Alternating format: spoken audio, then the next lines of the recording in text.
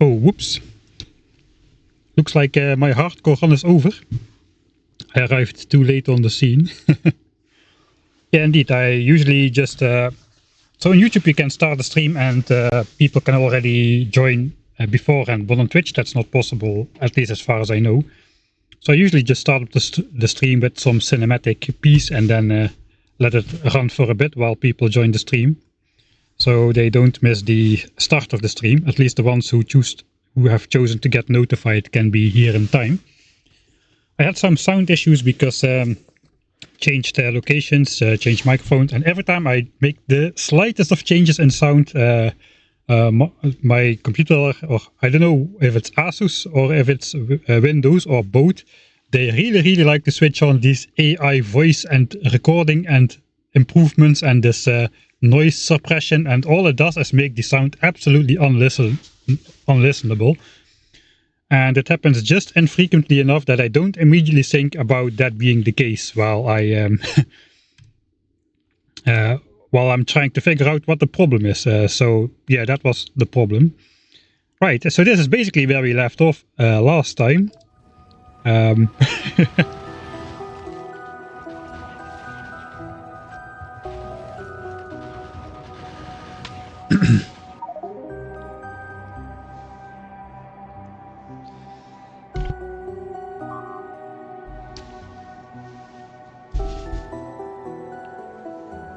Right, the good news is I now have again a normal double screen setup, so I should be able to keep track of chat a little bit better than I usually can. Right, so what the heck are we even doing?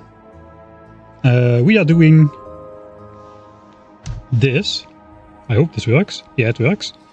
1000 times science cost on default settings while getting the keeping your hands clean achievement, which means we cannot destroy any biter base until we have artillery. So the rest is pure default settings, and as additional challenges, because obviously the above is too easy, we also are not allowed to defend our base with turrets, and we cannot use fish to heal in combat. I went with the vegan, so I did not exclude myself from using the gleba, the plant food, the superfoods on the gleba later on in the playthrough. Those are plant-based and fair game. We're not starting from the beginning. Heck no, I do never want to do this again. If you look at the timer here, we are about 16 hours in, and all we did during those 16 hours was we got ourselves one technology. I mean, this you get for free, this you get for free, this you get for free. This is excluded from the 1000 times science multiplier to get the automation machines, which is a good thing. Saves us about 15 hours of handcrafting red science in the beginning, before we can use automation machines. The only real technology we got was gun turrets. 10,000 red science packs. Took us, I think, like an hour and a half or 2 hours or something like that. Then we stopped researching and we went around the map. And basically what we've been doing is... let me go over somewhere where we can see this. Right. What we've been doing is this. This is basically an obscure mechanic where you place pipes in specific locations around the... Yeah, I know everything is getting destroyed. Where you place pipes around the nest or whatever entity which blocks locations physically. So pipes, they physically block you from going through, unlike belts. And that means biters cannot spawn on top anymore. The problem is if at any point during the game we accidentally destroy one of these pipes or deconstruct it, suddenly they can spawn again, and by that time the biters probably will have all grown up very fast. That's quite funny. So these guys are immediately called on to join an attack group caused by the pollution of my base. That's why they're running over there. So yeah, you need to block the full nest or the nest will be not blocked at all. So all of these pipes now don't do anything. As long as there's one spawn location, there is... that'll do. So yeah, now we've got these biters running around. But yeah, this is what we've been doing. I guess we'll die again. That is what we have been doing for the last 14 hours straight, if I remember correct. If you have a question, Pixelated, just ask it and stop being all dramatic about it. So yeah, we are caging biters with these pipes. They're not all as easy as that nest we just did. We've got some pretty large ones in there as well. Had a whole strategy. We explored the map, then we look what we needed to take out and what not, because we don't have the power to take out everything.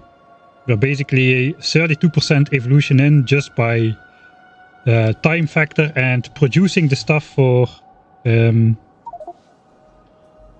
producing the iron for the gun turret technology and the ammo later on. It's about 50-50 at the moment. Later on, time will be a non-factor. At least spawner kills is a non-factor. So basically the original idea was behind piping these bases was to reduce the evolution factor going up from killing biter bases. And then I thought, hey, we might as well do the keeping your hands clean achievement. See if we can keep this going long enough to was this on the wrong screen all this time again? I hope not.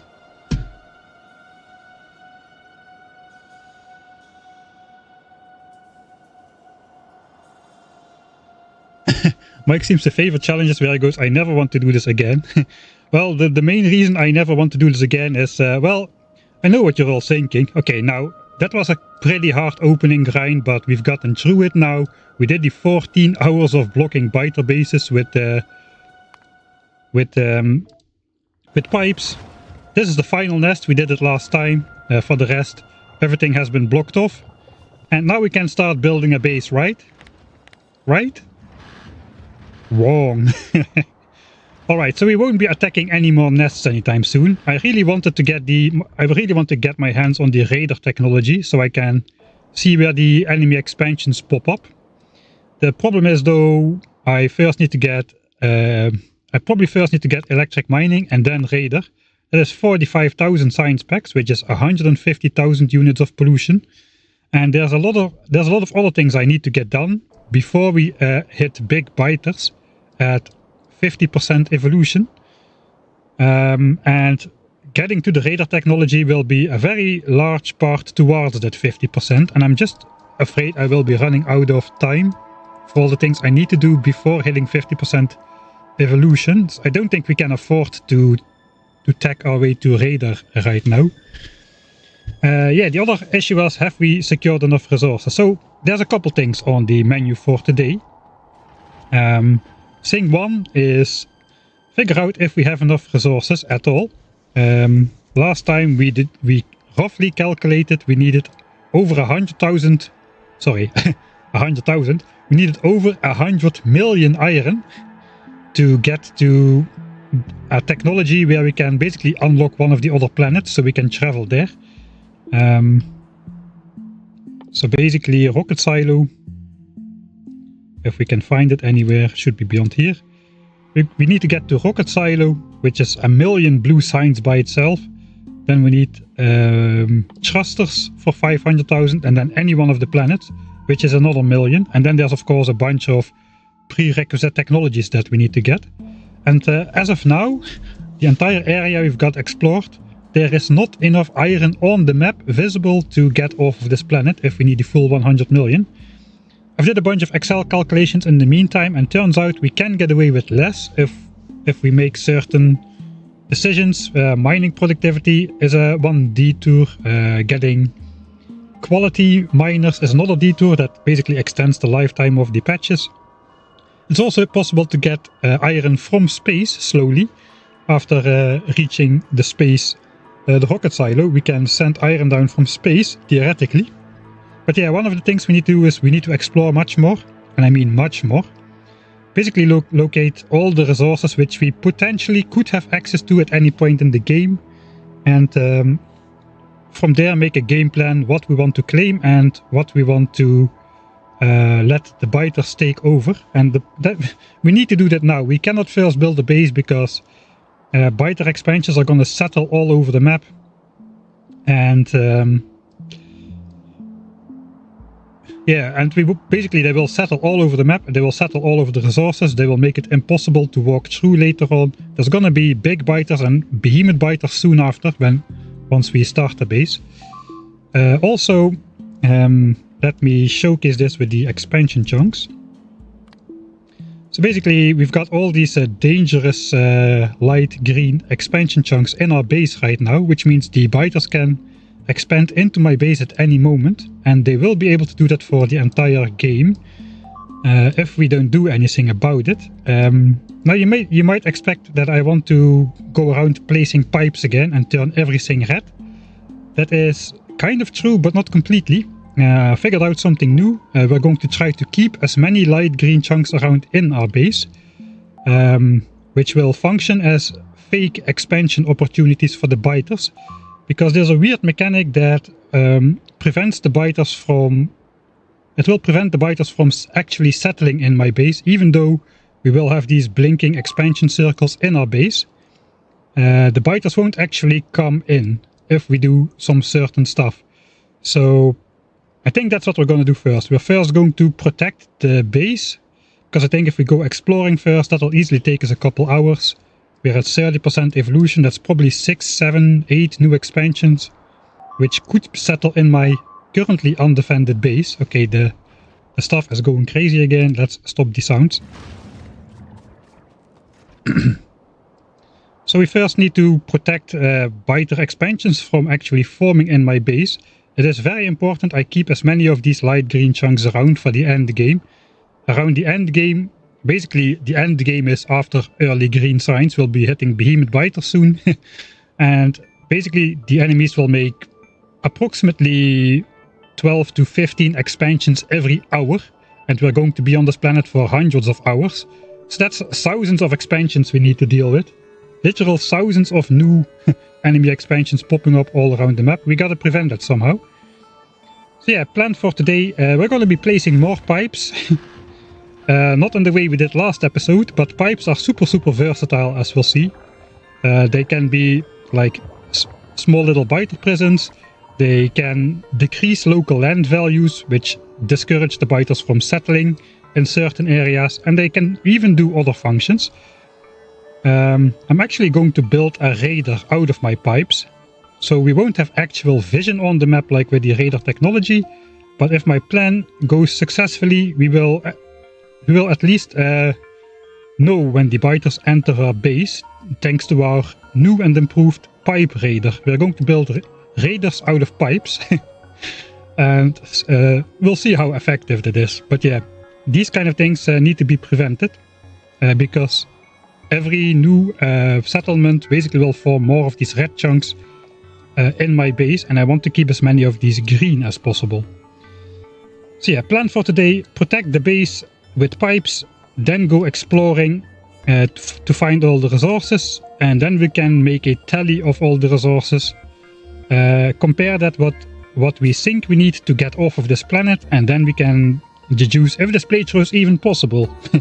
Because at the very start I for sure didn't expect to need 100 million iron. I don't know why I didn't expect it. It is 1000 times science cost after all. It's just orders of magnitudes, and the mind doesn't really comprehend this stuff. Pipes, yeah, pipes. In this specific playthrough, pipes are going to be the best building in Factorio. Pipes, super versatile. Hey, thanks Noafro for the Prime subscription. Right. Yeah, we can only kill biters once we hit artillery. In fact, I switched it off. I reset my achievements because I accidentally opened another save and I got a bunch of them from another save. So I reset my achievements. That means we again have that biter nest. This one is now not achieved. I achieved it last time by accident when showcasing something. But the one we really want to track is Hands Clean. Destroy your first enemy structure using artillery. That is to this game specific. So if this one becomes red at any moment, we have accidentally destroyed a biter base, and the challenge has been failed. So we're going to keep that one up in the corner. I've been following on YouTube from the beginning of this playthrough, so I thought stop here too. Thanks, that's nice. Yeah, I don't know why people like this playthrough so much. I was kind of hesitant to get this started because everything is grindy about this playthrough. Everything is extremely slow. I mean, 14 hours straight of taking out biters. Yeah, looks like it does make a good background page, a playthrough to put on in the background, I suppose, because there's not much going on. We'll see how this goes. Alright, I'm going to make an edited series out of this one though. My next edited series will be this playthrough. I'm also still working on the standalone videos of the new player experience, but that's going to be not a series, just a long single video. I wanted to try out that format. But I'm not. My editing method is not that suitable for making like one video summaries of entire playthroughs. I'm finding out that the hard way at the moment. Alright, last time we saved after this battle, but before we did the piping. So what we're going to do now is we basically get our blueprint, which we made last time, and we just paste that over the nests like this, and then we know which locations we need to block off with pipes to prevent all the biters spawning. And we gotta be a little bit quick about it, because we are running out of ammo, as you might see from this intro screen. Yeah, it's going to be a while though before we have an actual base. The title of the stream is there for a reason. How long can you play Factorio without actually playing Factorio? Well, you're about to find out. It's going to be a while. Let's get started. Right, it is night. Let's switch off the grid. We don't need it for now. And we'll just use the new force placing to also override any turrets which might be in the way. And every nest needs to be blocked like that completely, or it will not work. Right, so I suppose let's start off by some casual tree chopping while the biters come out and angrily attack our turrets, and hopefully not me, because I'm on the far side now.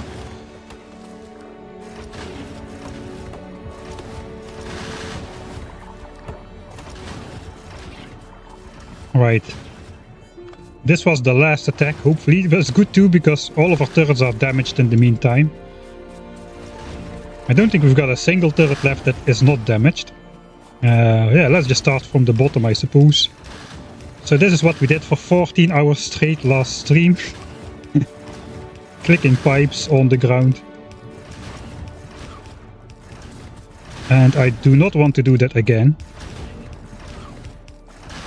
Anytime soon, at least. I do not want to do it again. We're going to have to do it again at some point. I think once we unlock military 2 and red ammo late in the big biter stage, like around 80 to 90% evolution, I think we need to have another go at it against big biters this time, and see if we can secure some more land. I'm kind of counting on that being possible, because as of this moment with yellow ammo, we've done basically all the claiming we could. There is nothing else we can still claim with the yellow ammo, realistically. Even if for the fact that we are just going to get into big biters before we have anything done at all. And yellow ammo against big biters is impossible. Not technically impossible, but practically impossible. If you already look how many bullets the medium biters take, and those have less armor than the magazines we currently have. The big biters have far more armor than the damage our bullets do. They have 8 armor. That means against 5 damage bullets we'll be doing like a quarter of a point of damage per bullet, something like that. And they have a lot of health. Looks like we again got some unblockable location going on.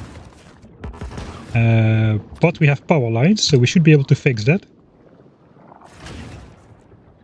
Okay, one more in the south. This looks like it's blocked now. Okay, what is going on here? I just not placed that pipe. Okay, looks like the last net has been neutralized. And now I gotta place these pipes, hopefully without spawning too many additional biters. –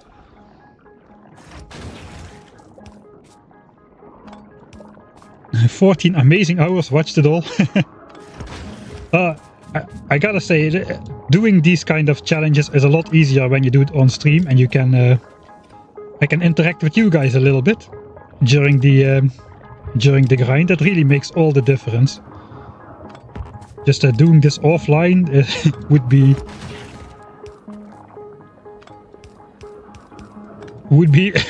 horrifying.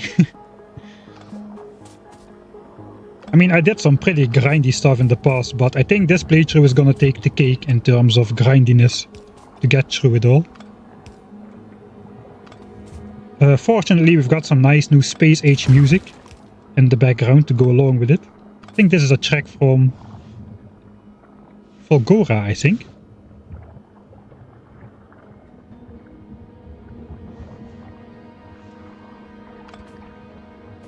Maybe from Gleba, I'm not sure actually. Alright, so I want predictions in chat then. Now we are 16 hours in. Let's predict, when will I start building a base? Like with structures that stay in place for at least the rest, which are not temporary. Like real electric miners, assembly machines, a lab area. How many hours in before we actually start building a base? I don't exactly know myself, but 50 hours from now? Oh god, I hope not. 50 plus. July 2026. I knew I shouldn't have asked that. Shouldn't have asked that, that was a mistake. I think I no longer care about the gun turrets being damaged. If we need to fight again, we'll just make new ones, I suppose. I hope within the... I don't think it will be within 10 hours, to be honest. I hope it's going to be after like another 10 hours. I hope at the end of today's stream we might be ready to build a base and start actually researching, because 1000 times science cost and we are basically also having 1000 times the preparation time, it seems, so far. Right. I should switch off those chunks again, because I don't want to actually see this. I already now saw they were expanding, I don't know, somewhere here? Or somewhere here? I forgot actually. It's good I forgot. Alright, we can get rid of these. These have been taken out.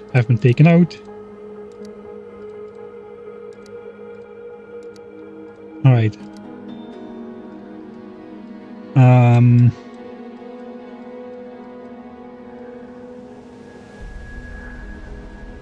We already got a biter expansion straight on my stone patch, which is annoying, because it will be very hard to mine the stone patch in the future, because this biter base is on top. Alright, nest is blocked. 65, I suppose. Last nest blocked.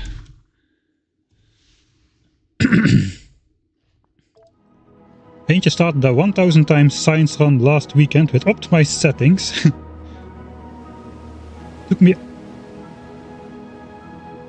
Took me 100 hours to get to Vulcanus, okay.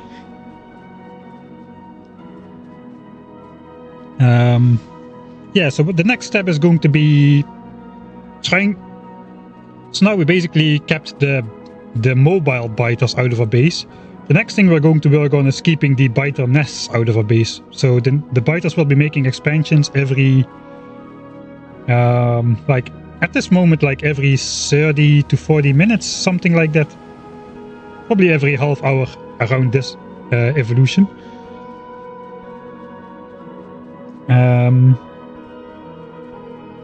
Yeah, and we basically needed to stop that from happening, because obviously new expansions, they don't come with these pre-placed pipes. So there will be biters in our base again, and once we hit 50% evolution, we will no longer be able to fight the biters. So the new expansions will spawn big biters, and I cannot kill them. And they will be absorbing pollution, they will be attacking me, and I cannot kill the attacks. It's game over, basically. So yeah, we'll do this walk back to the base in 1x speed, but I've got a speed up mod installed, which lets us, at least we will probably do part of the exploration in double speed, I suppose. because we're going to be walking around a lot and I don't want to explore at this slow pace. So yeah, there is some quirky mechanics going on with the expansion. I'll explain that once we are ready to start placing the pipes. I've got some blueprints to help that as well.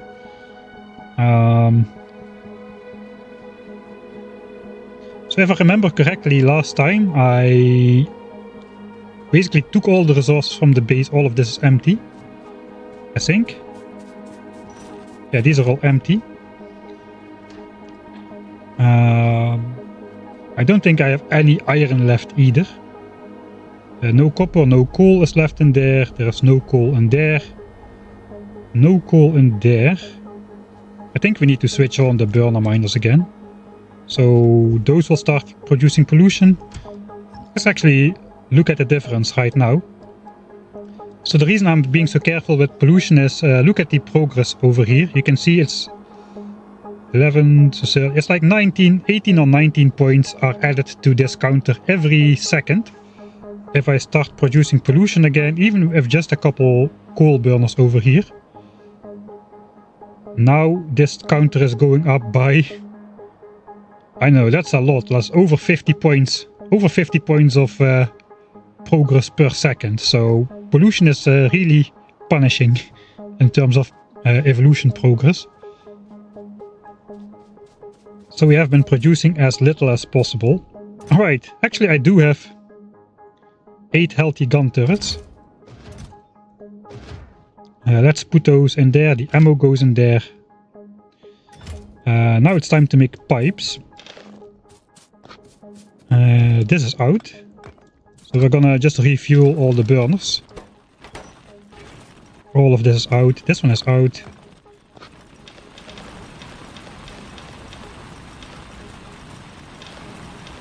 So half a stack in the furnaces and a full stack in the miners. That is the ratio you want to be going with.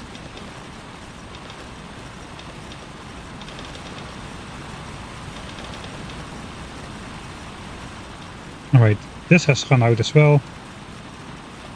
We can turn around those miners.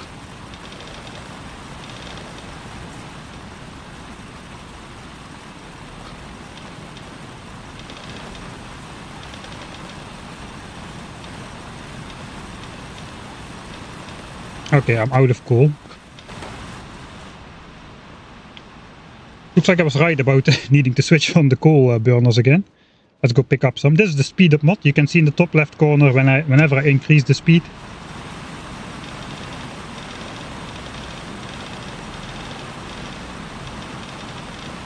Whenever I increase the speed, this number will go up, so you can always see at what speed we are going. Basically just to eliminate a little bit of the walking time. This playthrough is grindy enough as it is.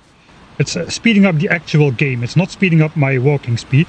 We're speeding up everything, including evolution, biter speed, everything. The entire game is sped up when we do that. So it's not like we're gaining an advantage doing that. I would say on the contrary, it is much harder to... I'm still operating at 1x speed, right? So I basically have double the reaction time for everything. These are out. I think I'll just let that run out. Alright, let's see. Everything is on now. And now we are progressing 122 points every second instead of 19 when it's just time. So, yeah. Alright, so basically we are done producing expensive ammo. Let's see how much did we produce overall. About 30,000 magazines. 32,000 magazines have been produced. Pipes 12,000. This is 120,000 iron. So looks like about 10% of our iron has gone into pipes and 90% into ammo.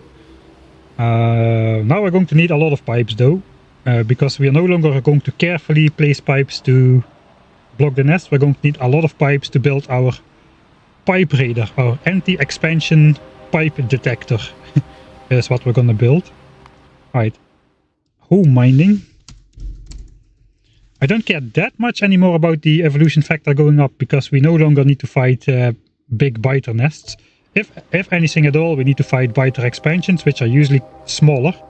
So instead of having like 15 nests and 15 worms, it will have like 2 or 3 nests and maybe 2 to 5 worms, something like that usually when you fight expansions. Maybe smaller even in the earlier game. Right, so while we're doing this, I think it's time to get started with the great anti-biter expansion plan. And yeah, I'm going to reveal the new discoveries, or like the test results from the experiments I did to see if this playthrough was even possible, the new anti-expansion mechanics. Well, this is as close to playing Factorio as we're going to get for this playthrough, having burner miners produce iron so we can make pipes. That is all there is going to be. Yeah, this is going to become a YouTube series. The first episode will probably either go until the end of last stream, so 16 hours in the first episode, or depending on how much I need to explain in the script. I've written the script. It's already scarily long, like 4,000 words up until this point in time. So that usually means that's over half an hour of material already. So probably the first episode is going to be up until here, second episode until we actually start building a base, something like that. Yeah, we're working on it. Right. I will reload the last save so I can take the time to properly explain this.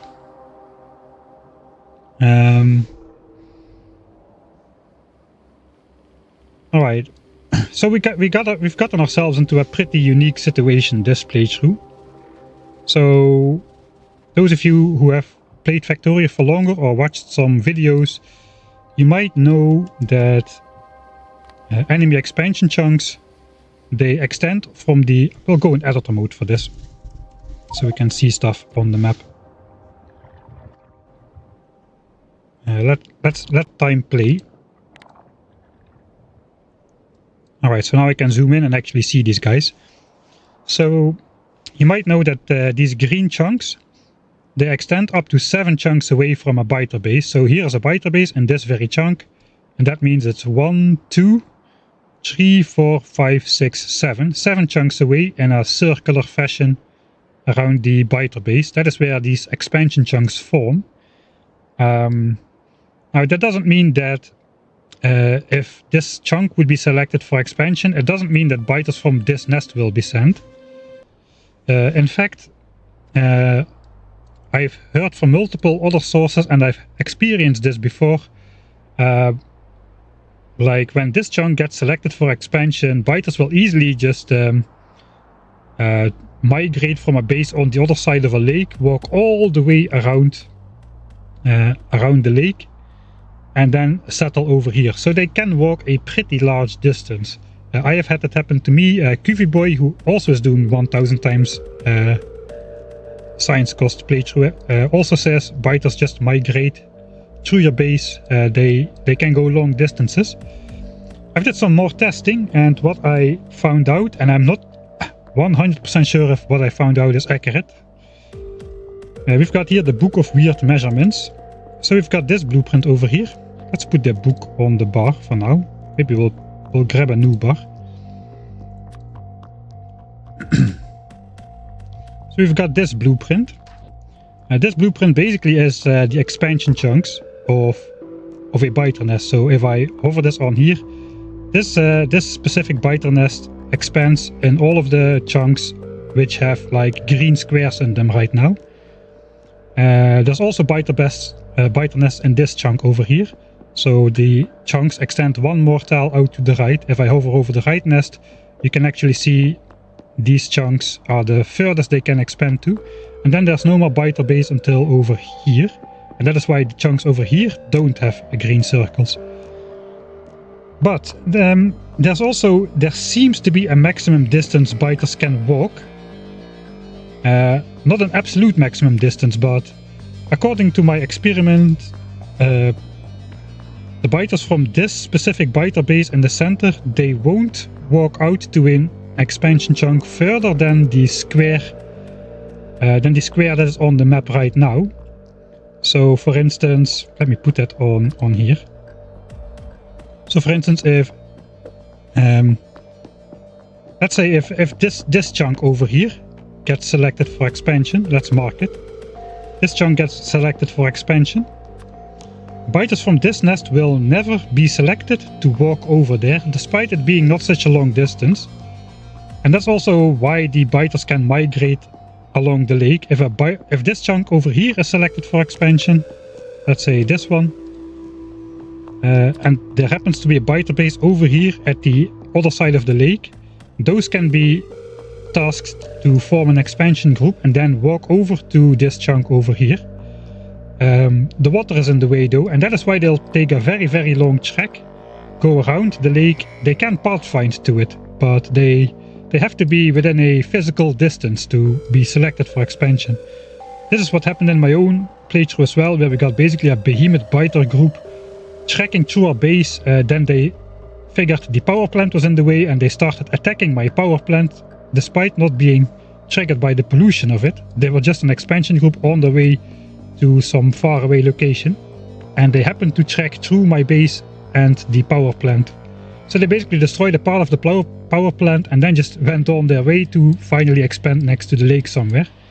Kind of weird, but that is where at least my misconception came from, that biters can go infinitely far to expand. It kind of makes sense so that they can't, because let's say this chunk is selected for expansion.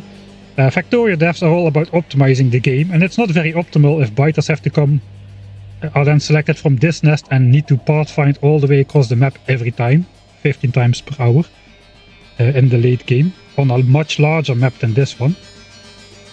So I think that is why the limit could be in place. It does kind of make sense. Okay, but what does it mean for this playthrough? So normally those two facts, they are a little bit correlated, right? We've got the expansion range chunks over here, and we've got the maximum distance the biters will walk to go to an expansion location. I don't know why they are not the same distance, but they are just not. It is orthogonal. I tested this out in a test setup where I also blocked off a bunch of biter bases around. I had a single one in the middle which was not blocked off, and I just let them expand hundreds of times, and anytime a chunk inside this square was selected, they would go there, and anytime a chunk outside the square was selected, they would not go there. It's not as black and white as that. Sometimes sometimes they would not go to an expansion location, even if it was inside the square. So I'm not exactly sure what the mechanics are, but I never saw them expand beyond this square. That is what matters for me. So that is what I'm going to count on being true. And I think I'm going to basically increase the size of the square by an extra chunk, just for extra safety, because I am not entirely sure how it works. Alright, so how can we use this information? Like I said, normally there's a correlation between where the green chunks are on the map, the green circles I should say, and where the biters are coming from, right? But in this very weird playthrough we have not eliminated the biter bases. We started out not doing that because we didn't want the evolution factor to go up from taking out biter bases. You can see this is how the achievement looks once it's failed. We also cannot fail this achievement now, but the side effect is we're also not getting rid of expansion chunks in our base, but we are getting rid of mobile biters in our base. So while the expansion chunks still exist, this limit of like 8 or so chunks, where biters can originate from to travel towards an expansion chunk, that rule still exists, but there are no mobile biters in the base. Despite that, these chunks still have an equal chance of being selected than any other green chunk on the map. So normally it's not the case. You either have nearby biters around the nests where the expansion chunks are, or if you clear out the biters, you also get rid of the expansion chunks. And we have the unique situation that we have these expansion chunks in the base, while having no biters in the base up until like this distance away. So we can use that fact to our advantage, and in fact the entire playthrough might just hinge on this simple fact that the biters won't travel more than 8 chunks away. So basically what we want to do is we want to draw a line around the base, around the cleared area. So basically I'm just going to find where all the biter bases are on the map with these red squares. Like there's obviously biter bases in this chunk over here. And we need the tile grid again. Alright, this biter base is actually centered in this tile, and this tile is located in this chunk, which means there's actually also biter bases in this chunk. So we gotta be careful with this, we gotta be very precise with this method, I suppose. Biters here are in these 2 chunks. So basically I'm going to hover my blueprint all over the map like this. And then we'll just start drawing a line. I think there's some nice text for that. Like this one maybe. Was it over here? I think yeah. I want to go in the inside. I'm going to draw a line on the inside of this square blueprint. So we'll just start copying this tag and dragging it across the map like this. And that way we're going to secure. That is going to be our secure area. Basically anything which will be on our side of the line is territory where the biters cannot expand to, because it will be more than 8 chunks away from a physical biter base which still has biters around it, rather than a base which no longer can have any biters around it because it's blocked. And then we're basically going to place pipes in the area here. Let me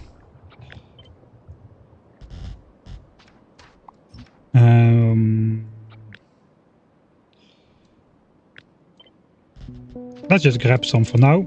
It doesn't really matter. So basically what I'm going to do is I'm going to place pipes in the chunks above the line on the biter side. And what that will do is this. It will turn these chunks red. That means those chunks are now much more unlikely for biter expansions than any of the green chunks. And I suppose then we want to basically make red all the chunks between the furthest out bases on our side and the closest remaining bases with biters out there. So we'll place pipes in here as well, something like that. And suddenly we've got this land which is now completely unsuitable for biter expansion. And that means the biters won't settle closer to my base, which is important, because if we're going to be relying on the biters expanding a maximum of 8 chunks away, we want to leave these circles green because biters cannot get here. But if there are no pipes here and this is green, the biters, if this chunk gets selected for biter expansion, then obviously these biters now can expand to inside our base. So what we want to do is we want to prevent biters from expanding more close by than they currently are, so they cannot stepstone themselves into our base. So that is why we're going to place the pipes here. So no biter expansion will form here. Because if a biter expansion is here, then suddenly there are green squares, green circles inside our square. And that means the biters on the next attempt will expand to here. And from there they can start expanding all over my base again. And it basically will be game over for us if that happens.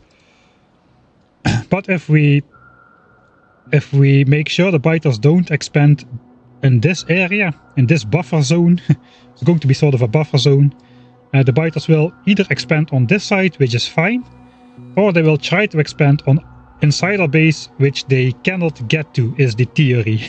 Let's hope. Let's hope. It is just a theory. I just settled it in a sterile lab environment. I did not test this out in a real playthrough, so we'll see. We'll see if that goes well. That was a very long explanation. Yeah, I don't know. It's kind of hard to get for me to get the point across in some sort of a not extensive way. I don't really know how to. English is not my first language, so I cannot find the correct words to describe stuff. So I rather describe like twice as much and hope the point comes across that way. Alright, so that is our next plan. We're going to basically draw these lines all over the map. And then we're going to place pipes in the appropriate locations to stop expansions from happening more close by. After that is done, we can safely leave our base behind, I hope, and go explore more land. What that will do is it will generate more of these green chunks outside of our base for the enemy to expand into, as well as it will give us a heads up where all the resources as well as dangerous biter bases are, because there have to be multiple iron patches which we still can access out here, or the playthrough is doomed from the beginning. Thanks Himmel Street for the Prime subscription as well. What could be a better place to test this than a long playthrough? Yeah, I kinda agree with you there. It would be better to test this in a playthrough which did not require 16 hours of preparation in grinding fights with biters to block them in the first place. But that is just the way it is at the moment. And there's, frankly, if you play a normal game where you don't block the biters like this, you will never get into this situation in the first place. Because if all these biters are gone, there will be no expansion chunks here, and you just will be... If you want to block expansions, you'll just go into the expansion chunks from the nests that remain. But here we have to do some specific stuff. So all these green chunks here will be like decoy chunks. Every time the game decides where to expand, around the end of the game, the biters will have settled the entire map easily, multiple times over. But we still have like pristine expansion land in our territory, so these chunks will be selected pretty often for expansion. And hopefully the enemies will not be able to get here, and our resources will be safe. That is the plan. Let's see if it works. Alright, I did talk about wanting to make a raider out of my pipes. So we're going to do that. Instead of placing around random blobs of pipes into chunks like this to lower expansion, we're actually going to be placing like a continuous line of pipes. So we're just going to go like this. And if we place pipes out there like this, let's say here will be another line. Now, should an expansion happen, the biters cannot walk through my pipe, which means they'll start attacking my pipe and they'll break the pipes to make a clearing to go through. And as you know, if biters attack your structures and something starts breaking, you will be notified with the alert sound if something breaks. So that is going to be my way of knowing if biters will be attempting to expand into my base or not. If we hear the sound that something is breaking, we have to immediately rush to the base and investigate that location, hopefully before they make a new expansion. It's not that we at the moment cannot take on a biter expansion. Yeah, that sound, yeah, exactly. Once you hear that sound and it doesn't come from SDB or anyone else on Twitch chat, we have a problem. So basically what will happen is, let's say there's a biter expansion, they come in here. I cannot do this from the map view for some reason anymore. Watch the minimap, right? So there's green chunks right here. A new biter expansion wanders in. They'll start forming nests, and suddenly this area is red too now. So there will be less decoy chunks in my base. Of course, I can still neutralize the nest later in the same way we have been doing like over here. But we will never be able to get rid of these red chunks anymore, because we cannot destroy the biter bases as per our limitation right here. So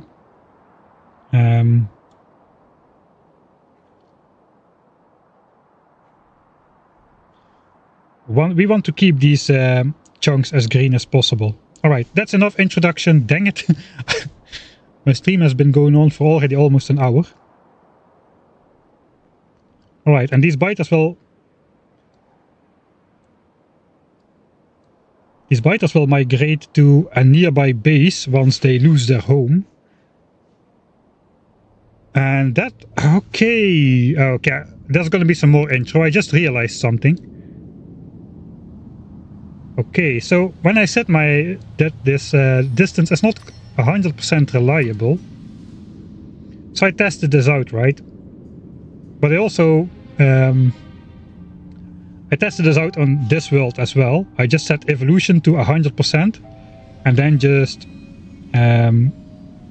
I manually drew some pipes on the map, and I checked if it worked, and it did not work. It worked for most of the time, but not all of the time. So what I figure what happened now is some biters somehow migrated from maybe a failed expansion attempt or something or whatever. Sometimes something happens where biters will become detached from a nest and then just will migrate to... Normally they go back to the same nest, but they can run to a different nest, as we just saw. And now there's biters around this nest, so these biters are now attached to these nests, which means if now an expansion forms from this, if now this chunk would be selected for expansion, the biters could actually be sent from this nest, despite this nest being blocked, because biters migrated here. I think that is what actually might have happened in my failed test. Okay, how am I going to prevent that though? I guess we will need actual radars for vision, so we'll just have to hope that doesn't happen in the first 10 hours in the next 10 hours or so, before we have radars. I say 10 hours, but might be longer. Anyway, tangent, not important at the moment. We need to start drawing lines on the map. Yeah, actually, yeah, the pipe wall should prevent that from happening, right? There's one more issue. Let's switch off the chunks. There already could be new expansions in my base right now, because these chunks are very green, they're far away from a nest, and there's no blockage in place right now. So if this gets selected, these biters will have made an expansion over here, and those can then step zone further. So we'll somehow have to also make sure that there are no expansions in our base anymore. No enemy spy infiltrators behind enemy lines, their enemy lines, inside our lines, which can just expand from the inside without ever needing to cross, right? So we gotta prevent that from happening. Right. Okay, expansion. Oh, this is live again. So, put away the coal. Okay, this was my... this is my base inventory. Don't really think I need to build any more infrastructure at the moment. We will just need...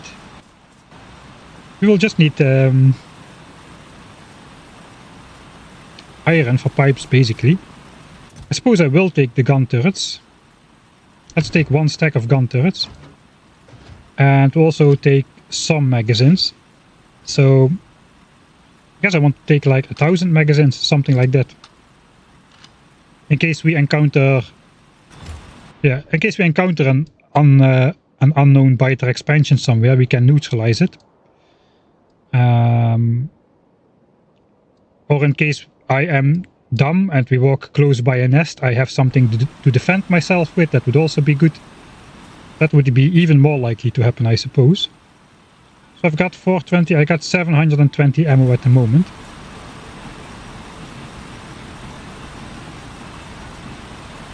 $720, that means 280 extra.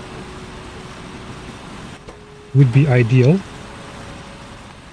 I also can set the sounds back to normal. I had these sounds to low volume because of all the gun turrets shooting for 14 hours straight. That was a little bit much for our ears. Alright, so to get to 1,000 magazines, maybe we'll do 1,200 magazines. So I need to get to 1,000 on this counter, 480.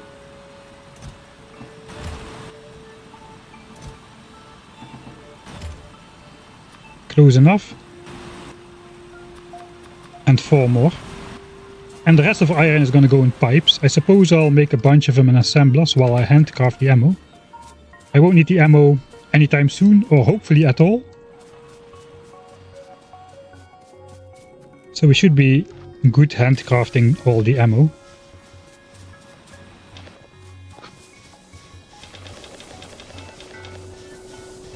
Alright, this also will fill up with steam again.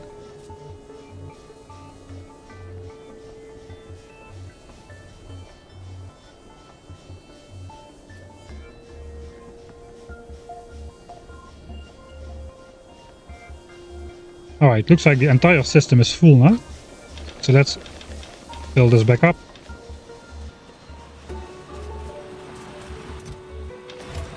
Actually, we might be able to take much more iron than I think if we abuse another little inventory trick.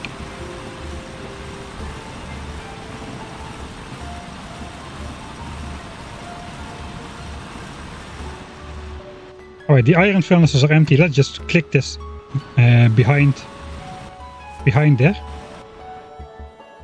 So yeah, let's get started. We'll grab a new hotbar.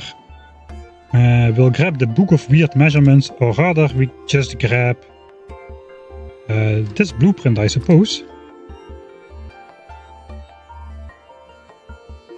Let's also just put the other ones on the bar.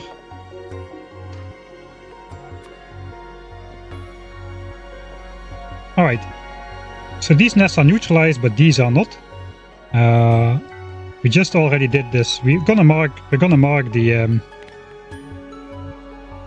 chunks where nests are. So it's this one and this one, because this nest is in here. Then it's this one and this one. I suppose if we mark a nest, we'll mark all the chunks. Yeah, these are actually all in these 2 chunks, but these spread out over 4 chunks. This one is also here. This one is in here. This nest is on the left side. It's exactly in the left chunk. So that one is over here. And over here, because this is in the north. You can actually easily move map tags around and copy them these days. So to move one around, you just hold shift while you click it and you can move it somewhere else. And to copy it, you just press F, or Q, I suppose, the pipette tool. Just like you do for belts. You can do it also for map tags. So there's only one nest here, it seems. It's in this chunk. These ones are over here, and over here. There's an expansion there. That one doesn't really matter. We go here, here, and here. Alright. That's the northern edge. Let's use our blueprint. So now I want to place basically a line on the map which is on the inside of my square. Because let's first add the tags. Forgot to mention that. Somewhere over here. Yeah, it's over there. Alright. So if I place pipes in this chunk, we will also lower expansion chances in the chunk below and the chunk below that. So I suppose if I place pipes over here, I will still be protecting the southern chunk, as well as one chunk beyond it. So I think this is the distance I want to go with.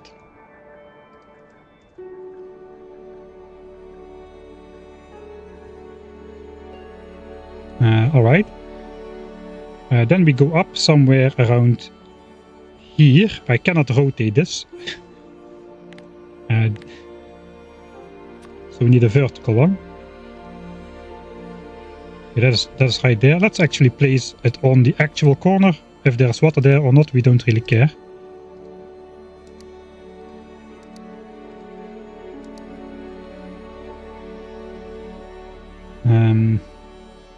This place is on the 1. Alright, so that needs to go up there.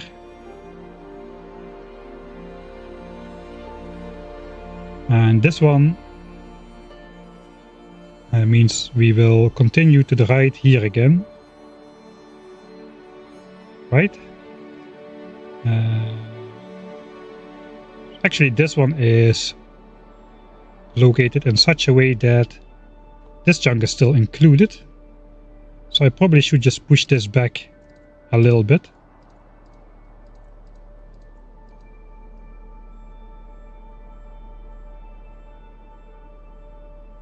Alright, so we need to be very careful that no single biter base can walk inside that square. I don't want to make like super tiny zigzags, because that's going to be annoying, I suppose. Let's just fill everything in. Okay, furnaces are not full yet. We'll empty out the furnaces. I think we can use the store it in the crafting queue trick to just take like 20,000 pipes at the same time with our limited inventory. So I'm not really losing too much time, I feel. Alright, so this just goes on to the right, all the way to at least here. The next one which is alive is here, but then this one is over here again. Which is on the same horizontal as this one. So somewhere over there.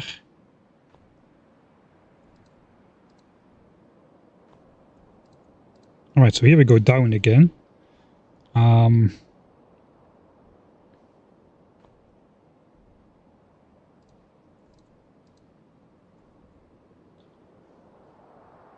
So technically that would be enough. This one cannot get there.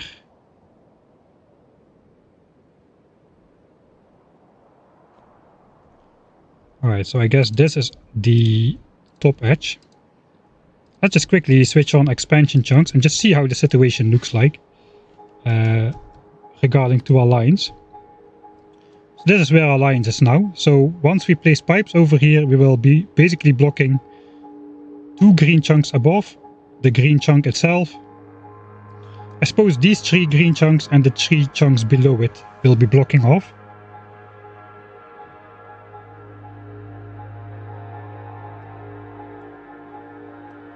Alright, and then we'll keep all these green chunks which are below the line, so that's good. Okay, we don't need the expansion chunks for this really, we can just keep doing this. The next one is over here, somewhere like so. And then we just go up again. This one is higher. Maybe I should just finish doing this first. Okay, there's nothing in here. These exist though.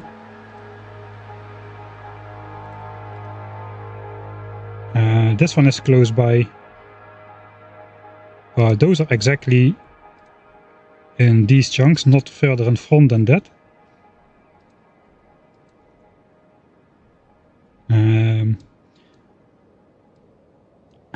This nest we can ignore because this nest overlaps with this nest. So this nest is further back. It won't have any influence on that.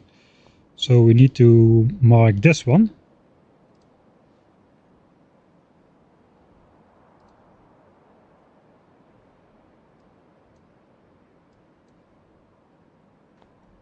Okay, then the next one that matters is this one. Also located pretty favorably.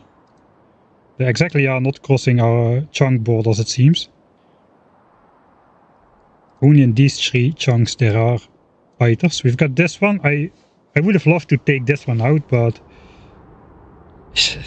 every consecutive battle becomes harder and harder. So I suppose these ones will just exist for now.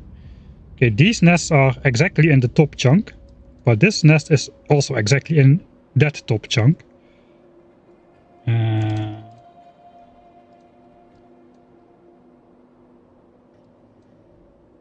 this is a worm. That doesn't count. And the next one is over here. Grab. That's a pretty big distance.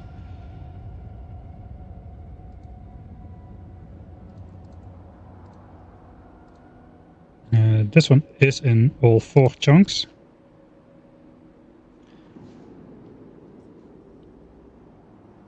Oh no, I think I forgot to take out one nest.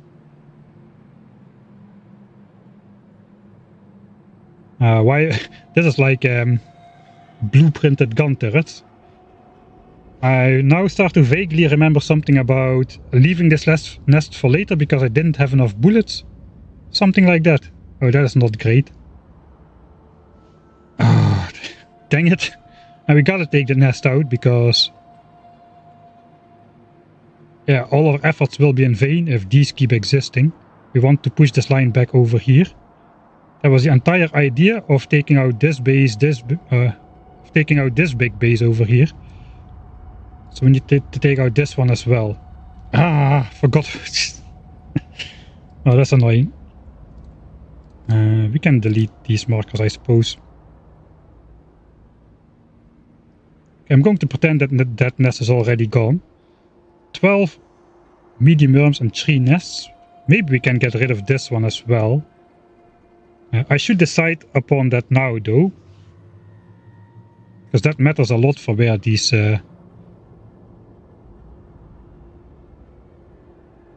markers are gonna be.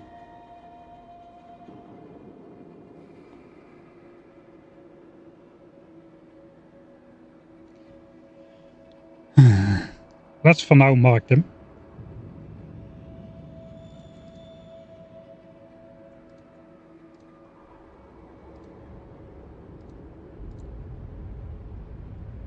Okay, that nest is blocked. That was the idea. That nest is below here, so the next one we need is this one. Those are in here. It's actually on the same horizontal, so that will make a nice straight line. These ones are on the same horizontal as well. These ones are in here and in here and in here. Are they in here though? No, this is a 5x5 nest and the center chunk is below. So those exist like so. The next nest that matters is this one, which is in here, in here. Oh, this nest is all over the place. It's also in here, and in here, and in here, and in here. Okay, that's a big nest. That one is pretty spread out. It's probably like 2 nests merged into one. This one goes like so. Probably should take the iron out of the furnaces. There's only one more. We'll mark that one as well. So that is these guys. They are in here. This nest is in this chunk. So these are also in 4 different chunks. And that kinda is the entire region. So now we just draw this dotted line on the map while hovering our blueprint over all the nests which we just marked. I suppose then we go take out these guys still. That means I definitely need more iron, so let's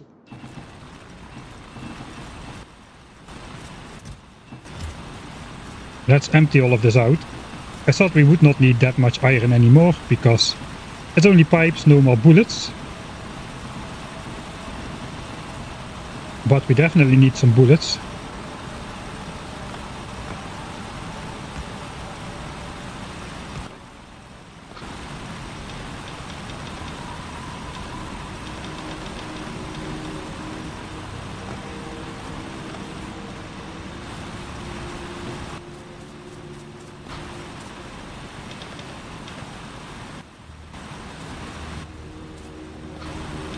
Alright.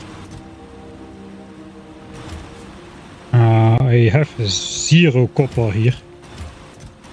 How many gun turrets do I still have? 71. How many gun turrets are part of my attack plan here? I can make a blueprint in the fog of war. 116. Okay, I have definitely not enough gun turrets.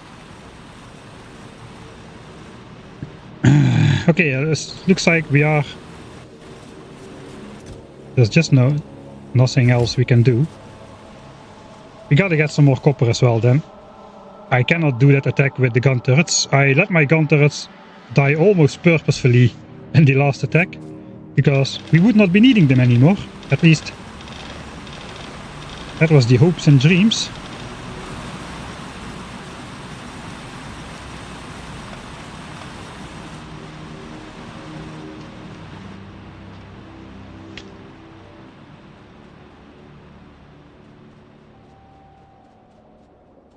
How many attacks have we researched? Yeah, gun turrets. That's it.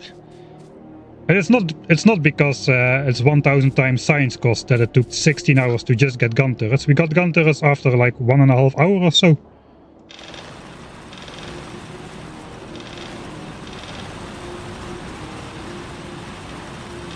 Just a little bit of copper.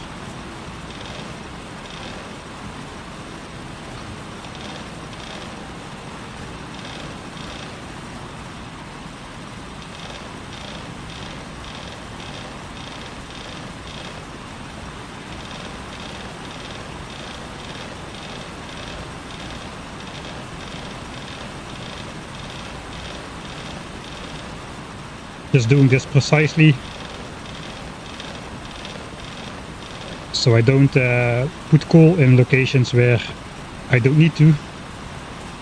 But if we want 100 gun turrets, that means 1000 copper plates. I think we already almost... I think we will be making that from this amount. We'll just let this run out. I don't think it's that crucial anymore to min-max. And eventually we need the copper anyway for science, so it's not like any overproduction is a full waste like it was before.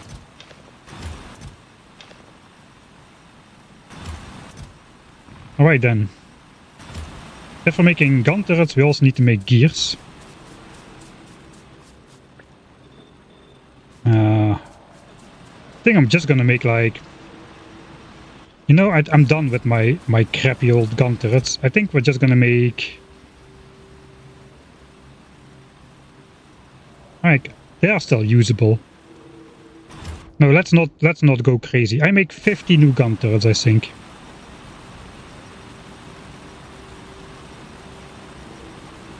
How many did we produce total? 714. Okay, we're gonna make 86 gun turrets. That is what we need to do. We need to make 86 gun turrets. And hopefully we can we can get away with that. That means we need 860 gears, which means we need like 2000 iron into gears.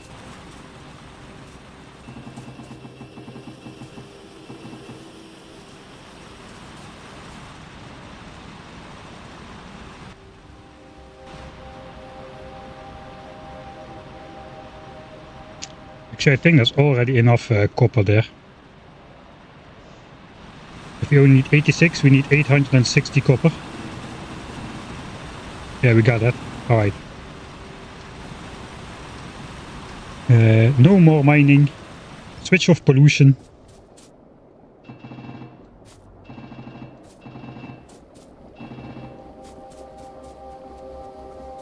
A 100% achievements on 1000 times science cost sounds impossible, if not for just the simple achievement of getting on track like a pro. Build a train in the first 90 minutes of the game. 200,000 signs just to get logistics 2 on the way to the train. Yeah, good luck with doing that in 90 minutes. Okay, we have enough copper. Gears are done. 86. I guess that's 80. And here is some iron.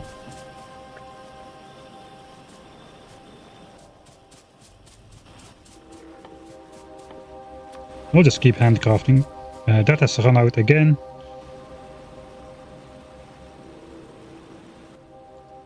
I'll make 6 gun turrets myself actually then. Then we will have created a nice round 800 gun turrets, very important of course. Okay, we have a little bit of extra copper again. And I suppose somehow a lot more gears than we need. I know we need to put more gears in here.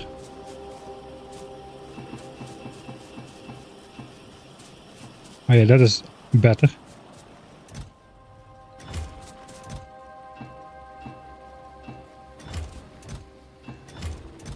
And welcome back to Putting Stuff in Boxes with Michael Hendricks. I'm your host and we'll be putting tons and tons of stuff in boxes today. I hope not.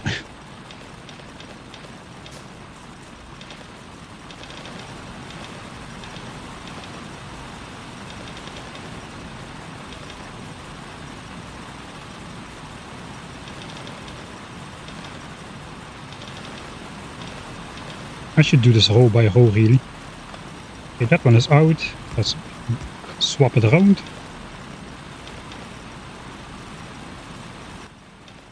I don't think I have enough coal to start up everything.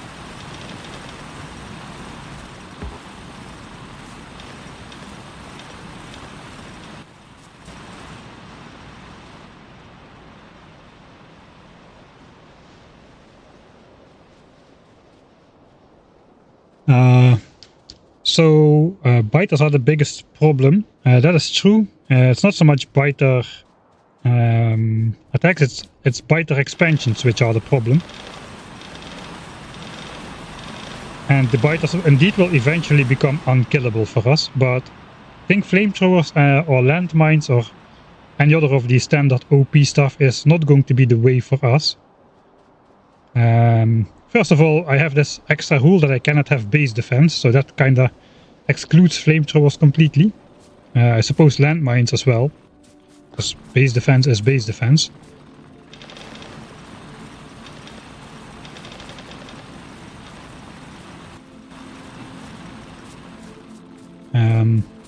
But even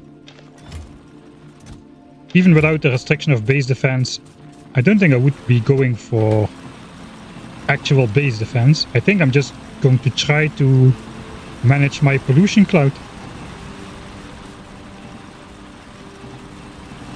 and keep that from reaching the biters rather than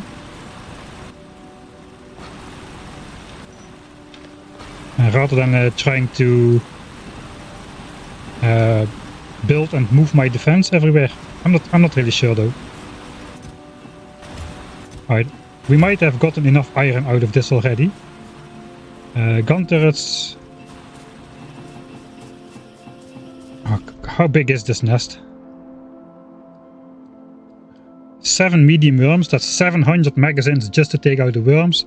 There's going to be tons of medium biters by this point in time at 33% evolution. And we're going to have a lot of losses as well. So I don't think I want to go in with anything less than 2 to 2,500 magazines, I suppose. I got myself 1,000 over here. So let's make... I got 1,200 over here. Let's make another 1,200. That is 4,800 iron.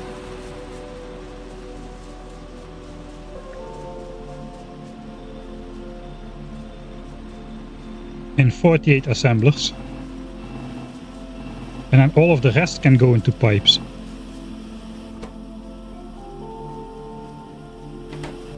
Or we just handcraft 200, that's fine as well.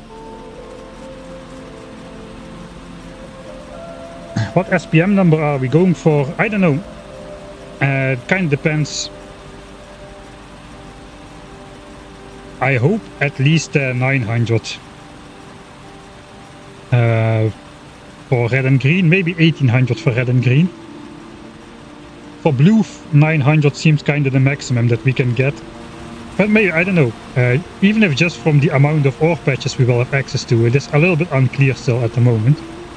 Because we don't know how many ore patches we do have access to, and how much ore we can take from those patches simultaneously without alerting the nearby biters. Alright.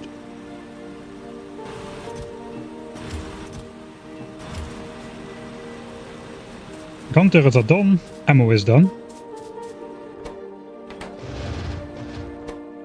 80 shiny new gun turrets. That should do wonders. Let's grab the ammo like this. Okay, so what do we have? Ammo, ammo, ammo. That's 2.4k ammo. We have new gun turrets.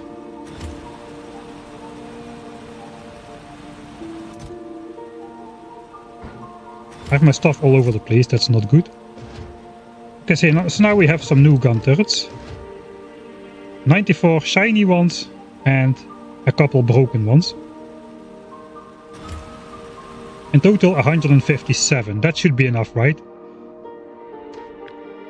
116 are planned.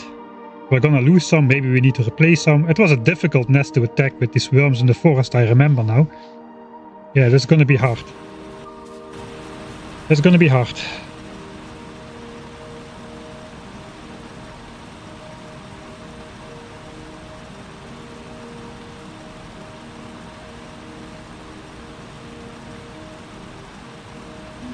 No enemy attacking your base. I can respond to attacks myself. If biters were to attack here, it is allowed for me to go out with my personal gun turrets and just take care of the biters.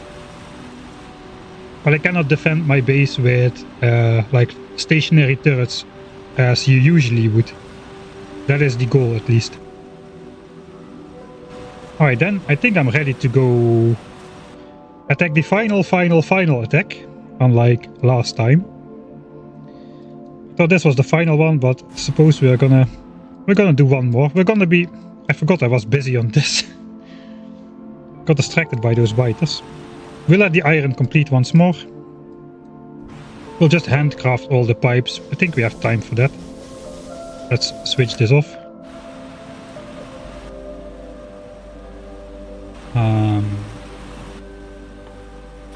So let's put those in the queue. Let's complete this. Let's complete this area and see what we have access to. And I won't let myself get distracted now anymore. Famous last words. Before I've drawn the entire line around my base.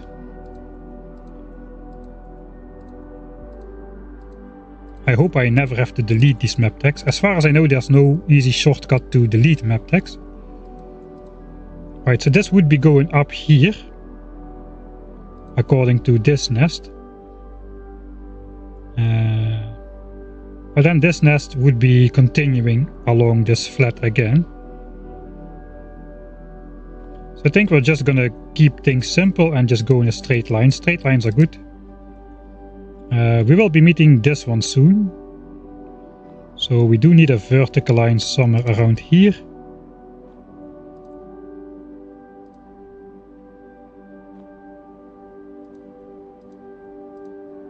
Alright, and then we just go down entirely to the water. And then we go right again. I'll fill that in later. Let's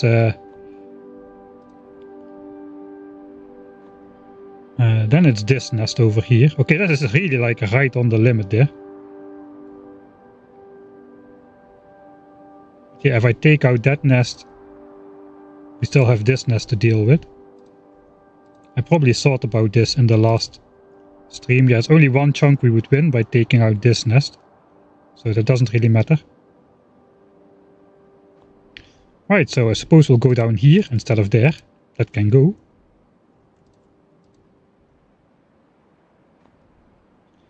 And then the next one we deal with is that one.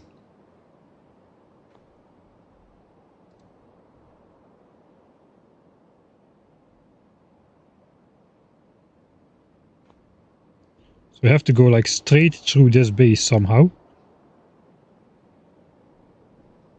How are the chunks here?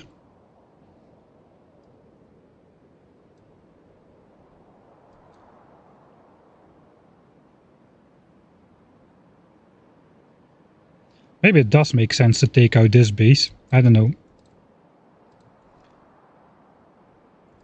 So then we could go with this nest instead. I think I'm just going to go here. Because there's water here, there is not going to be that many chunks behind here. The pipes will be blocking this already anyway. And I could just put a little bit more in this chunks. A little bit more pipes in this chunks to further diminish that. But at least that way we keep clear of this biter base. This one, and then again, okay, we don't keep clear of the biter base because we've got this nest still.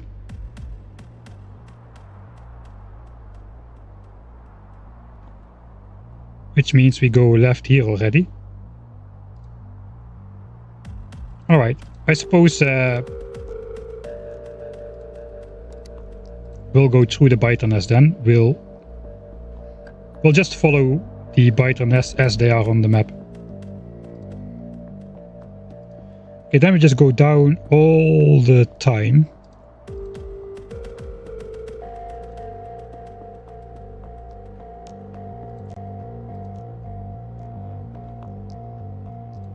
all the way to there. If we take out these guys, I don't know where the nest biter nest is though. That is the problem.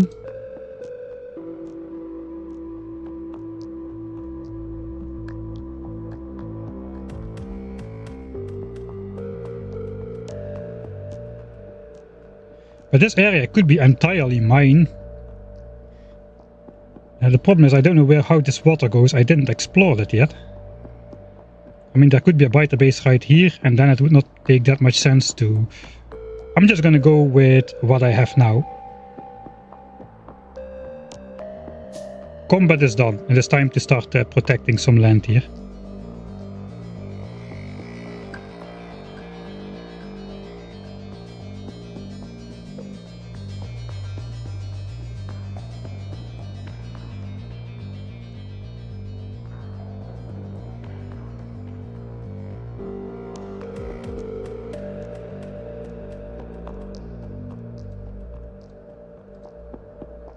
Okay, I think...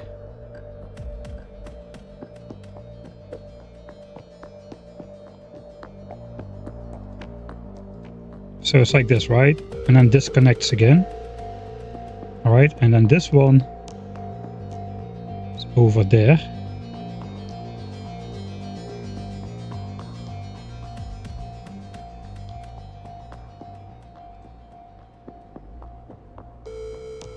Is this actually disconnected from each other? I think I'm just gonna pretend that this turns left over here.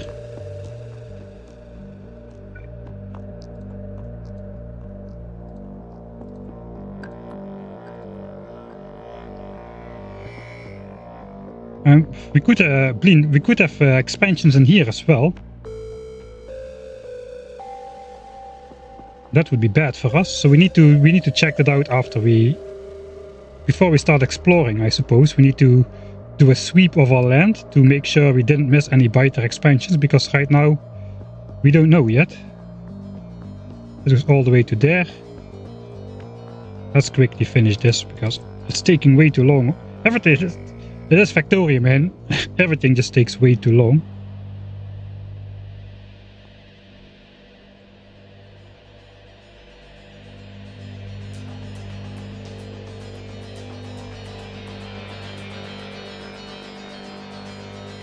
Alright, that seems correct.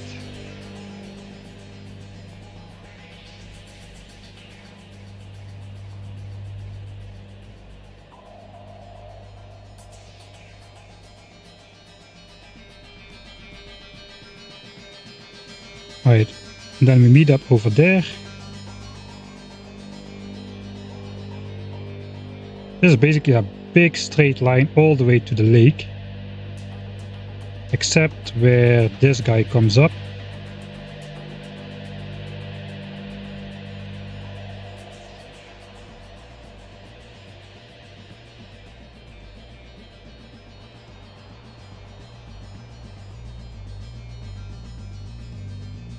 Here we go up again. Due to this guy we need to go up already. This goes up by a lot. And we go horizontal again until we meet there.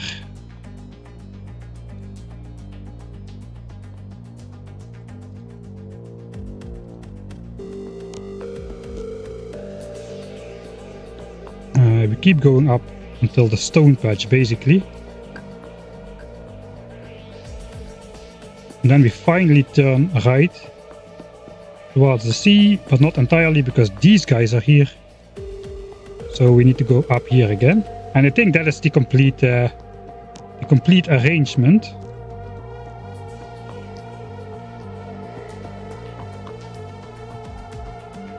Okay, I'll just fill it in and then visually check if that looks about alright.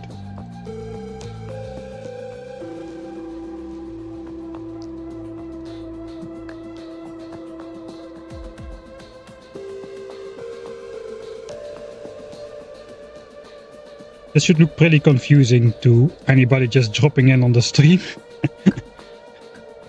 Like I said, how long can you play Factorio without actually playing Factorio. We are drawing dotted lines on the map right now.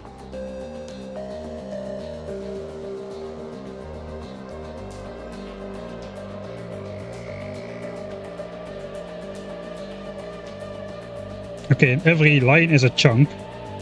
So that's also some sort of visual aid to how big distances actually will be later on.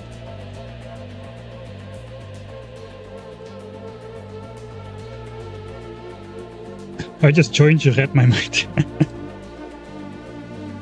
This is not your typical Factorio experience, I would say.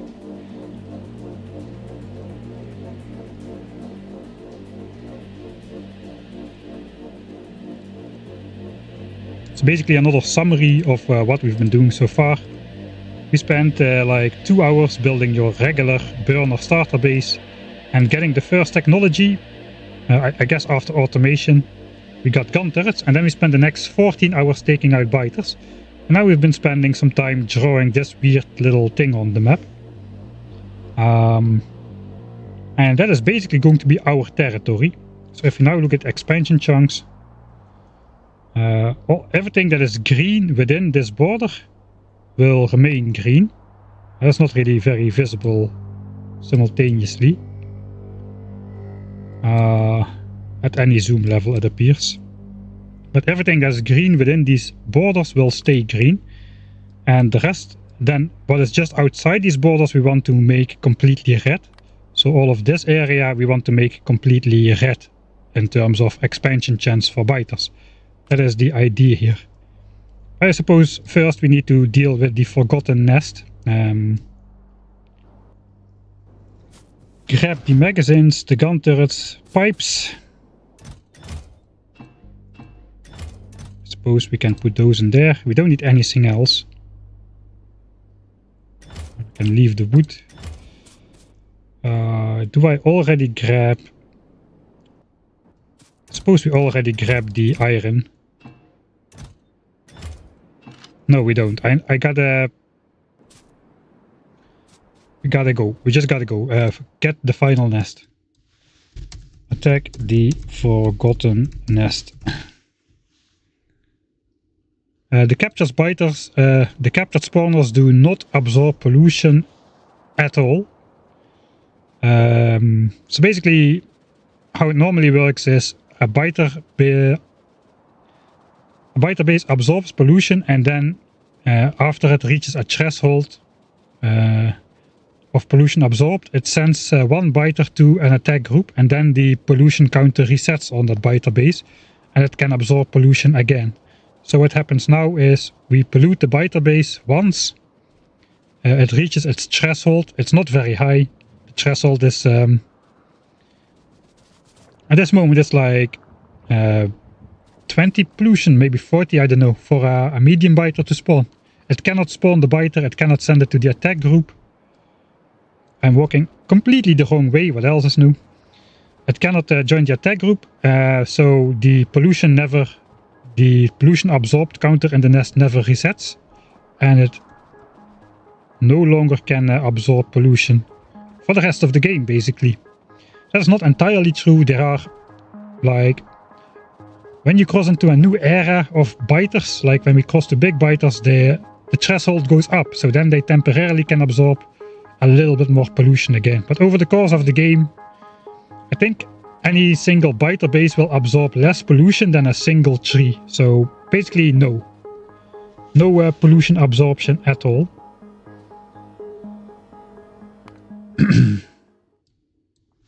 This is a very functional save, not at all because I think I'm going to die. I'm probably going to die. This is my first fight. The fights were already quite hard.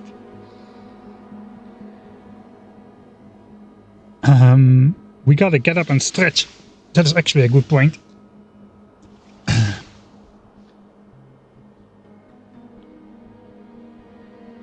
Alright, we'll do that first. A little bit of stretching before a fight is always a good plan.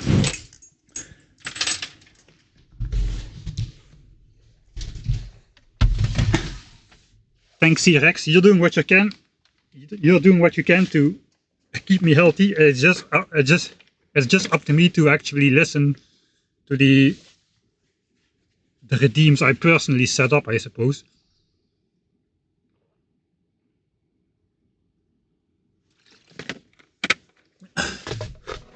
Sorry, I'll let the music play. We can reload our save.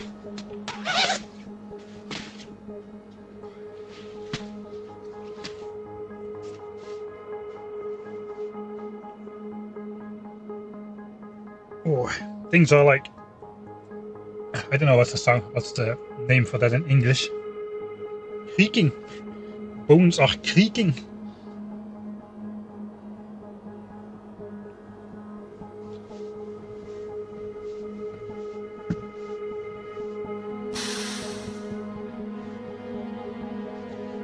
I thought it was getting night, but it looks like it's getting daytime, which is good. Then we can do the attack when it's light for the visuals. Hey, thanks Campos PL for the 6-month subscription. Hello.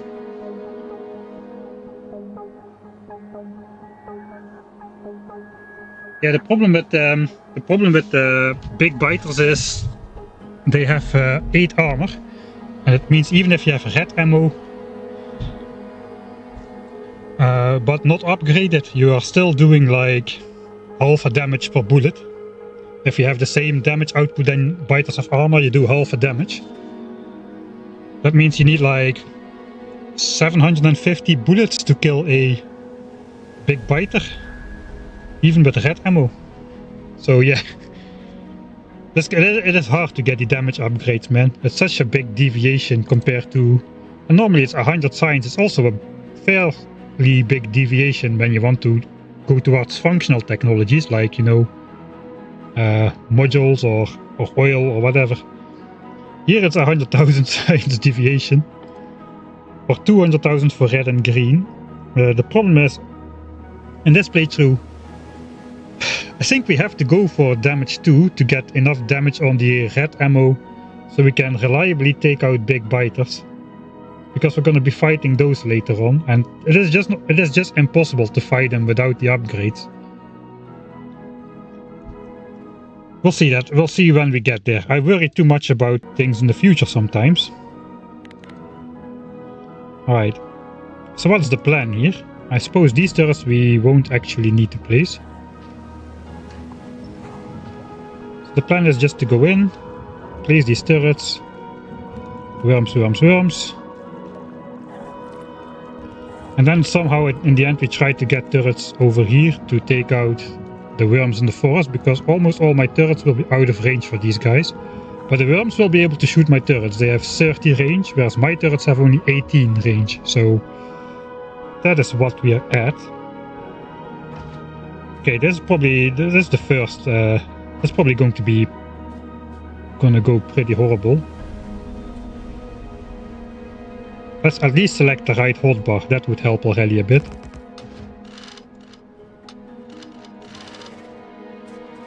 There are no medium biters at the... there is one. I suppose that's fine. Maybe I should have used damage gun turrets at the back here. Let's just distract these guys with one like so. And we'll just start going in. That guy is shooting me already. Okay, this is already destined to fail. And I misplaced that line.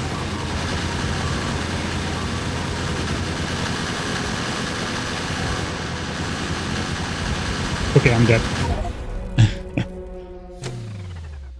That was expectable. That was expectable. I'm quite rusty. I think I should also maybe update my gun turret line to the new situation here. Actually, it's fine. I think I just need to go for much bigger lines here. It is no longer like the easy times. It is hard now. So I need to protect myself way better before going in. Let's actually do place then the gun turrets, which I don't need to use in the back. And I just need to start from the back, not from the front. Don't know why I did that. Why did I rush in here, start placing these gun turrets first? That didn't make any sense. Just gotta lure these guys in. And give the worm something to shoot at, which is not me, like this. And then try to place the gun turrets accurately and precisely.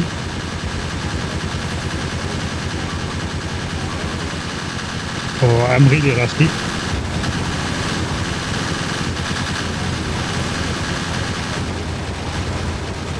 And actually the amount of splitters is making it not very easy.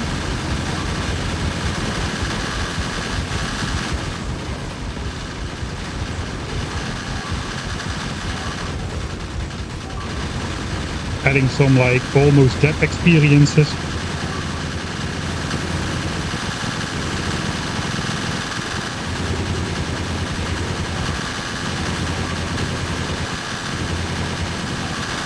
Oh, I'm losing so much, man.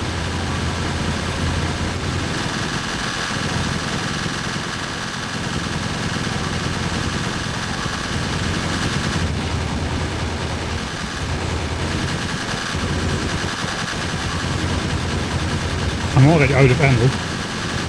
I forgot I am supposed to place only like that was a 2000 ammo, man. Okay, that was a big fail. I'm supposed to leave only like a quarter stack in here, not a half.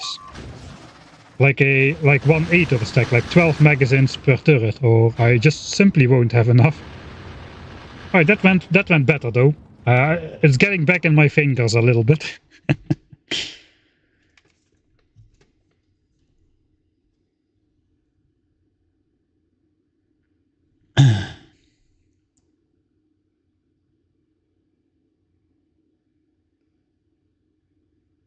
Yeah, warming up. I'm warming up in alternate dimensions. Those are just practice worlds. The real world will be the one where I succeed, I suppose. Alright, so I need less in the back then if I do double lines.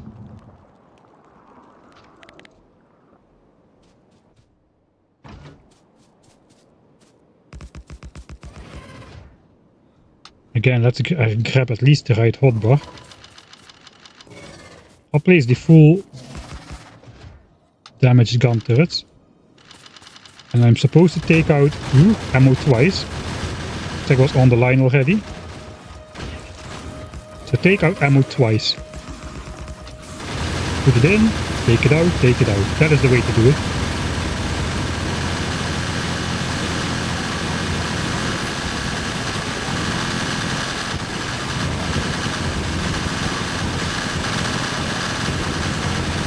If any turret would be free to shoot those biters, which are chewing on me, that would be very welcome. The hard part is those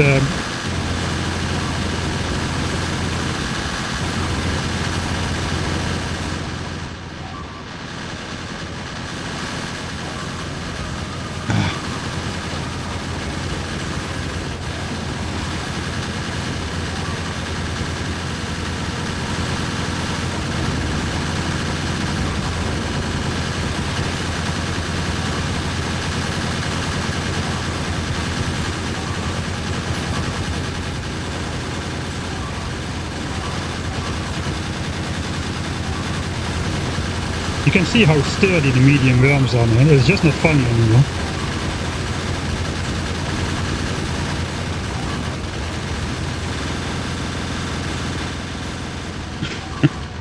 They just get the worms, just get the worms.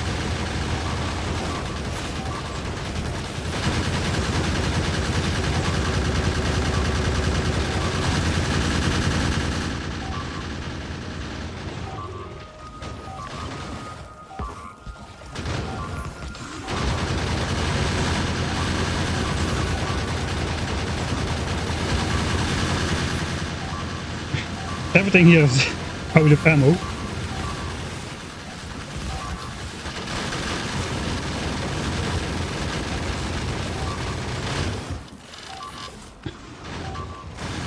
Worms is not even dead.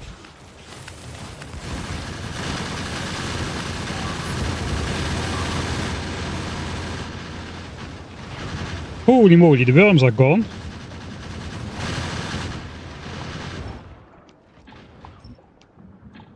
Okay, those turrets can go. Mamma mia, that was hard. It's not over yet. I don't know if I even have the ammo left to defend this while I place the pipes. I suppose let's collect this ammo at least. It's not a lot.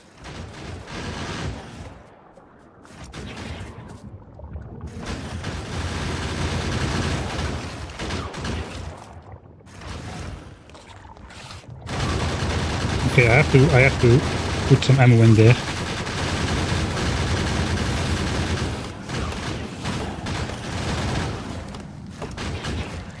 Okay, I have to start blocking bases. Let's start from the top. I'm not sure. I might not have enough ammo. Let's first protect this area and then hopefully I can block it.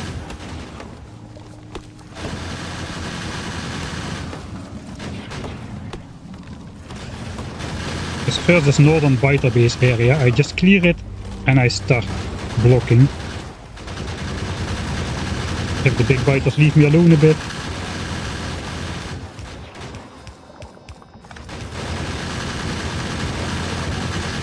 Getting again into my old habits of wanting to place the pipes perfectly. Not good.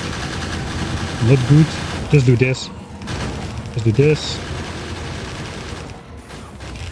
Clear it at lines at a time.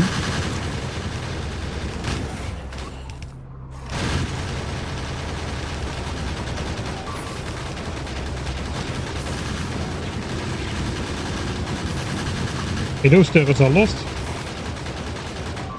It's fine.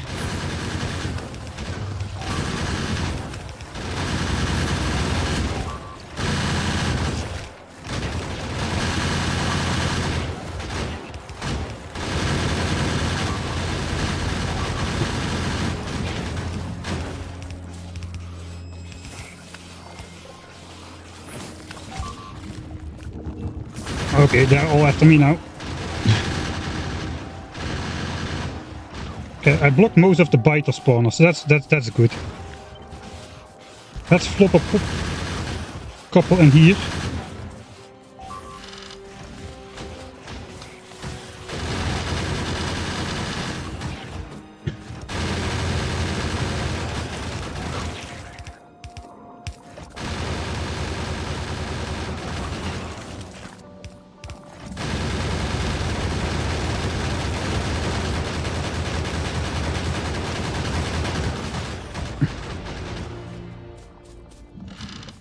I don't even have any additional iron, which I could potentially steal.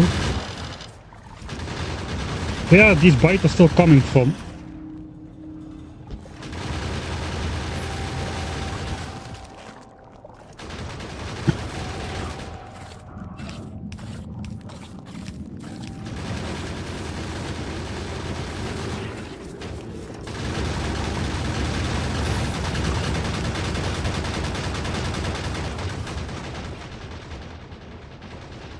This might be futile.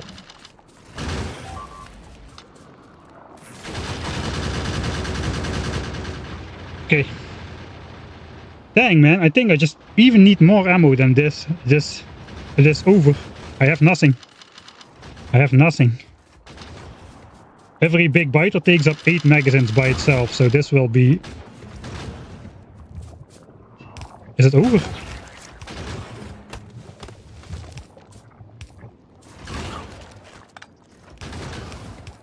I just said it is over, but maybe it's not over.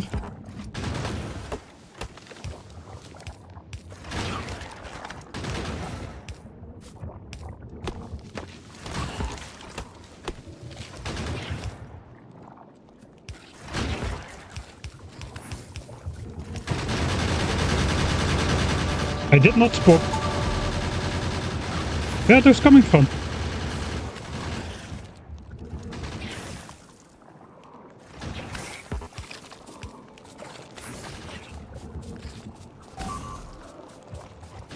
I think the spitters are destroying pipes.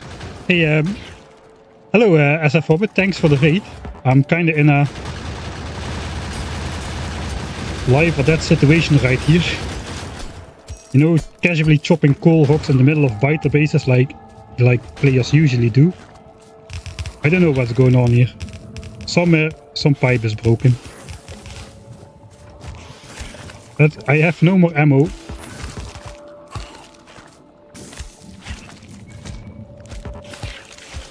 We need to beat biters to death. Oh no, no, no, no. Okay, come out and play. Come out and play. I hope there's enough ammo left. Come on. Where's the ammo? We're out of ammo. Nope. It's the end. Not a single bullet is left. I was too slow. I think I lost too much in the beginning. I didn't take enough ammo for this. Okay, let's beat this small splitter. I got one in there. Okay, that biter though, you cannot do this against biters. That is, it's the end. Alright. Thanks, SF Hobbit. Just panic, it works every time. Thanks for the raid. So yeah, everybody's jumping in quite a strange playthrough, I suppose. We are 16 hours in a Factorio playthrough, and we only researched one technology, gun turret. I guess automation. Automation is excluded from the 1000 times science multiplier. The only technology we got is gun turret, 10,000 red science. It's not 17 hours in because it was so hard to make 10,000 red science. We got that before the 2-hour mark. Then we spent basically 14 hours neutralizing biter bases, just like we were trying to do over there before that all went wrong. And now we drew this strange line on the map, which has something to do with biter expansion prevention. Hopefully. That is untested, or like untested out in the real world at least. The full rules of this playthrough are here. So we've got 1000 times science multiplier on completely default settings. While we need to get the keeping your hands clean achievement, a new achievement which was added to the game in Factorio Space Age. Kill your first biter base using artillery. Which is why we're blocking them right now. That in combination with 1000 times science costs makes this playthrough really... I don't know what it makes this playthrough. It makes it really weird. Weird strategies we have to follow. We also don't do any base defense and no fish in combat. With fish I probably could have survived that ending there actually. So yeah, we're not playing without reloading though. This is not a hardcore challenge. I'm actually going to go back to the base. We need more. I just need to take more bullets than I had. I had like 2.4k. It was not enough by far. I should place more lines. I should prepare that nest a little bit better. The time that we could easily pipe up the nest after the biter bases are gone, those days are behind us. Everything is hard right now. We can handcraft some more science, some more ammo on the way there. I feel we should have time to do that. 24. 3200. We'll grab the rest out of there.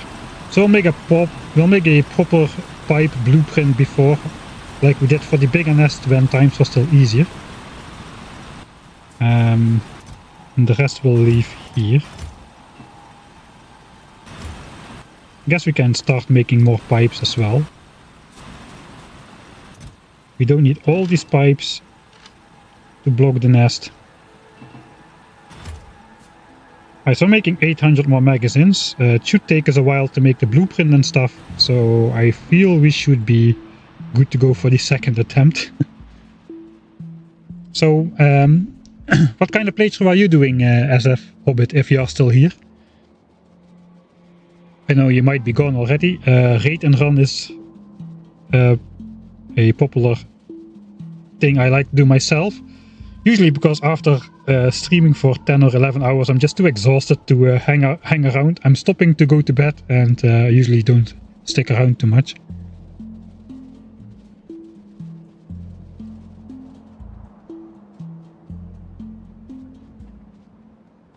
chance to succeed are slim. Yeah, I'm not. It all hinges on the new expansion mechanic. Deja vu. I'm again just going the wrong way, just like I did the first time. At least I'm not cheesing that aspect, I suppose.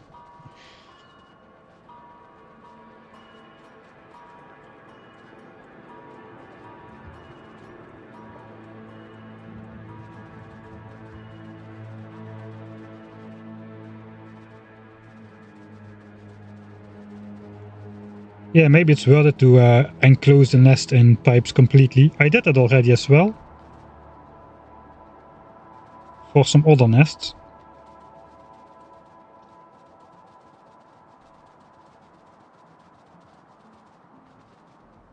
Alright.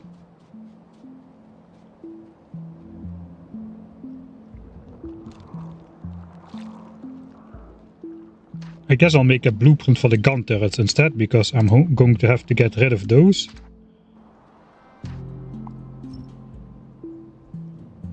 Where are the chunks? I'm standing about as close by as I can get. Whoa! Holy... What? How long have these guys been here? Perhaps I should warm up on these guys then. We found a biter expansion. Right, you know what, if I just warm up on these guys, that's probably a smart thing to do.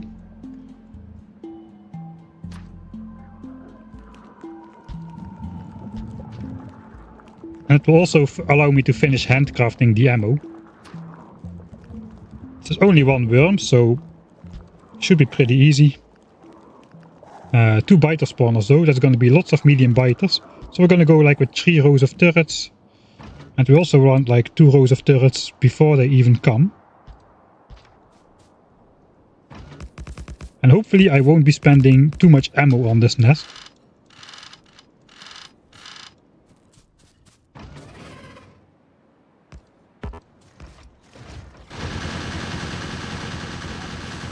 Waited too long again, the worm will probably be targeting me. Yeah, that's what I thought. I guess it's good, then he won't be shooting my turrets.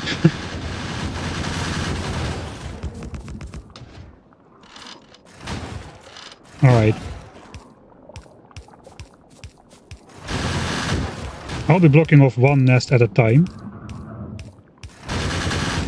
That will halve the biter spawn rate. I'm not exactly sure.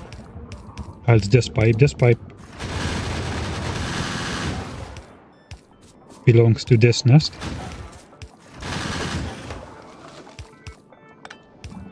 Should have done the other one first. Well, there was no forest in the way.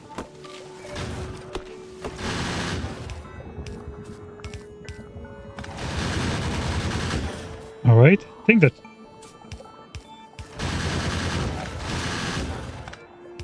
that should probably be it for the right nest. Only the left nest would be able to spawn. Oh, one more layer.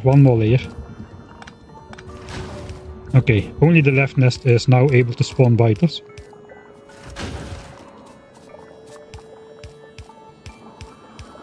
Okay, we lost 0 turrets. On this one at least. And how much ammo did we spend?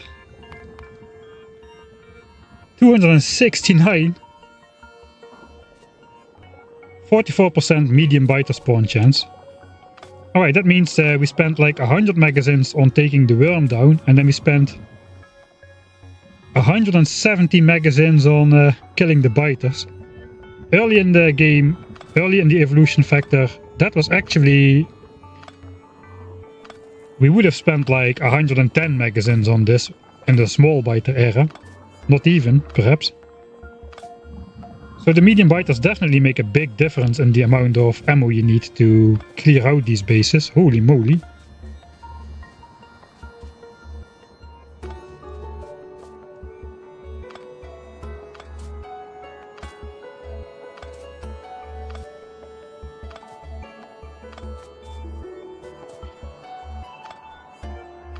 Yeah, this a lot of So the problem with this playthrough, okay, we almost finished handcrafting. Still have only 2.4k though, that is not great. We still need to make the plan anyway.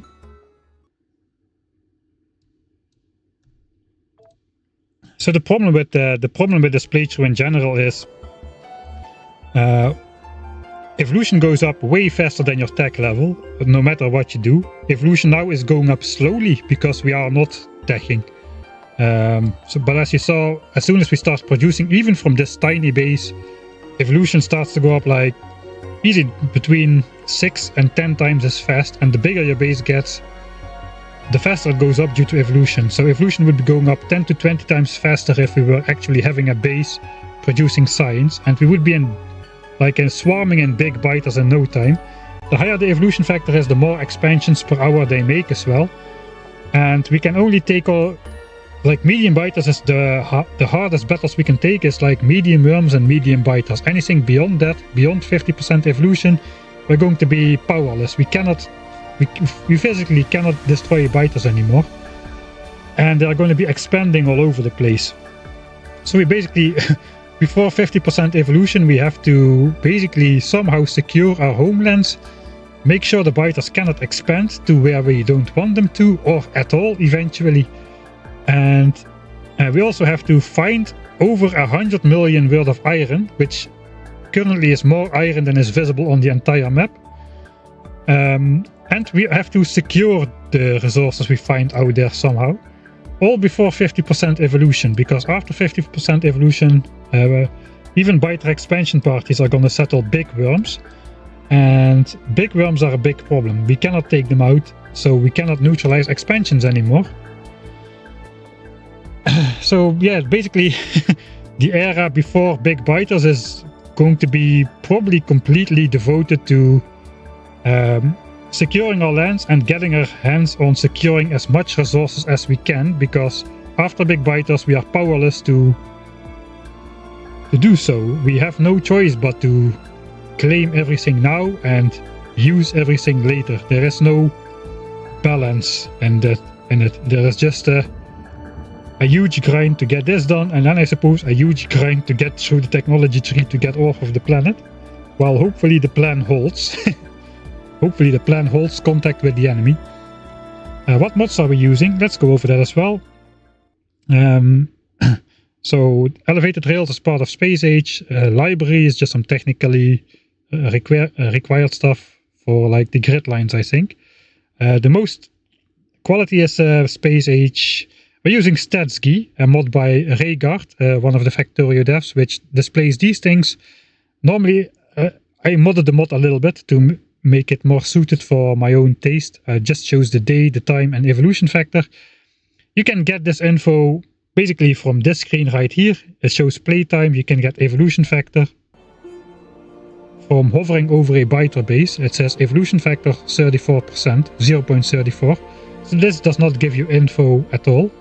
Furthermore, we're using the grid lines, which is currently see on the map. As also part of vanilla, I can pause the game and see the grid, and when the game is paused, time does not elapse, so it is just easier, instead of doing this all the time to see where I'm at, I can just display the grid like all the time, and I don't have to annoy you with this flickering pause game stuff all the time. And then I guess the only other mod I have is the speed control mod. It's also a modded mod, which basically lets me speed up the game.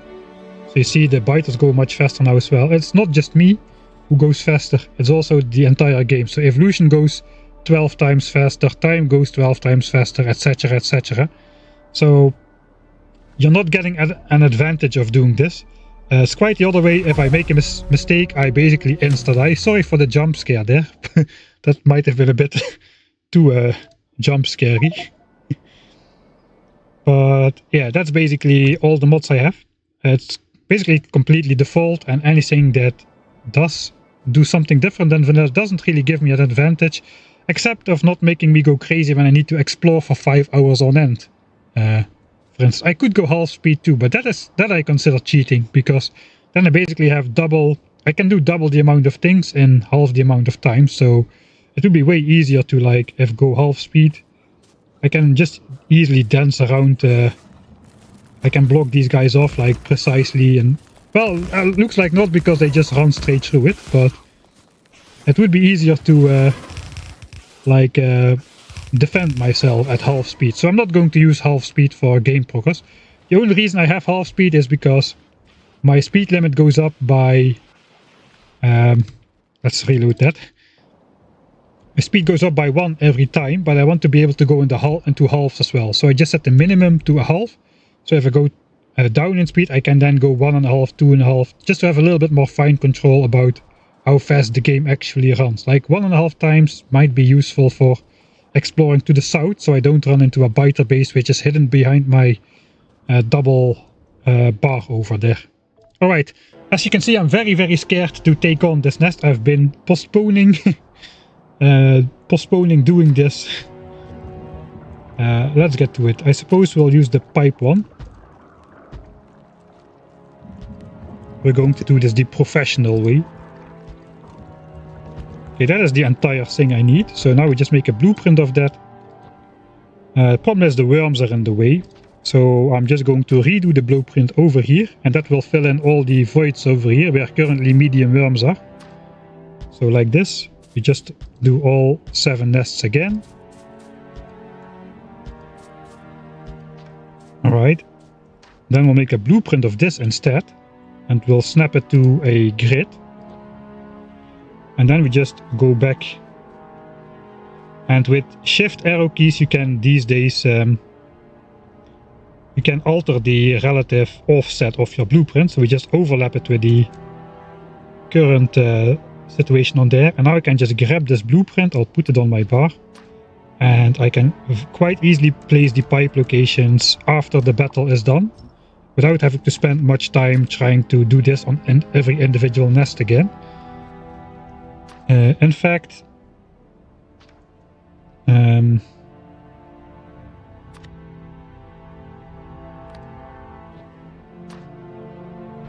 let's also plan out where I'm just going to fill in the entire thing. Like between the nests I can fill in everything.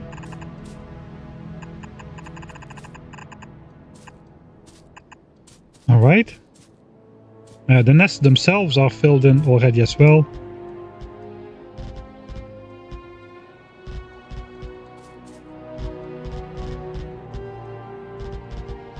Okay, just for visual representation. And then I suppose I could draw the lines on the map, which I want to make, which makes sense to make, so I don't need to think about that either.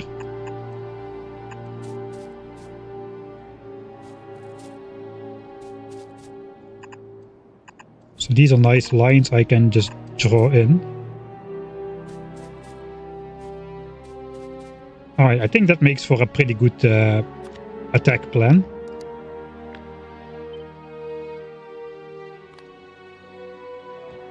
I suppose we need to do the offsetting again. Yeah, we do. There it comes. Alright, that should do it.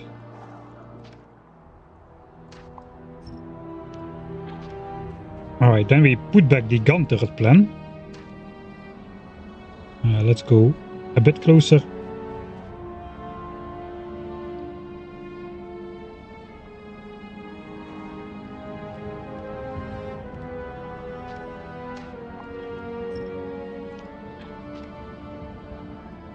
I need to be even closer.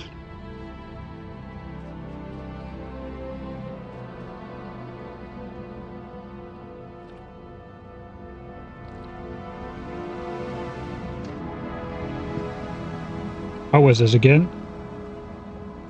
Looks like this because this exactly fits.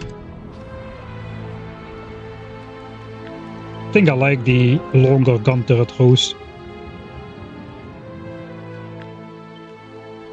instead.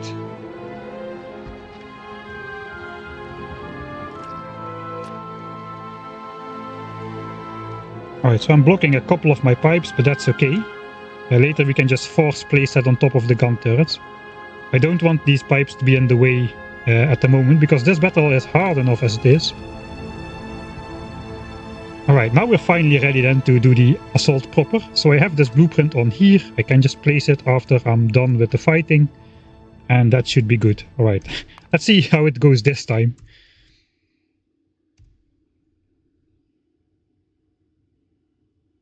Yeah, I did do the calculations. Depending on what kind of deviations we take, the calculation changes quite a bit. I think it is possible. We do need to still explore though to see if we can find enough accessible resources. Okay, well, I'm already starting to do this wrong. I need to use my broken gun turrets. Okay, I'll focus on this fight first.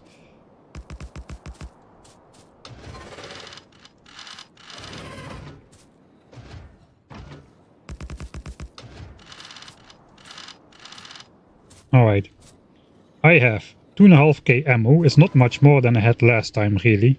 Oh, I already put some in here, though. So maybe I'll just continue making more ammo instead of pipes. That might just be the last little bit I need during the fight. I'm gonna save it here. Right. I do want them to... I probably want to start with the healthy turrets, even for the distraction one. Not the distraction one for the biters, though. Alright. Go in. I'm too late again. That guy will be shooting me.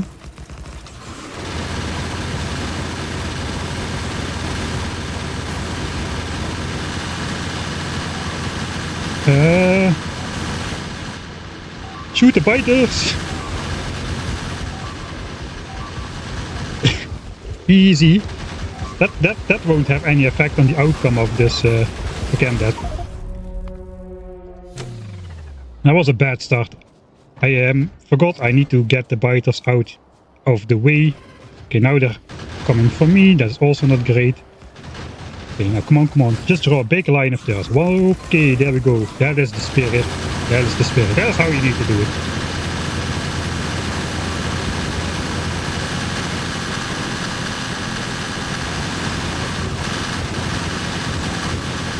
Don't choke.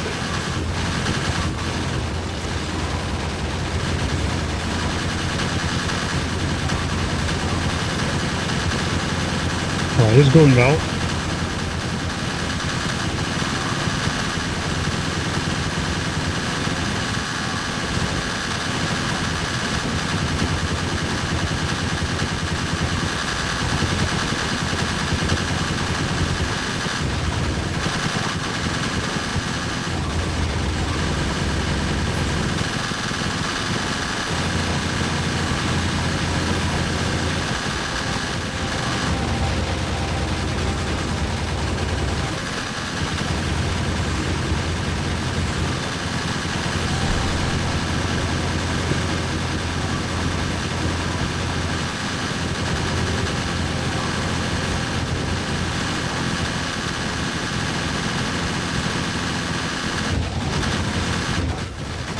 Okay, I think all the worms are down. Hey, Docs, I think you normally have a dot in your name, at least where I know you from. Thanks for the $2. The probably $3, 2 British pounds, the official Majesty's currency. Won't the trees let them spawn? Yes, we gotta chop the trees before clearing them out. Okay, this went way cleaner than last time. Look at my ammo count. I've got 1.2k ammo left. I think we started with not much more ammo than last time. Worms down. Yeah, there's such a big difference. I think, I don't know what the difference was. I think a lot more gun turrets got destroyed last time than this time. Not really sure why.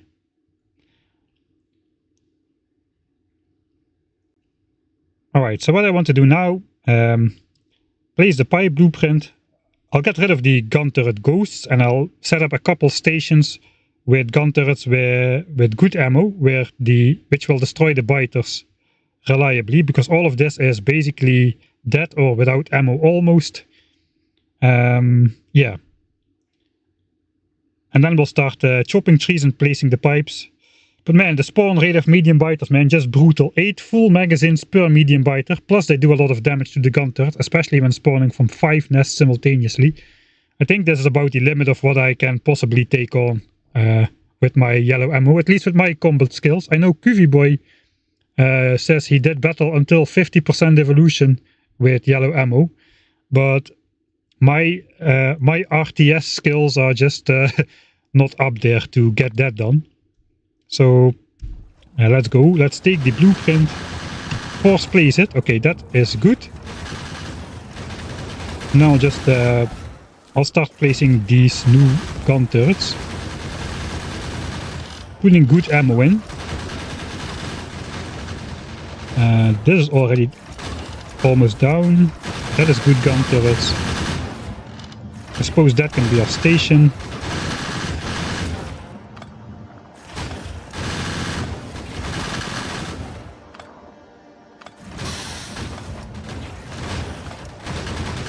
Thanks DN1CE28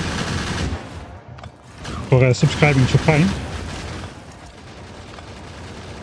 Yeah, this was the part of the playthrough which we did not need to do anymore. Which was what I saw at least. Okay, we'll just let this die. As long as ammo stays in here, that can protect us in this corner a bit. We just need a little bit more protection from like good gun turrets in the south. Okay, those are not good. And I'm out of magazines again. But technically this is the spitter side. I guess let's just start from the north. I hope we have enough this time. We should have enough this time.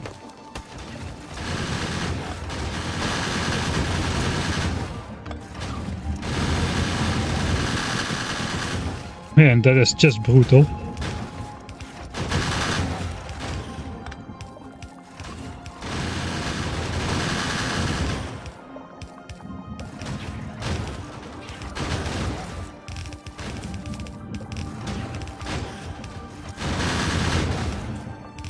Okay, more lines this time.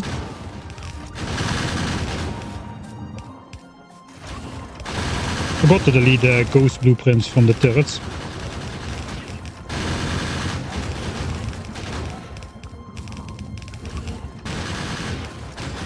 Alright, chop.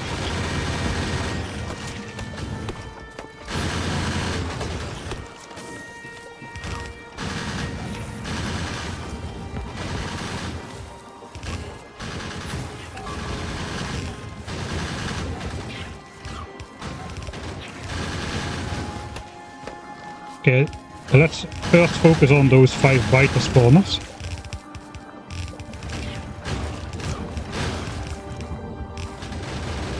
Okay, somebody just spawned over here.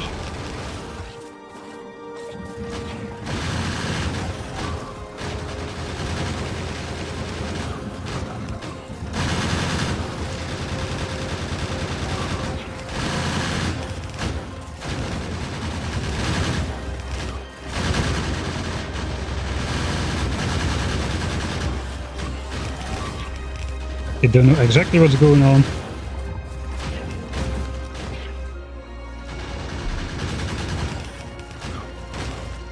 Just want to verify. Biters are still spawning up here.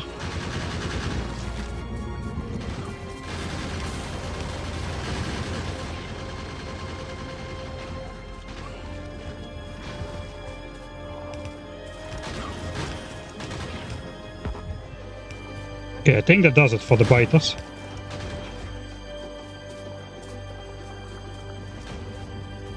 Whew. Let's take a little bit of ammo then, since we don't need it on the north side anymore, because this is almost out. Yeah, I think we're in the clear. I don't see any more big biters spawning. Holy moly.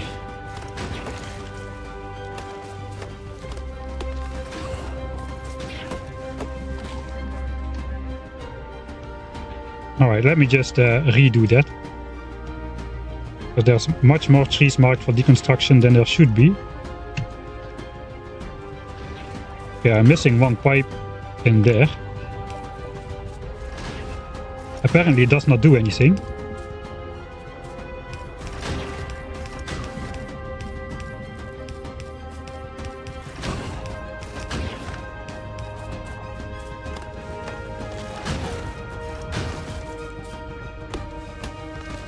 Okay, now just carefully follow the pattern. I do not just want to deconstruct all the trees, because we will still need them for absorbing pollution from our factory once we actually have one. Are we done? Are we done? I think we're done. Nice. Music kicks in at exactly the right moment as well. I just gotta deconstruct the last couple ones, hopefully without spawning too many biters.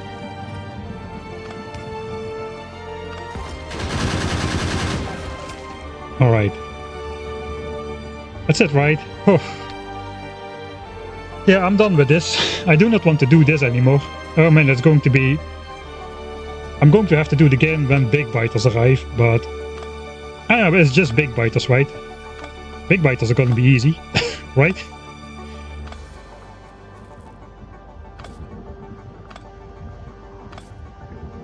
At least once... No, it's not true. Once we do it with big biters, I want to try to expand my territory still if I can.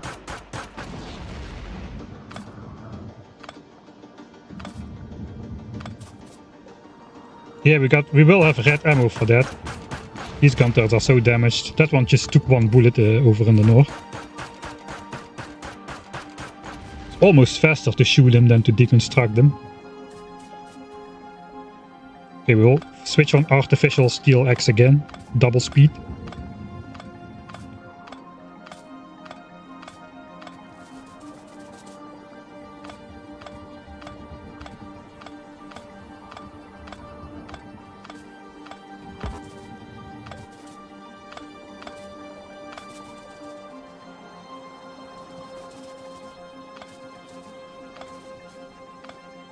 Yeah, once the pipe wall is in place, we can relax a little. The time pressure will be off, mostly. Well, at least the benefit is we found this expansion, so that is good. Okay, that also definitely, this was definitely one of those skull nests.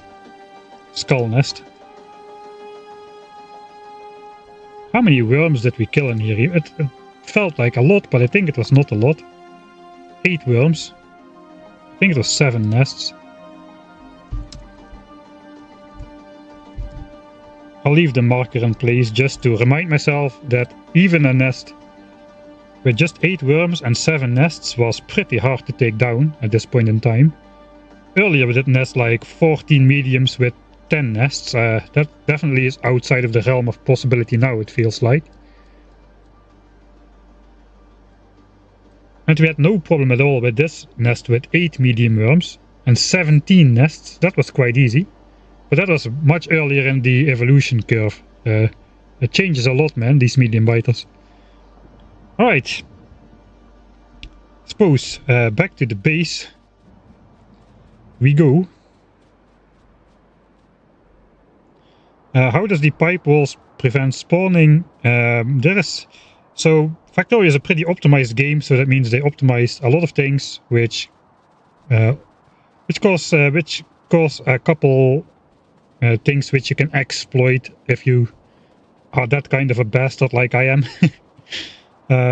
So instead of biter bases just spawning biters randomly, they can only spawn biters up to a maximum distance of 10 tiles away from the center, and they only check every third tile, which means if you place a pipe in every third tile, you basically block all the valid spawn locations, and the nest no longer can spawn anywhere, and then it just doesn't spawn biters. So that is in short how that works. And the next trick is basically going to prevent biters from expanding, because at least in the places where we don't want them to, because biters don't like expanding where there's already other biters. Dang, this is the cliff of death strikes again. And they also don't like to expand where like right next to player structures. They still can, but they strongly dislike that. So we're going to use that to try to keep the biters out of our territory, but not completely. We want to trick the biters to be able to think they're able to go into our territory, but then make it so that they actually cannot, even though they think they can.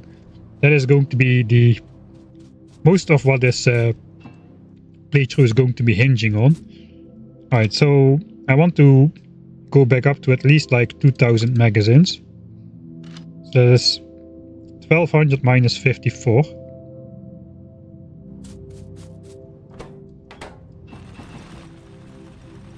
You know what, maybe let's go 1600 magazines, then I don't need to make that many. Because I want to be taking mostly pipes. I don't want to wait around forever again. 1600 max, it's gonna be.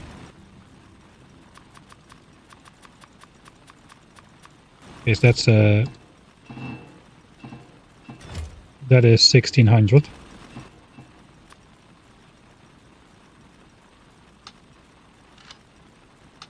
We'll hide some of these. We need inventory space basically. This can go. This can go. That was like one-time use.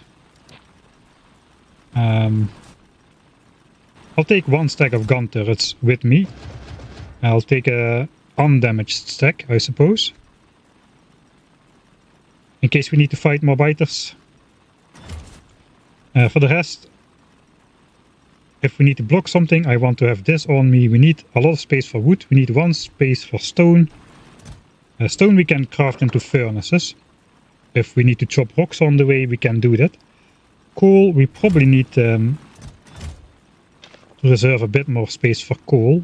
Yes, reserve, because I'm going to take way more iron than I can.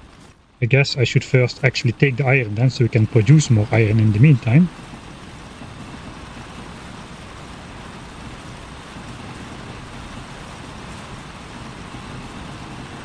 I don't exactly know how much iron we're gonna need, but we're gonna need a lot.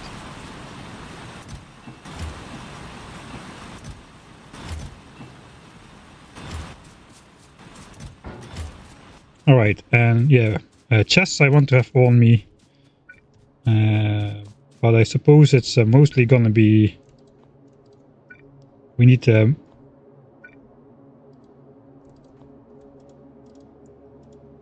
think more for wood and more for coal. A little bit. Put gun turrets back in here.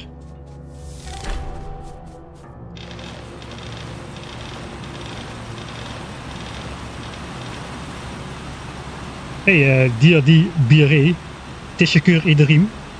Thanks for the 55 Turkish liras. Would you say factory must grow in your native language? Actually, nobody ever says it like that. I have to think about it. De fabriek moet groeien. That is in Dutch.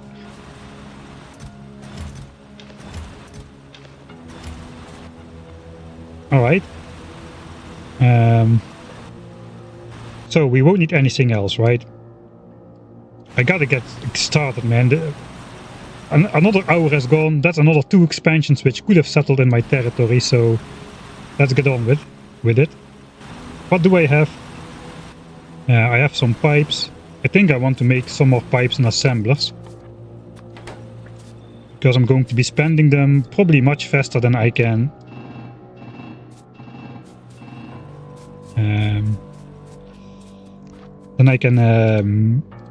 Make them by hand.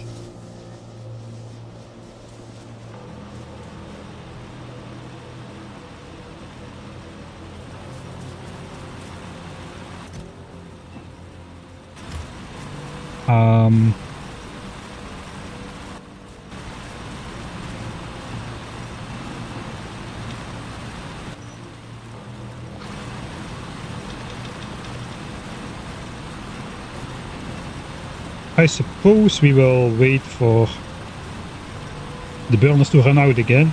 They already are running out, so we can refuel them once again. I do not want to handcraft pipes just yet, because that will conflict with my ability to take everything that I need. So we'll need to take these pipes.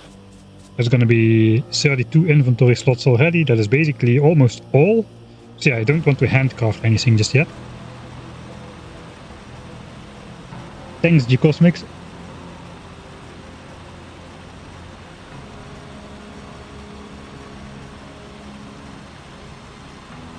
Yeah, today we're playing on Factorio.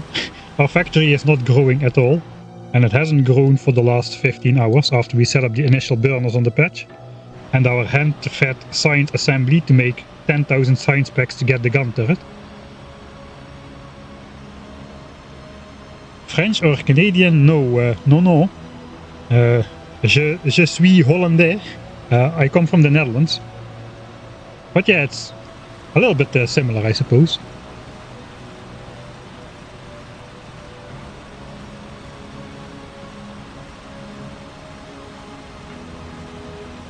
So pollution absorption is not as... I cannot exploit pollution absorption. Once you block the nest, they stop absorbing pollution. Okay, in the meantime we can start flipping around some of these burners again. Some of them will be actually completely finished.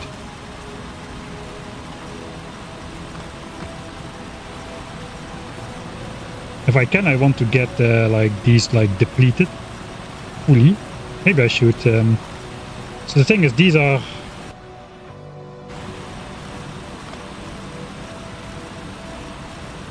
I think I will try this instead.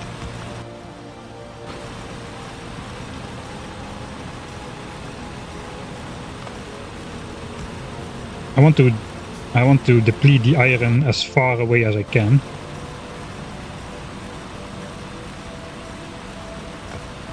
That's gone. That's gone. Alright, we're starting to run out. So it's time to refill.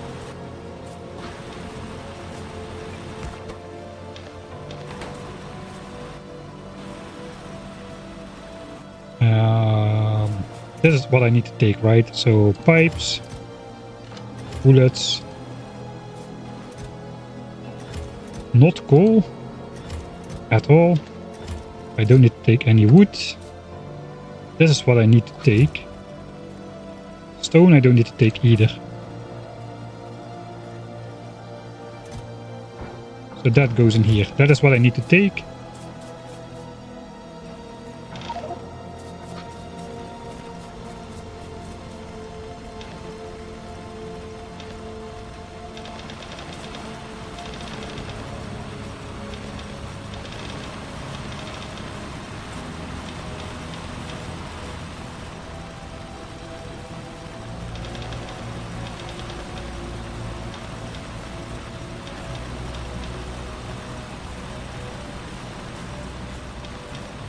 It gets so hard to keep track of with these patterns.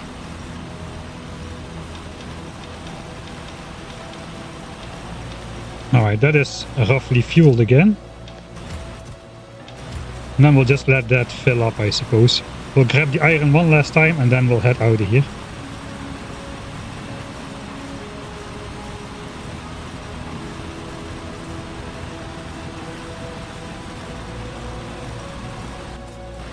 Alright, so now I would like to take...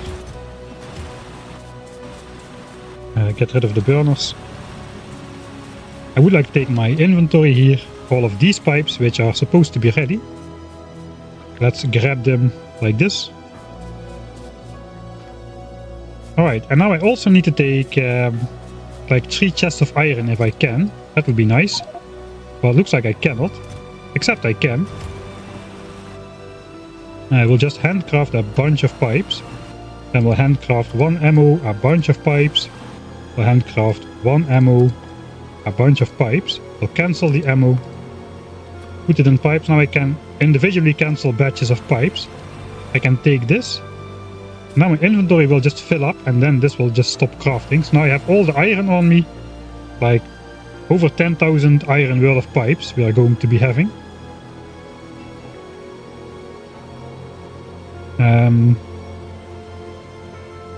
I've got space for everything I need. If I need to chop wood, if I need to chop rocks, I can turn stone into furnaces. Gun turrets has a dedicated slot. If I spend ammo, it's probably gonna be more than 100. I could leave myself an out by putting this in here. Let's keep one stack in the pistol though. Alright, I think that's good to go. Let's finally go do what we were supposed to do. Let's stop placing pipes around nests and start placing pipes. But this time they're gonna be raider pipes and anti-expansion pipes. So yeah, just the sheer variety in this playthrough is just mind-boggling. It boggles the mind.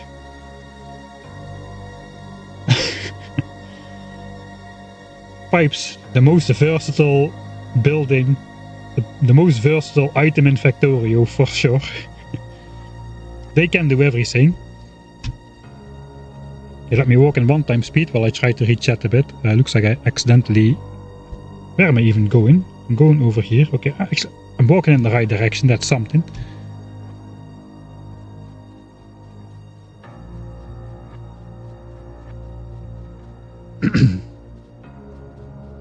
Alright, so according to, for those who missed it in the beginning, according to a new experiment I did, biters should not be able to originate for if a chunk is selected for enemy expansion, the biters for that expansion should not be able to originate more than 8 chunks away orthogonally, so Manhattan distance, from a nest, which means if any enemy wants to expand here, it has to come from a nest that is pretty nearby. And these already would be too far away. So that is the concept here. We're going to place pipes here. I guess I should just place...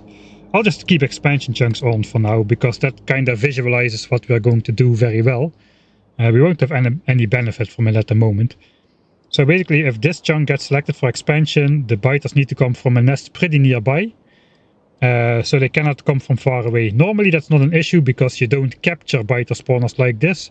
There won't be any expansion chunks around any nest that cannot spawn biters usually. So that's kind of a weird in-between situation which allows us to take... basically it allows us to trick the biters in thinking they can expand into our territory, but technically they should not be able to. At least that is what we are going to hope. I'm one chunk below the line, so we are going to place pipes in these chunks. Alright, let me save here. 69, nice save, yeah indeed. We're going to do that Windows screensaver where the pipes just go all over the screen. But we're going to do the Factorio version of that. Alright, so these chunks are now all green. We've captured biter bases over here. We've made them unable to spawn biters. But these still can spawn biters, which means if this expansion chunk gets selected, they will form from here and just expand over here. And then from here they can expand into our base. Then it's no longer too far. And then from here they can expand over here, then over here, etc, etc. So what we're now going to do is we are going to block that first step. We want to completely...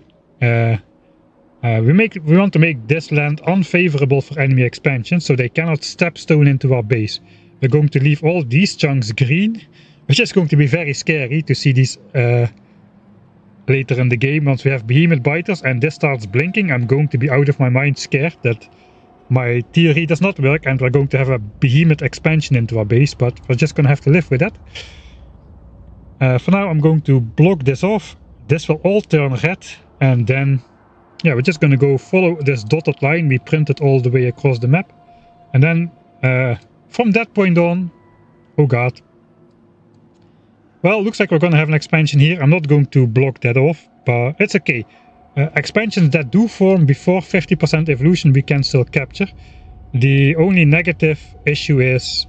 now a biter base will spawn here, which will make all these chunks red around that biter base. On the contrary though, we get a couple new ones for free around here, I suppose. Let's actually watch this happen, since I'm gonna reload it anyway. So then you have an idea how biter expansions work. Where is it? It's happening over here. Wait a second. Wait a second. Okay, this actually might already be working. Without the pipe wall. The closest nest that is not blocked is over here or over here, I suppose. Which means those biters can walk this distance at the maximum. These biters can walk this distance at the maximum. There's nothing up here which is unblocked. It's all the way up there. So technically, if my strategy works, no biters should be arriving at the scene and no nests should pop up here. That is actually pretty interesting. So let's load the game. I'm just gonna make a marker there. Just we can check back after we are finished piping stuff.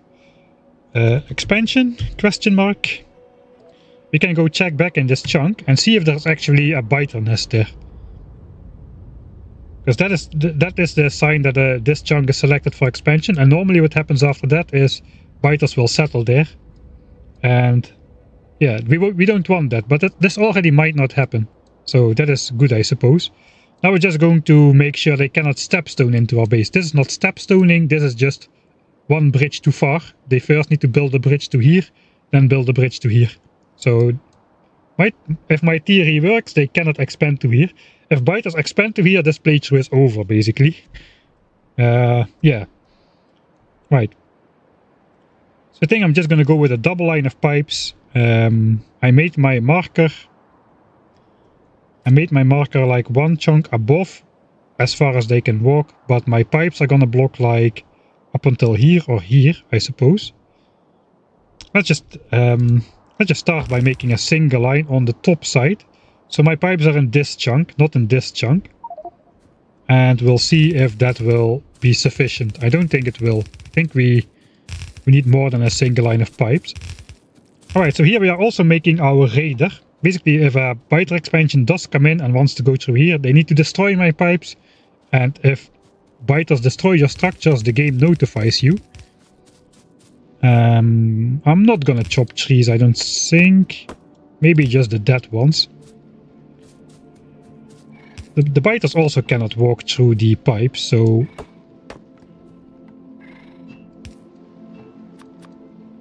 let's put it on the hotbar. The biters cannot walk through the pipes, so we cannot place anything here. Okay, actually, let's do it differently then. We can maybe make a blueprint, snap it to the grid, 32 tile grid, delete that, and now we should have a blueprint, which I need to place in my blueprint book because my inventory is full. We can just place that on top, like so. We can see which trees are in the way, and if we want to chop them or not. Like, these dead trees we can chop, but the healthy trees I want to keep. We need those to absorb pollution.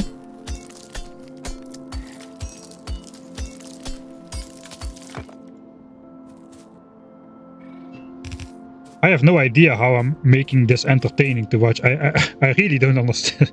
I really don't understand the...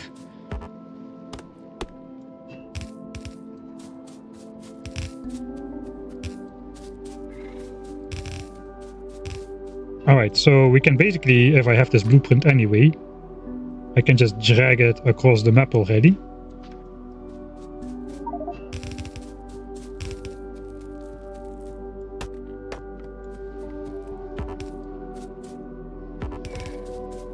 I mean, biters, they don't like to walk through forest, and if they walk through forest, they also will have some problems with the trees. I think they will still attack my pipes.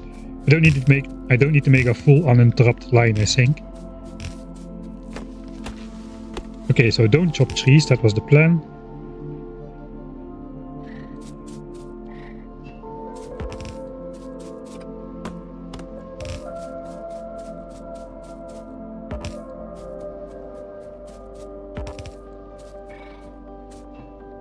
Okay, if there's like a big section without pipes, I guess I'll chop a tree or two.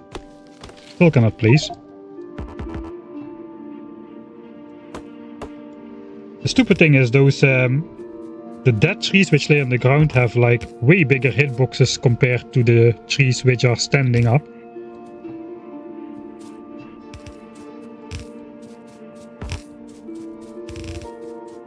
Alright, let's finish this to the water and then we'll just have a look at how much this actually does for expansion denying. Alright, so I forgot to say that, but you could have looked at the minimap. You could have seen this happen live in action. It looks pretty red. We can actually put some numbers on that, literally. The expansion candidate values. So we want to have these 1.0 chances in our territory. We want this to be at least as low as around other biter bases, because eventually all the terrain outside is going to be expanded upon, which means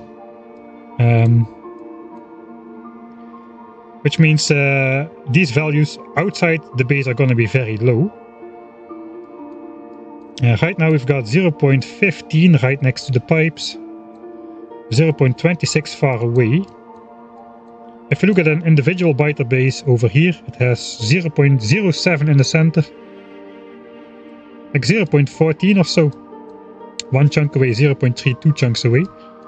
Expansions, if a new expansion happens, sometimes it will happen over here and this will all be very low, but sometimes it will happen over here. And that means that these chunks are going to be low, but not super low. It's going to be like 0.2, 0.3, I suppose. So I guess I want to be in the like the 0.1 to 0.2 range. And as you can see, my pipes are in this chunk. The values get diminished up to 2 chunks away pretty strongly. The third chunk is not affected at all, so it's only affected up to a distance of 2 chunks away.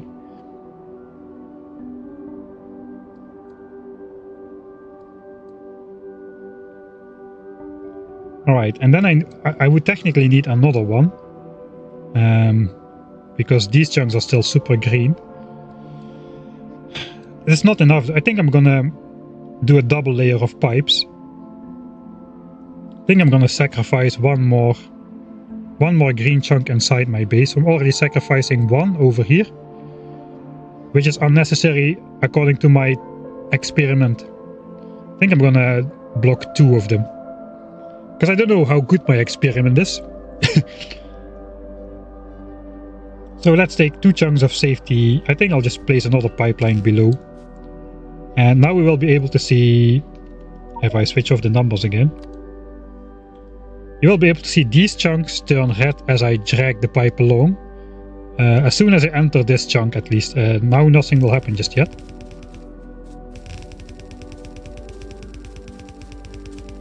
But now something should be very red suddenly. Okay, there we go.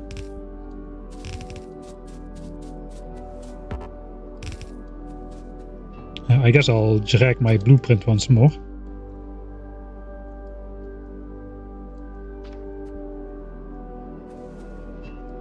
Oh, these forests are the worst. Perhaps I'm just not really gonna care about forests. It's gonna take forever. I cannot have pipes where they should not be. I don't want to chop any tree for pipes which should be there, but if I misplace a pipe, oh help me.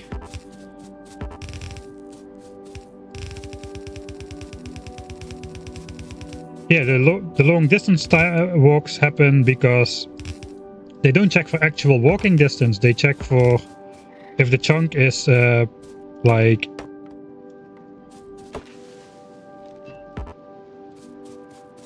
if the chunk is orthogonally within 8 chunks. So, and then it doesn't matter anymore. So if there was a biter base out here and one of these 3 green chunks gets selected for expansion, if the biter base is out here, they will happily be selected for the expansion, and the biters will happily trek all the way across the map around the giantest of oceans to get to their location. But the chunk needs to be into this range from a biter base, so they walk further, and they can walk through your base, even though your base is entirely safe. Just because they walk around the lakes in some cases.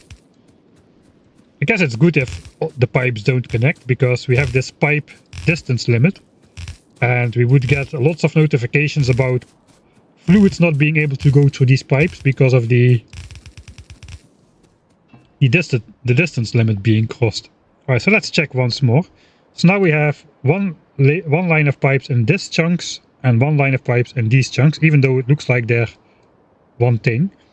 So these pipes prevent expansions in these 5 chunks and the bottom line in these 5 chunks. Let's check the values again.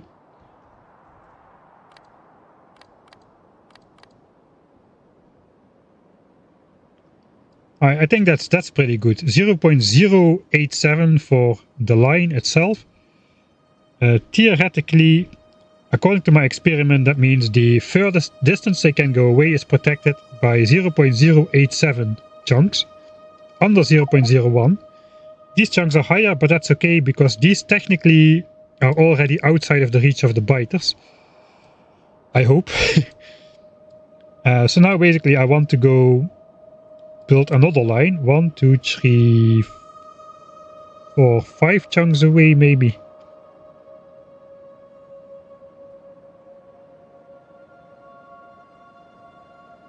Maybe 4 if I place pipes in. So you can see the lower return on investment. If you place it in the chunk, it lowers by a lot. If you place it 1 chunk away, it's less. 2 chunks away, it's less again. I think it halves every time. This also counts like 1 chunk away for here, so that is why the value is not half.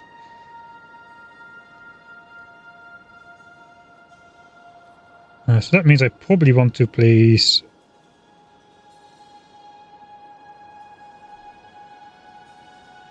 I think I want to place stuff here. On this horizontal line, 4 chunks away. 1, 2, 3, 4. Then this gets 0.8. And these basically get flip around. So this one gets an added 0.121 and this one gets an added 0.261. I think that should actually almost equal out the expansion chances across the board if I do that. Let's try that out. So I need to go... Let's just go to that specific chunk just to test... You know what? I don't want to deconstruct a ton of pipes. Let's try this out for real. So let's deconstruct all the pipes again.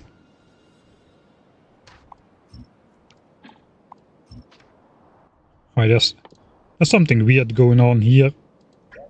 I'll get into that later. There's some weird mechanics that about update mechanisms and stuff. We don't need to worry about that just yet.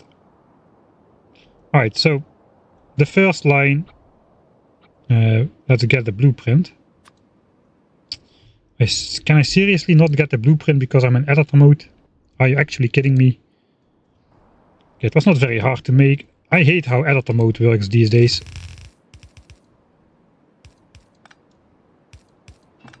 You know what?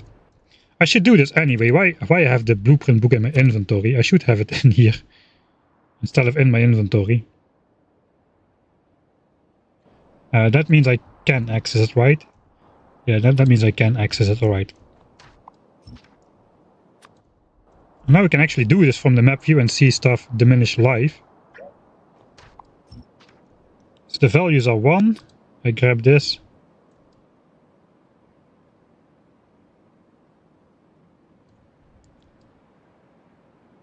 So that is the ideal situation. If we place all the pipes, we get to 0.065. If I go 4 chunks away, 1, 2, 3, 4. Alright. And I place a double line here as well.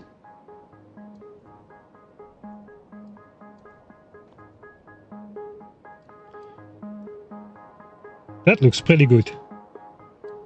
That means all of the chunks which I care about have a value of 0.06, which is quite low.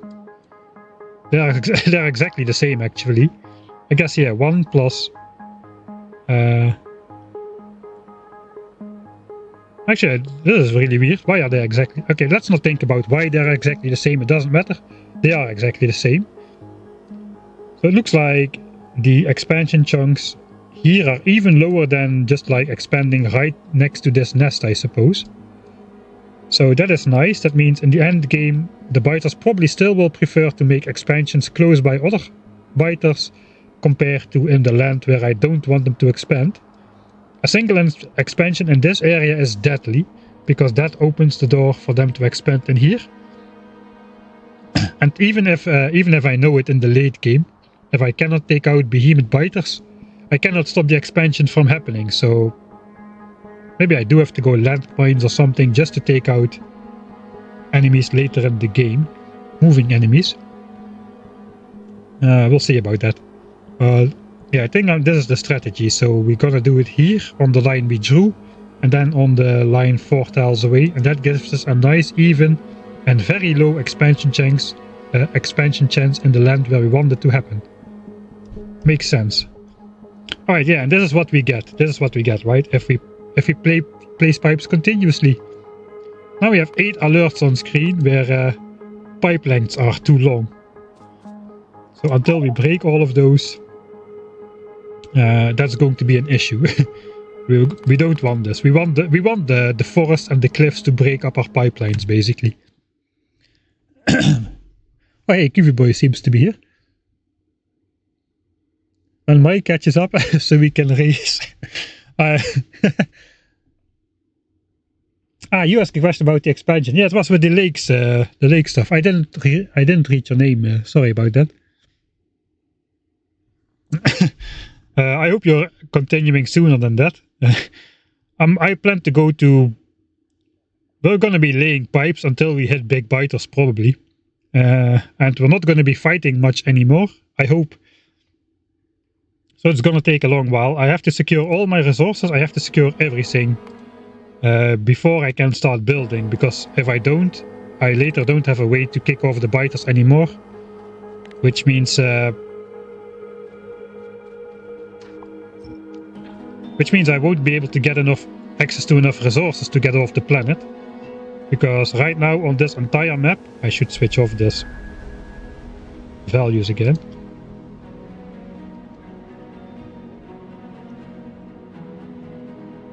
I mean, I explored a good deal already. I explored everything I plausibly could take out, but there's not enough iron on the map.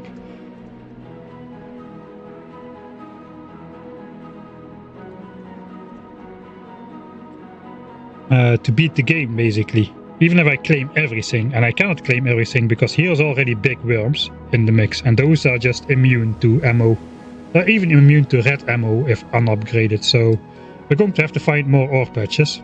We want to do this first though, so we can leave the base behind without having fear that the... Is this the actual save? I mean, the achievement is still valid. So I suppose we did not go in edit mode here. Just don't remember placing this there.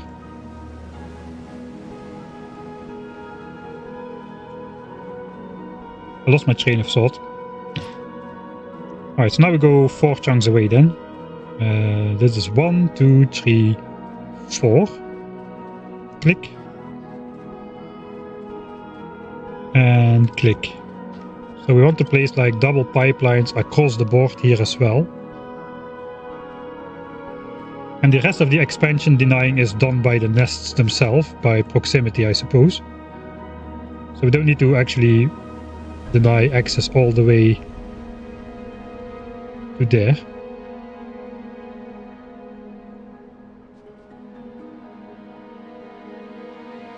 I think though, let's first make one loop. Let's first make one giant loop around the base before we try to oscillate between 2 loops simultaneously. We don't really... It's not really gonna work like that. So let's take our blueprint, we'll just drag it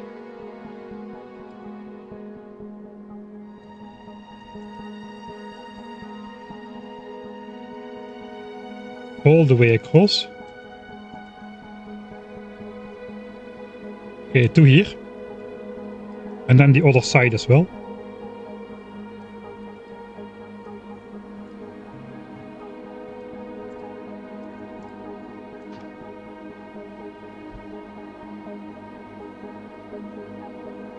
Yeah, I think I will max out at like 1800 signs per minute or so. Probably 900 for blue, so it's gonna take a while. I think once I get some pollution reducing measures though, I might be able to bump up production, but eventually I think I'm going to be limited just by how much ore I can extract without angering the biters, especially further away. I mean, technically I can mine from this patch without taking down this nest if I have efficiency modules. There is some forests in the direction of the nest. But can I take a full yellow belt off of here? Maybe not even. So we're gonna be limited by the amount of ore we can mine without polluting biters, I suppose, in the end. I think technically I should be placing some anti-expansion stuff on these chunks as well. Annoyingly, the lake is in the way. Let's first make the full loop. On the second loop, perhaps we can fine-tune some stuff. But right now, we're just gonna go.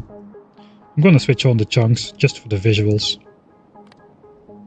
Right now, we're gonna turn this area red. And I really wish that pipe worked the same like belts. That if you draw them in a straight line. Why is my FPS 40 now? What's going on? 1800 is the same as Kuviev. Okay, I might be overestimating it then, because I know for a fact Kuvie Boy is polluting a lot of biters. He doesn't care about it, by the way. Kuvie Boy is the original 1000 signs per minute guy, for those of you who don't know. Check out his channel as well. He's making edits of his streams, so you can get an idea of how it's going to look like later on when you play this like a normal challenge.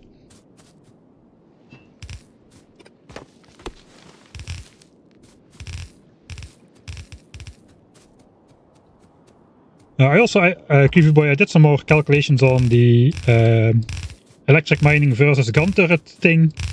At least for my playthrough, I think gun turret first is better. As I save 105,000 pollution by not going for electric miner. Electric miner produces 125,000 pollution. Gun turret with electric miners then produces another 30,000. For a total of 155,000. Whereas just going gun turrets directly with burner miners produces 50,000 pollution. So that's 105,000, I hate these stumps, pollution difference. 105,000, and then I think I could make something like, I forgot I put it in an Excel. And the order of magnitude of like 60,000 magazines would be the break-even point where the two pollution graphs meet again. Of course, I'm not going to have electric mining at the end of this, and I think for your playthrough indeed, for a normal playthrough, a normal 1000 signs per minute playthrough, electric mining first might be better.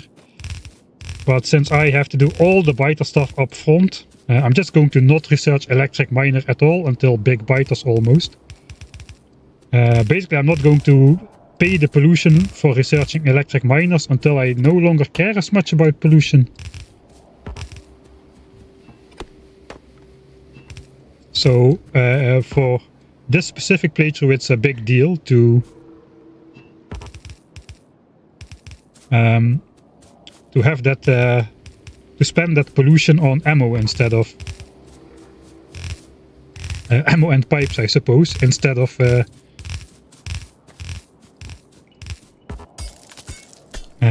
technology. I said you're first. I don't know who did it first then.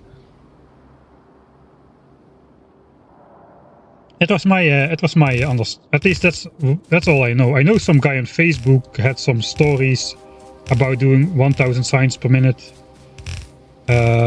Also 1000 times signs cost, but not on default settings. He used like minimum.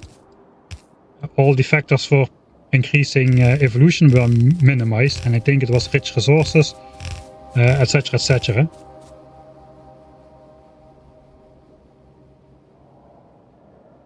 Colonel Will already did a 1000 times science playthrough. That's pretty cool. Did you do it on default settings, or did you like alter settings as well? Not to say that is not to devaluate from that or so, but just interested in if it was done on default settings already.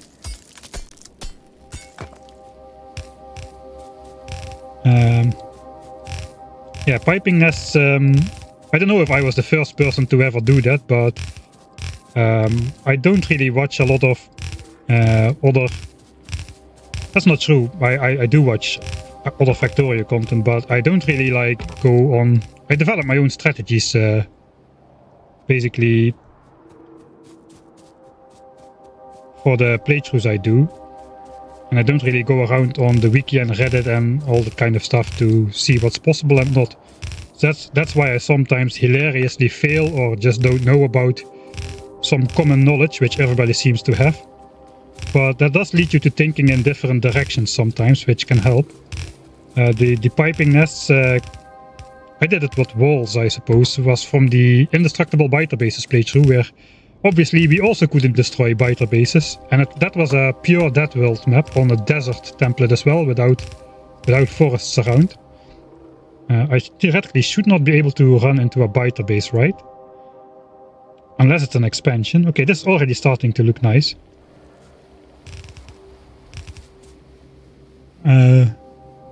Cyclomatic did basically default settings, so yeah, I'm pretty much out of the loop, looks like, with the history of this challenge.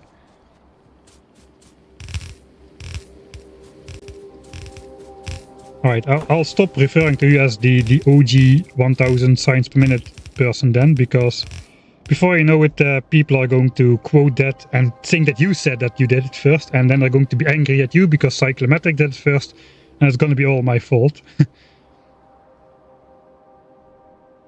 Alright, so it's looking good. Our expansion chunk is still not red, so no Biter bases have settled there just yet.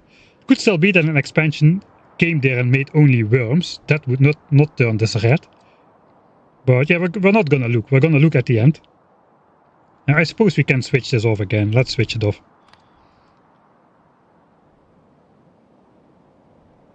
Anti-elites use nest piping in a speedrun. The nest piping is getting out of hand. I have it from hearsay. The devs already were thinking about fixing this. Because of this achievement, people have been abusing this method to basically get the achievement. Actually, the piping is going quite fast. It's just my talking which is doing all this slowdown. I think we're just gonna go straight line here.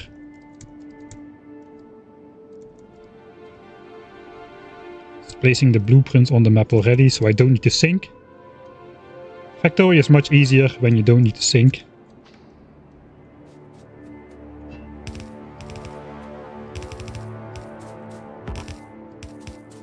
So yeah, originally I wanted to go for the radar technology early to be able to see the Biter expansions, but we're going to have to go for this poor man's radar instead, where the Biters will break the pipes as they try to expand into my land.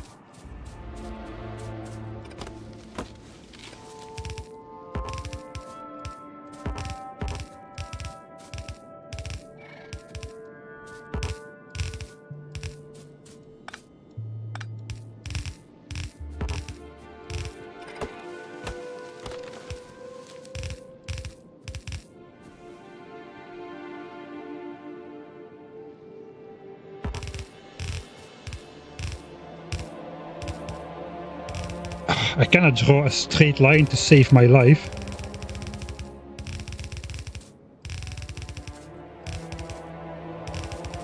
Maybe there's probably a mod that also does the straight piping, similar to straight belting, right?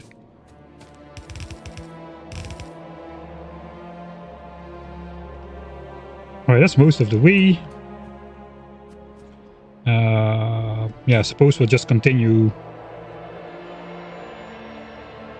Why some trees you need to chop and others not? Basically, I tried to chop only dead trees. I think I'm gonna make a slight deviation here, since I do want to have some pipes in this area as well.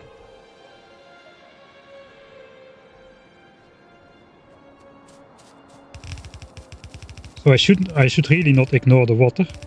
What's going on with... Why do I have 40 UPS, man? What's going on? Power is good. Internet is good. 40 UPS. What is 40 UPS even? FPS. 60. Normally you would expect it to go to 30 or something. I don't know what's going on. Let me save. Maybe I'll just reboot the game real quick. And get up and stretch as the thing provided. We'll switch over to the rules. For those of you who didn't jump in yet, these are the full rules. I'll restart Factorio in the meantime. And hope that solves some stuff.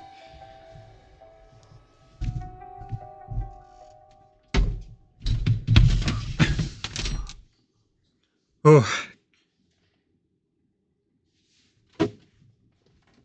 I get random FPS drops at the start of new maps since Space Age. I do feel that a lot of saving and loading is over time diminishing a lot of the FPS. I felt that in the 10k SPM base, if I did a lot of saving and loading, load times would go longer and longer and longer, and I think I also got less UPS in the end.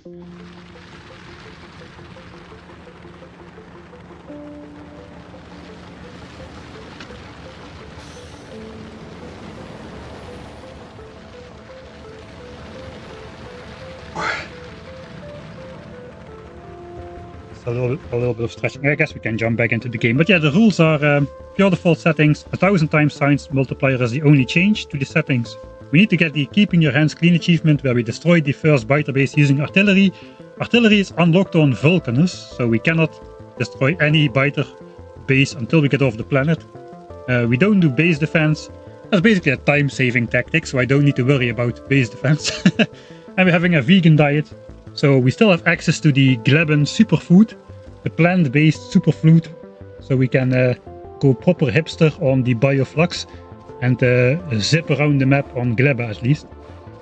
I have hotkeys. I am a pro. This one. Yeah, you see, I can do this. I know how to do this streamer stuff. Alright. I think I can settle in again.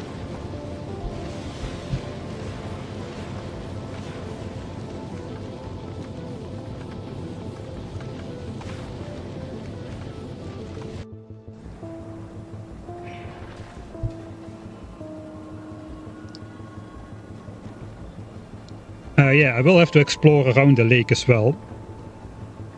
Sorry, I never really lay pipe any tips.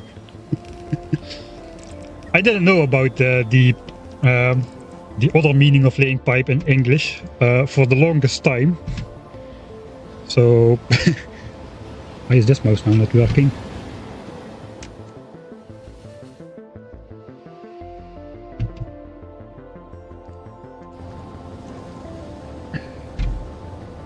What's going on? Alright, I'll just use the mousepad for the second laptop.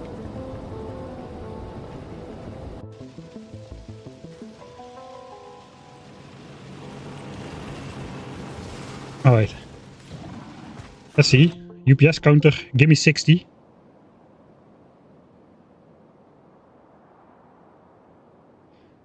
I know what's going on. I pressed a hotkey earlier and that put the fan in whisper mode. Where is that though? That's probably what's causing this. The laptop fan won't spin up beyond a certain rate, and that is causing the slowdown. Just give me a... it's just annoying. Give me a sec. I think it's somewhere over here. I have an Asus laptop, and they have one good function in their system management overlay app, which is the battery charging limiter. You can limit the battery charge to 80%, which supposedly elongates the battery lifetime of your device. So I'm using that. But it also does other things like control the fan. We'll put it back to standard. Let's see if that immediately changes. Yeah, there we go. There we go. And we can probably speed up the game.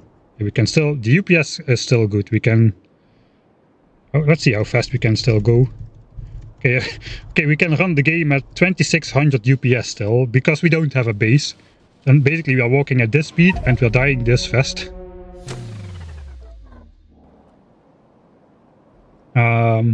So yeah, it looks like that fixes it. It does have a lot of annoying other functions, including the sound issue at the why the stream was delayed. Putting AI sound on whenever I make a single change to any sound device, it automatically puts AI improvement, quote unquote, back on again, which is definitely not an improvement. Okay, I cannot just deviate from the line too much, or we'll be going wrong with the expansion chunks. I think I just will go out to here, because at least we can place them here, and in the water we cannot.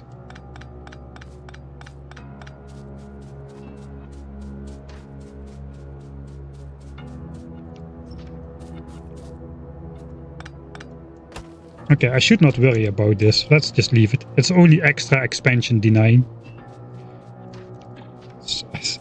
I'm so cannot. Must be. I think Boy is right. He earlier said that when I start building, the OCD is gonna be very annoying to deal with. Actually, no. I'm going to need to build in an OCD way anyway. It is required. It's gonna be required. We'll just put this pipe here and then we continue back down there. I think that's good enough. I'm going to have to build in a very weirdly specific way to keep as many green chunks in my base as possible.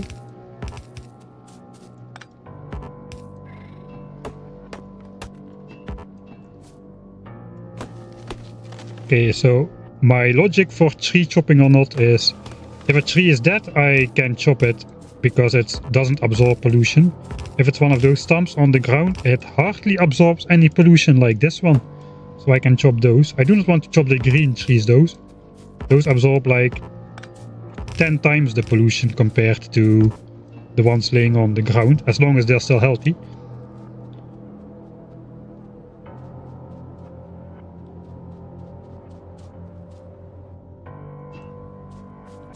I think we'll just continue here and then turn left instead of trying to go through the forest.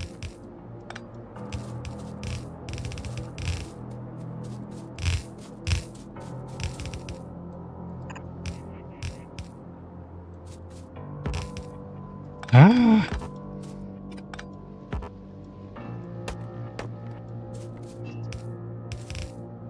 Alright.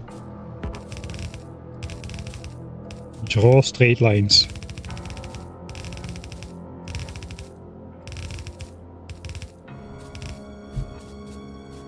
What's going on here? This is a playthrough where we have been placing pipes for 17 hours now. That's not true. 16 hours. I'm lying. It's only 16. The first 2 hours we spent researching Gun Turret. Playing actual Factorio. But now we're trying to find out how long can we play Factorio without playing Factorio. Not just because of it, but because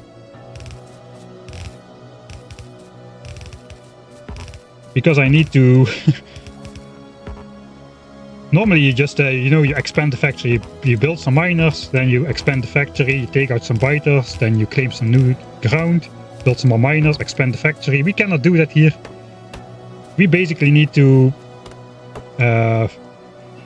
claim all resources we will ever use in the entire playthrough right now in the beginning of the game. So that is what we are working on. And these pipes are helping. I will explain that again in a bit.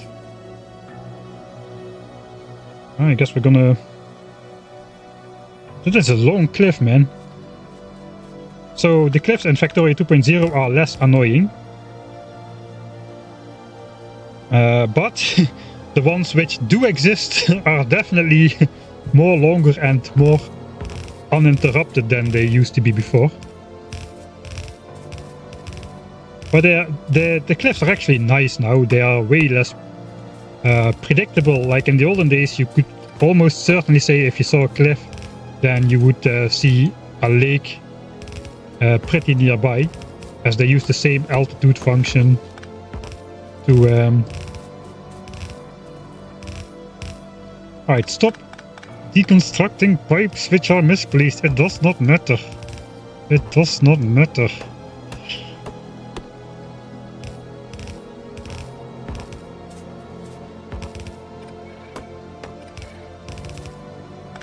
I cannot. Okay, I can do this. I'm strong. I believe in myself. I can ignore the misplacements. Let's go. The biter spot to any genuine gaps in the pipes. So I did the pipe expansion detector earlier. I think it was in the playthrough where we started with 100% evolution. And as far as I know, biters, if they are walking here and going to here, they don't look around too far. So while it is possible that they will try to pass through, the tree will actually block them as well. But they don't go out of their way too much to go around something. So I'm kind of hoping the trees will block them anyway. I just hope they will attack a pipe and not a tree to make space for them to go through. But for instance, the biters, they probably could not walk through this gap. I can still exactly, but the biters would probably have to destroy either the tree or the pipe to make space. We're gonna have a double layer though, so that means a double chance of detecting any expansions, which hopefully, if they expand through the pipe wall twice undetected, well, I gotta give it to them, then they deserve to beat me, I suppose. Maybe I'll eventually, once we have a base up. I mean, now it's not really that critical yet. There is not a lot of expansions happening per hour, like 2. It's gonna be 15 in the end. Now it's only 2, that's a big difference. 2 expansions per hour or 15 per hour. Probably later there will be periods where I won't have much to do. And we can, during the downtime, we can maybe like properly complete this pipe wall into an impenetrable one. Because we're gonna have to rely on this pipe wall for the longest time. Basically, until we get off the planet, and preferably until we return with a nice stack of artillery turrets, I suppose. Or the biter capture rockets. I like the new cliffs because they make these nice pathways. Especially when you don't have an ugly tile grid on. That looks quite nice, right?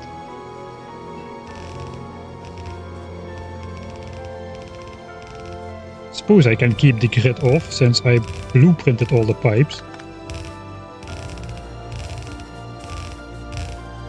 Oh, look at that speedrunner. Look at that speedrunner accuracy, man. Holy moly. Yeah, oh, sorry. I didn't see that came with the donation. Thanks, King Crimson. £45. I don't know why I didn't see that, because it's like literally in big bold letters right above your message, so sorry about that.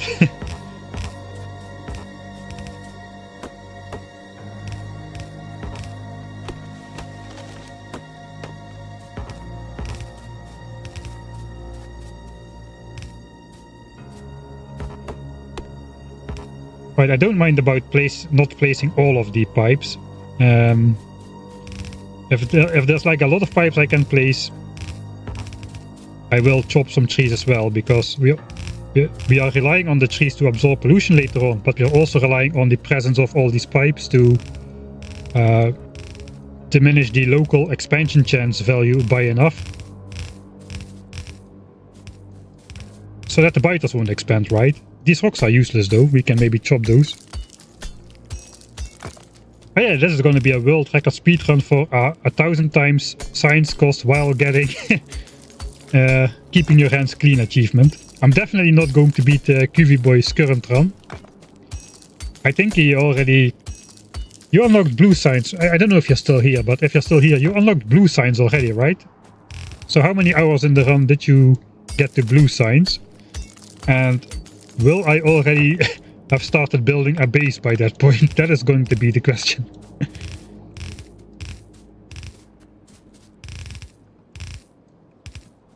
I locked myself out on the wrong side, it appears.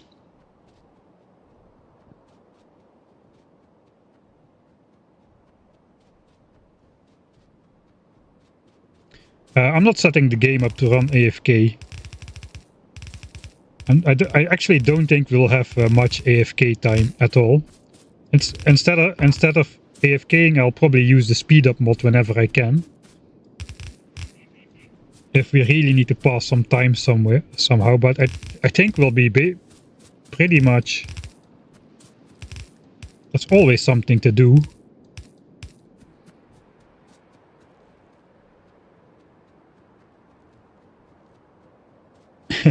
That is how you get a Guinness World Record these days, right? You just make up a new category that no one has done yet. You pay a lot of money to the guys to come send an quote-unquote official Guinness World of Record employee to yourself to measure the record, to verify the record, and then you have a record. You can just buy your way in. So let's just buy my own way into the speedrunning world record books. Right. Let's switch that off again so we can place the last bit. Looks like we are more than halfway on the first loop.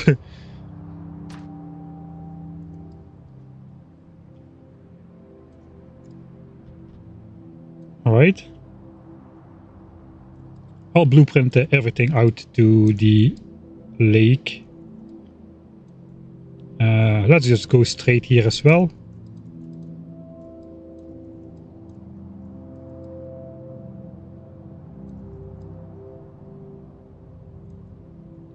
Yeah, we need to do this.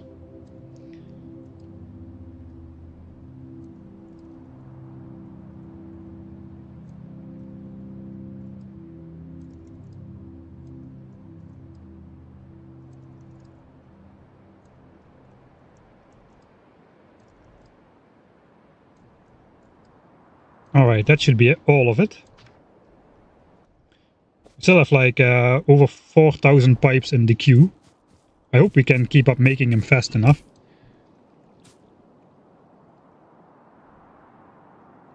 Close to the amount of pipes placed record.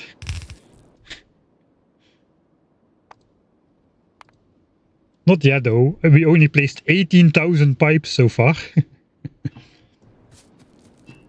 I have a feeling we're going to be playing 18,000. That's actually more than I expected. We're going to be placing much more. Because we're going to use pipes for yet another. I should make a save. I might just run into a biter expansion like this. And just die. I guess dying would not mean the end of the world right now. I don't really want to play like this. And just very carefully drag my mouse over there. So instead we're just gonna pretend they're not there. And just reload. Instead of doing this 6 times slower. And more annoying from a zoomed out position. Technically we don't really need to reload anymore. It's not like we are gonna be losing like a ton of gun turrets and ammo which got misplaced and all that kind of stuff.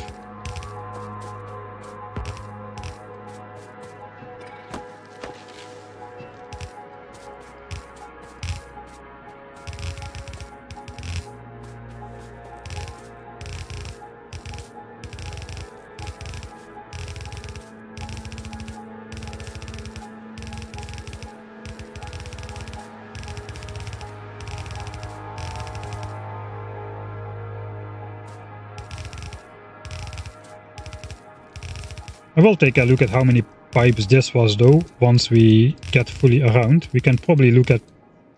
probably no, we cannot. Buildings. Pipes placed in the last hour. 6,500.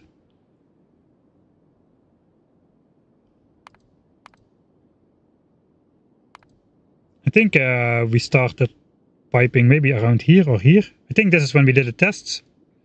The first little bit, the double pipe, single pipe, double pipe, and then we just started going. So it looks like we placed about 6,000 pipes so far. Looks to be like around 10,000-ish pipes to go around once.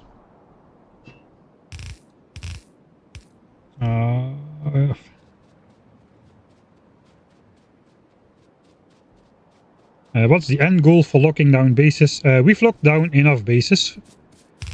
For now at least. Yeah, and the goal. I want to expand once more with red ammo if it's feasible. I'm not entirely sure just yet.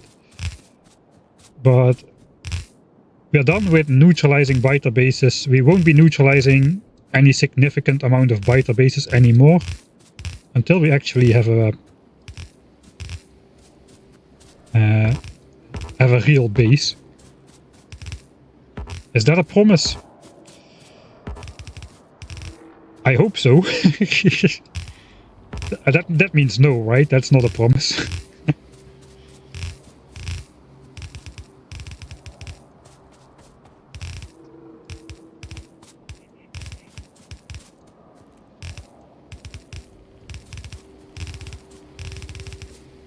Alright, another cliff. Oh, that's a small cliff, alright.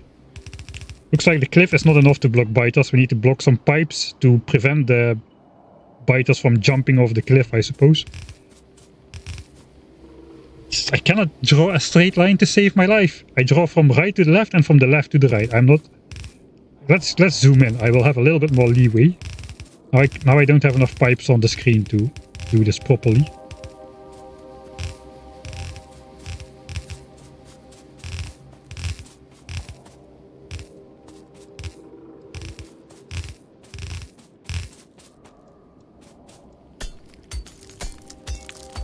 The purpose of the pipe wall is to keep biter expansions out of the area where I don't want to expand, where I don't want them to expand. Which basically means anywhere between the area we already neutralized and the area where biters still live. I want to keep the green chunks inside my base though, because according to some new experiments I did, the biters cannot expand. The biters will be able to select those chunks for expansion, but they won't be able to actually physically go out there. Quite funny to walk through an already piped up biter base and just place some more pipes.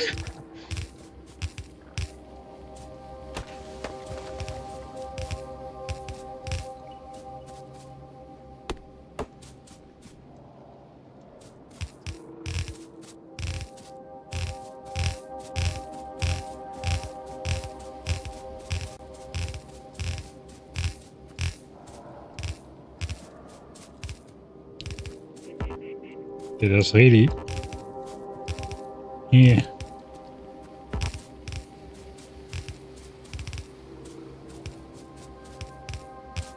Ah, there's enough pipes there. Right, we almost made it around the first loop.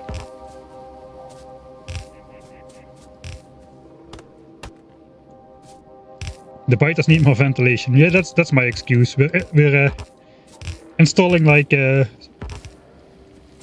sewage pipes and the air conditioning, all pipe fed of course, into their nice little biter bases, which makes them want to stay inside.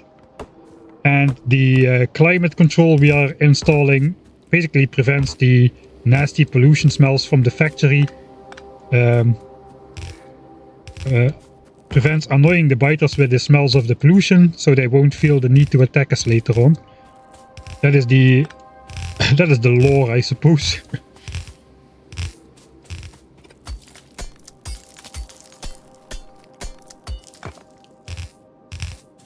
Sometimes when I chop a tree, it's either a dead tree or like a stump, a dead stump which lays on the ground, and those absorb no pollution or hardly any pollution, depending on the specific type. Well, it's basically also just random. There's a cross there, so I click it. Hey, I think we made it. You want to see something funny? I cannot place this pipe. But now I can.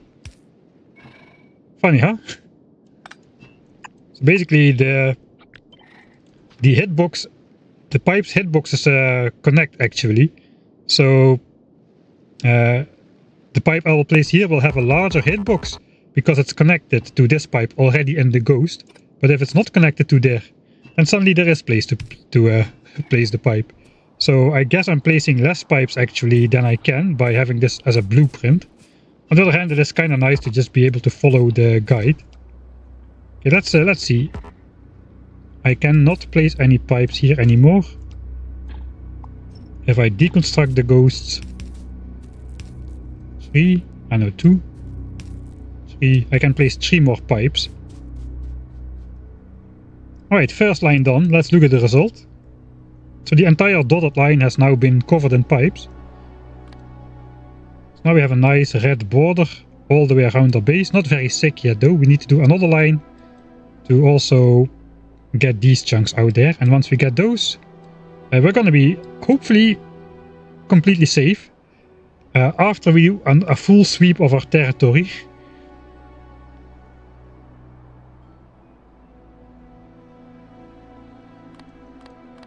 So I guess now it's time to go back to the base and load up on some more pipes to do the second loop. I will try to maybe not use the blueprints for that one. We need to go upwards mostly. There's another big cliff in the way.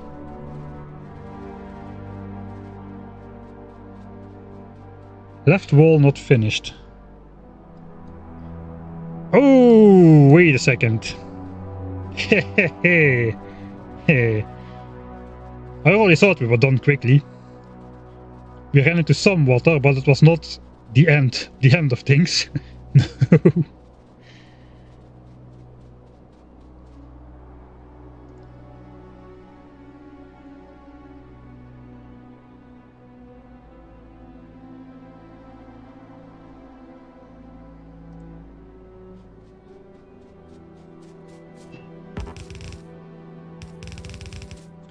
Yeah, the forests, they make actual animal sounds now, which is actually quite unnerving.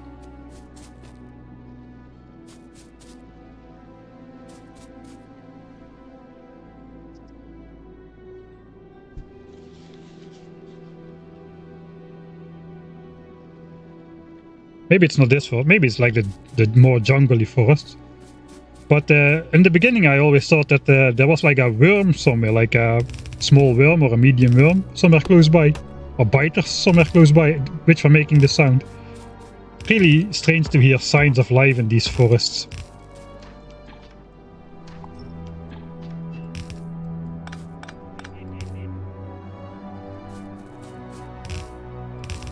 Really unnerving to hear signs of life in the forests when you're playing a game where biters can attack you any moment.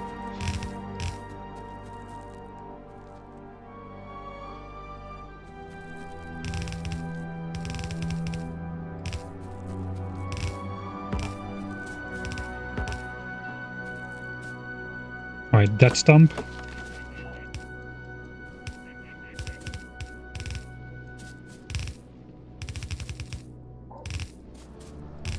It's like an actual dog or a wolf or something. Hey, we made it. No, we didn't. Still more to go.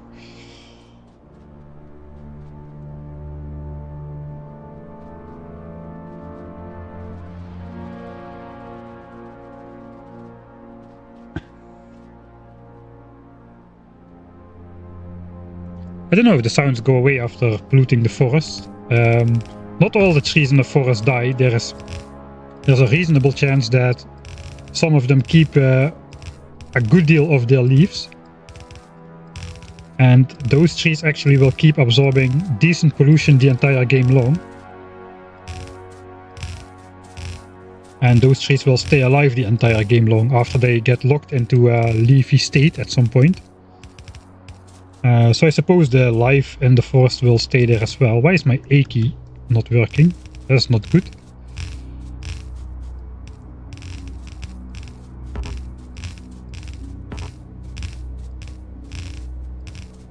Maybe I should have been chopping those trees which make like the 4x4 gaps in the pipes.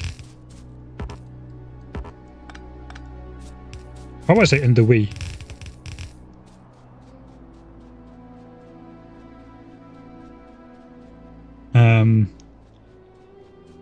Would you, no, so would just putting one pipe per chunk be enough?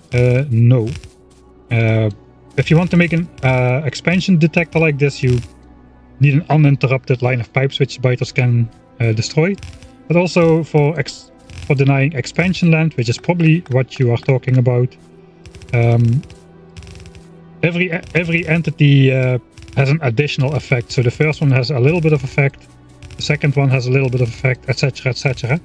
The returns per entity diminish, but one is basically does almost nothing.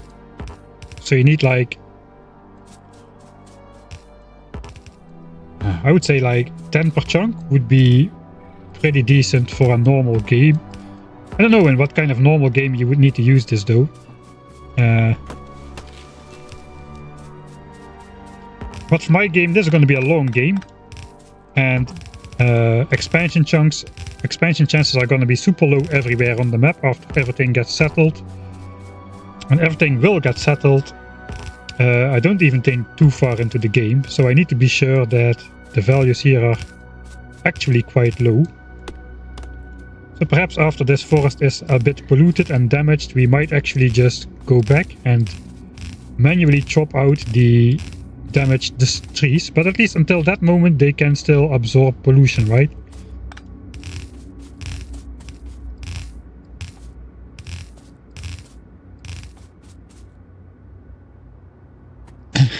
Spent the whole playthrough. That's not true. I spent 2 hours stacking to gun turret in my hand-fed temporary base. So I wonder if these pipes are not here. Okay, now yeah, I can place a lot more pipes sometimes. Maybe I should not be using the blueprints then. Seem to be shooting myself in the foot just a little bit. I mean, the couple extra pipes don't make that much difference for expansion chance, but of course it makes a fairly big gap in the pipe wall to detect any expansions coming through. So I think for the next wall I will try to make that a better wall. So this one is just to deny. Yeah, that's what I should have done. Just build this one quickly without worrying about anything like this. Just not worry, just keep going, just keep going. So at least I'm denying the expansion chance first, and then the second wall gets to be a good wall. And we only need one good wall, right, to fully block expansion or to fully detect expansions. If one wall is uninterrupted, it will always detect the expansions.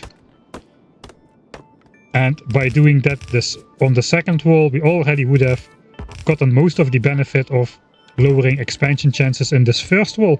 And the second wall could have been a good wall. So yeah, if I was a strategic mastermind, I would have come up with that before starting this ordeal. But oh well, we're almost fully round on the first map. I thought it was an expansion, but I already blocked that one.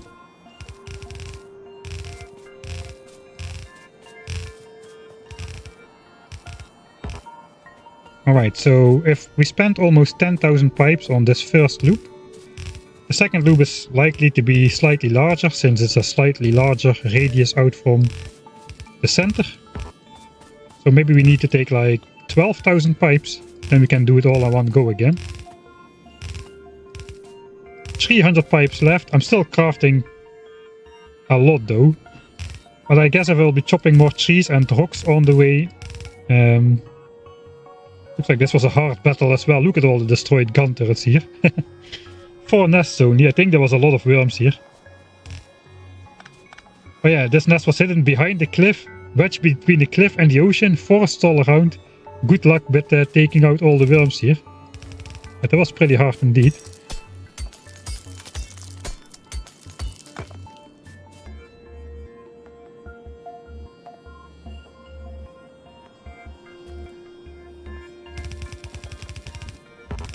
Alright, and we managed to do it without a single instance of making a too long pipe connection. Now that's first loop done. First loop lop done. Alright, I'll walk back to spawn in real time and I can catch up with chat a bit more. This is basically impossible to look at chat while placing pipes at the same time.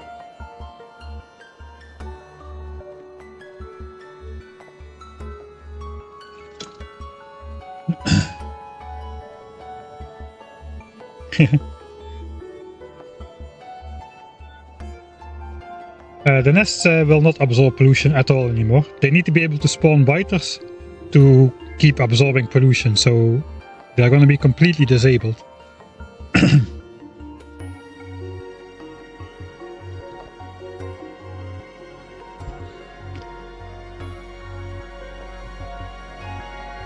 Build it quickly, he says. Yeah.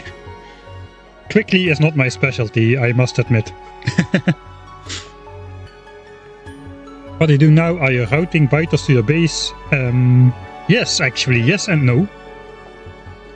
I want biters to think they can expand into my base, but then find out they actually cannot, and then just ignore. Make them forget that they want to expand into my base. Man, this cliff looks nice. Look at all these, like, this is the Grand Canyon of Factorio. Well, medium canyon, I suppose.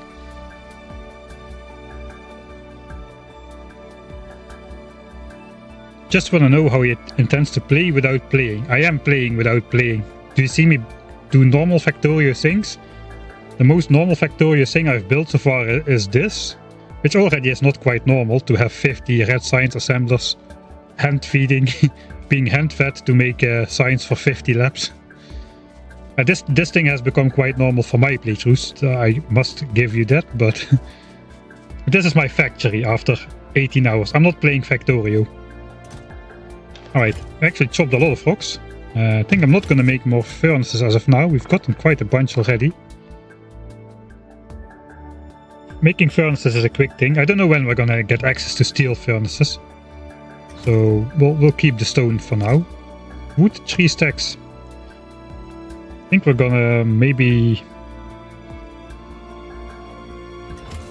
need to reserve more space. I don't know. For wood. On the other hand, I'm spending pipes faster than I'm handcrafting them. I forgot to switch off my hand feeding area from power. Alright, this goes in here. I'll place all of that in there.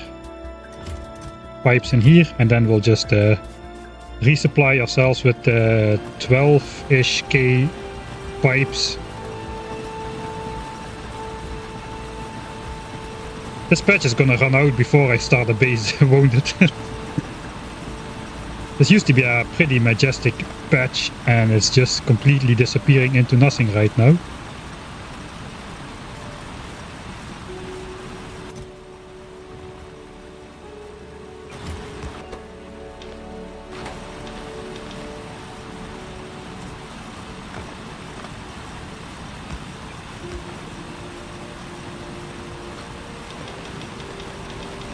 Okay, we'll refuel that on the next refueling, I suppose.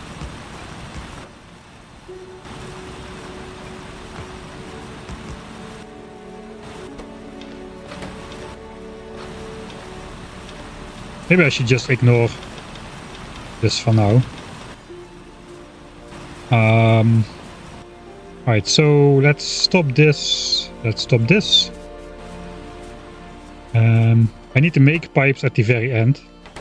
I need to look that I don't carry too much, so I will be carrying... Yeah, that's what I mean. I will be carrying this much. I have space for like 4,000 pipes in my inventory.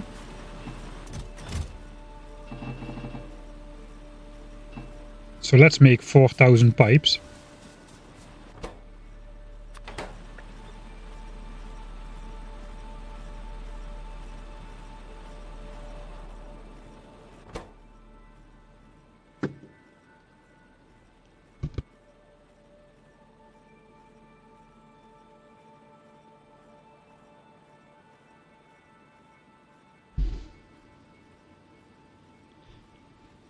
Well, every time I think this achievement is red already, but it just has a red ring around it. I think it's still valid, right?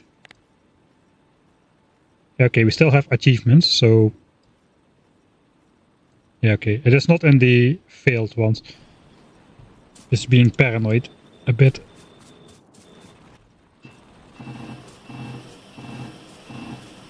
Alright, 4,000 pipes. The rest just goes as iron into my into these chests, and I'll just add it to the queue. Let's ignore the burners running out of resources to mine for now.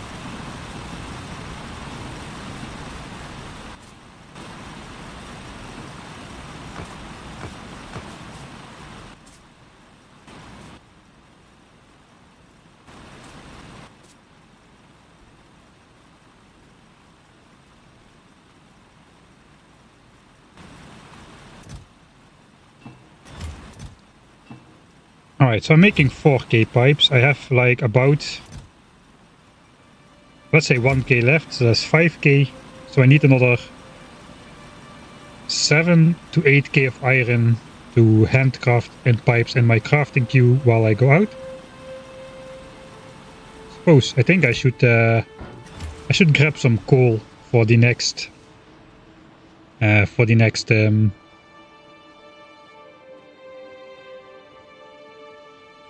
refuel.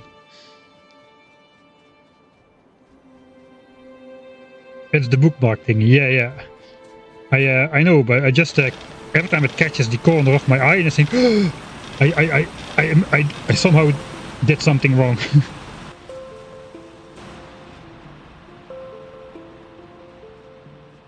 The worst part is I don't even have steel axe yet, and I'm going to have to like chop my way through a bunch of trees and rocks, I suppose. Okay, 1 chest, 2 chests, 3 chests. That is like 100 stacks or so. We've got 40 burner miners left, so that's 60 stacks of coal, which I should insert at a time, which means we do have enough coal.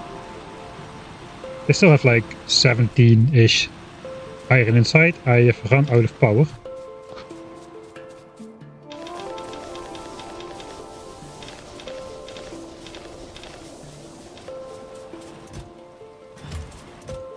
I still have over 60 stacks of coal.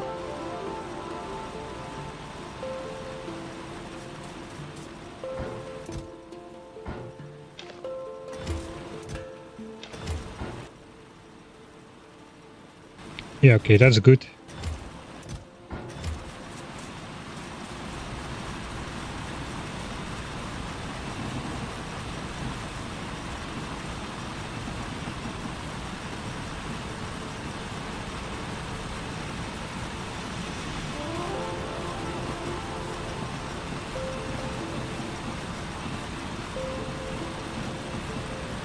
Lots and lots is running out. Okay, actually I would like to... let's grab my base building inventory. Look, I'm playing Factorio. Actually, I have no power lines. And no chests.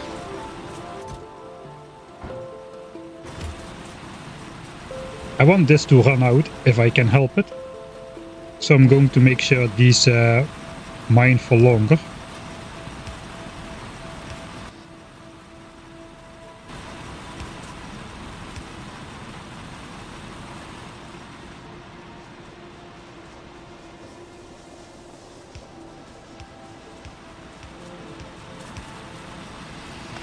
Okay, I still want to be able to switch off the crafting area, even though I forget every time, but...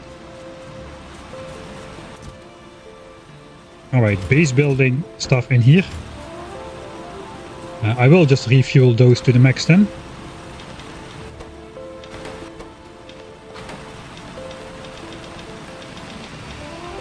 So those just keep going.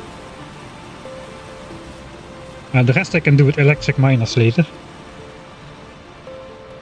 Reason is...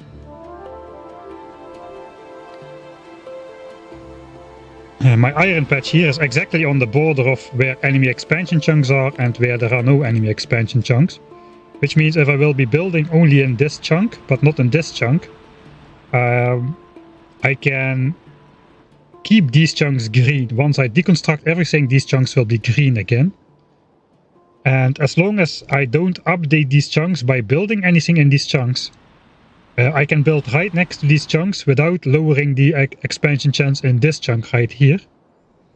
Like here, if we lower expansion chunks 2 chunks distance away, but if you build in a chunk which is not covered by those expansion chunks, that doesn't happen. This chunk doesn't update. It does update shortly after. It does update as soon as you build or deconstruct something in that chunk, though, and then it looks at all the surrounding chunks again. So you really need to be careful to never build in there to keep that chunk green. Okay, it's almost time for dinner break, so it looks like I won't be able to go on the second loop just yet.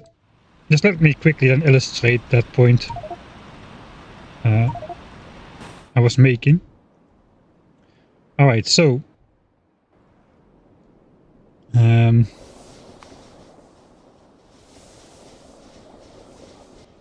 let me just copy something.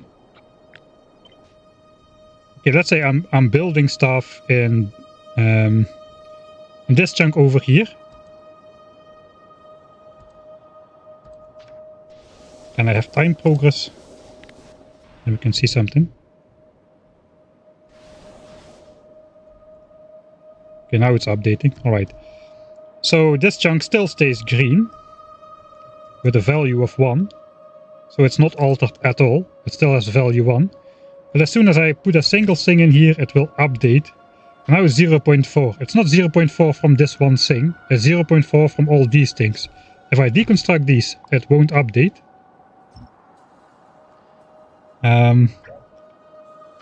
I just put them back for now. If I delete this one, the chunk will update, but it will not go back to 1. It will just go back to 0.455, because every time you make a change in a chunk which is suitable for expansion, it just calculates everything that is around it in a 2-chunk radius. Which is why we could get away with it. Now if I delete this again, it also won't update until I again place something new in it. And now there's only one entity in there, 0.9. And now I delete it, it's back to 1.0. So I can just build however much I want in these chunks over here. As long as I never build anything in this chunk itself or any adjacent chunks, which would update this chunk too. But if I cannot make a single mistake. If I make a single misplacement, I will update the entire chunk, and that will update everything. So it's going to be a very fine line right there to keep these chunks nice and pristine. Because the only way to get them back to 1 is to deconstruct everything next to these pipes, next to the chunks in a 2-chunk radius, put back one thing, and then deconstruct that one thing, and then it's back to 1. So once I start building here, I have to be really careful to never update those chunks again. And then they will keep their nice decoy value of 1.0. So I'm going to try to build my base exactly in this area as much as I can. Of course, we're going to need to build miners on some of these patches. And we're going to need to find a way to build in belts of resources into my base somewhere. But in general, I want to keep as many of these chunks at value 1.0 as I can. So that's going to be the hopes and dreams.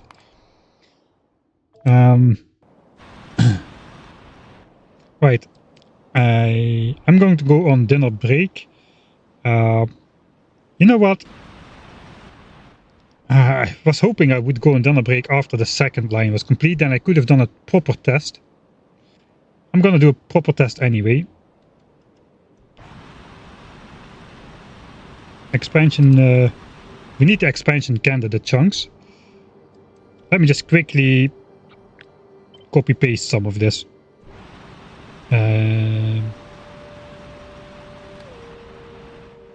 So I did the first line. Let's pretend I did the second line. Need to go back and edit them. Let's load the last save. I'll make a separate save before I go in edit mode. Break. We're gonna try to see if this works during the break. If I come back and my base is still alive, it works. And if not, it doesn't work. So I'm just roughly, not exactly, I'm just gonna place this stuff from editor mode and make the rest of the chunks red. so that they cannot come close by. It is not an exact science this time, but I hope it's going to be close enough. We got another one. Let's check. Okay, this expansion chunk is clear. Let's check this one. Okay, there's no biters at the moment. I have good hopes this is gonna work.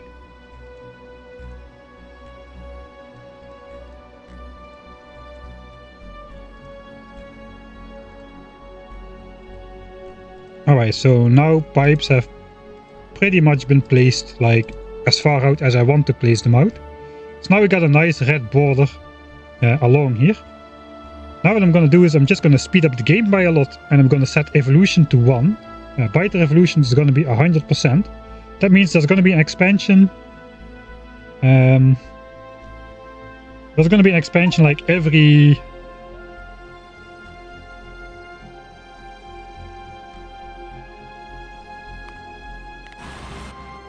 There we go, 99% evolution. There's gonna be an expansion almost every 4 minutes.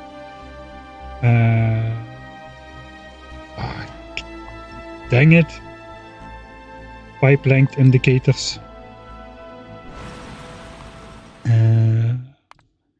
Again, I'm putting way too much effort in my break screen.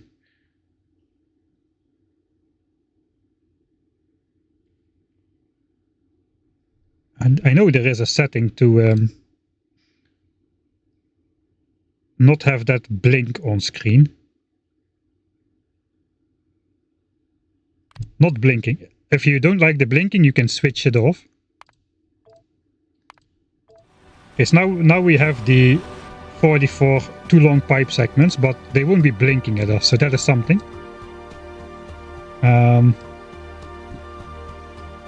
This is pretty good. We'll also force to chart all terrain. Okay, so this is all terrain that has been generated in the background while I was doing stuff on the map. That's important because those chunks can also be expanded into, even though they are not visible yet. So now we're just going to speed up the game. And we're going to have expansions happening like super fast. We'll see if my area stays clear. If my tier is correct, my area stays clear. And around my area, the biters should... this should all be like dark red when I come back, and this should still be nice and green.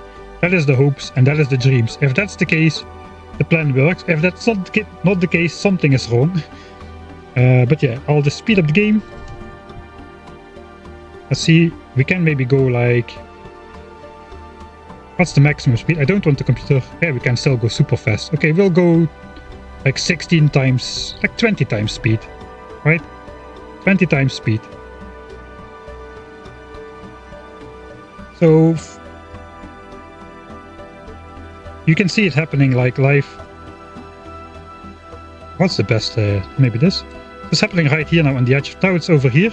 You will see this area turn red now pretty soon as the biter expansion is ongoing.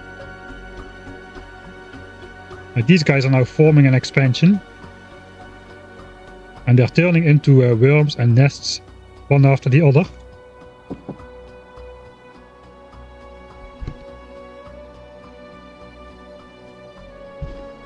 And spawning behemoth biters. And here you saw the case that a nest, I think you saw it, I wasn't looking at the moment, but I think this nest popped on top of the expansion group sparkly, which caused the size of this nest to be smaller than it should have been. Now this area is darker. Now an expansion is happening here, and another biter group, etc, etc. And that will slowly turn all of these green chunks into red, and when I come back, I hope everything is red around here. And when these chunks are blinking in my area, the biters won't bother to go out there. That is the hopes. So, yeah. Let's see. I'll be back in about 20-25 minutes, I suppose. And I hope to God that doesn't mean the playthrough is over when I get back here. So, see you after the break.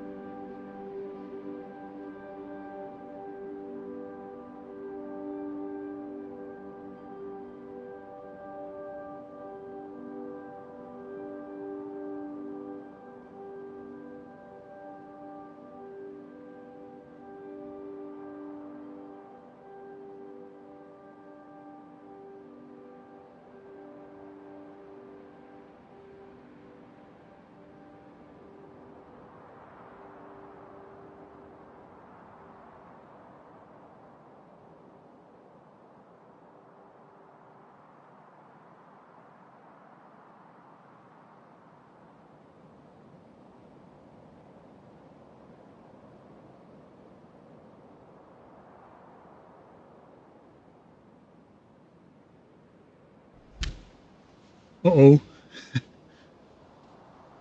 Well, it doesn't look completely overrun just yet. So...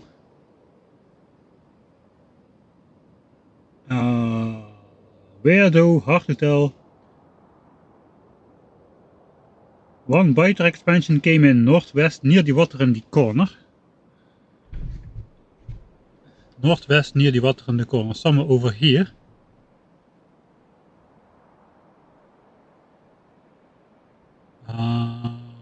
Actually, that might have just come from the other side of the lake.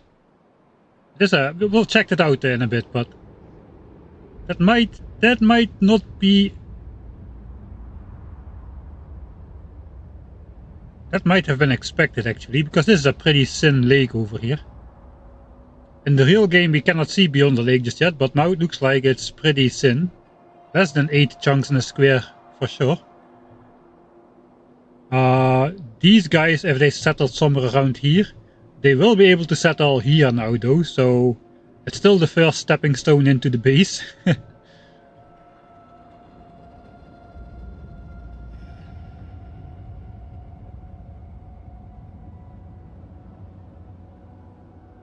Maybe they will be sent right now. Or here then.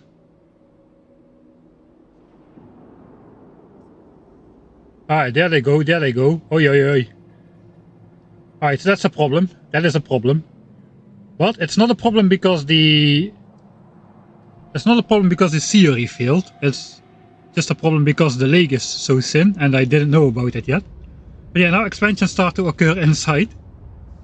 Still though, overall, if we compare the map now to how it started, the center is still suspiciously green. So looks like it's mostly working. I get this result every time. I sit a little bit further away from the mic still, so that's why the mic sounds different.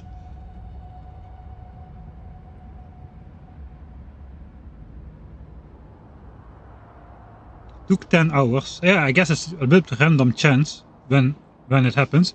I did some other type of experiment as well, where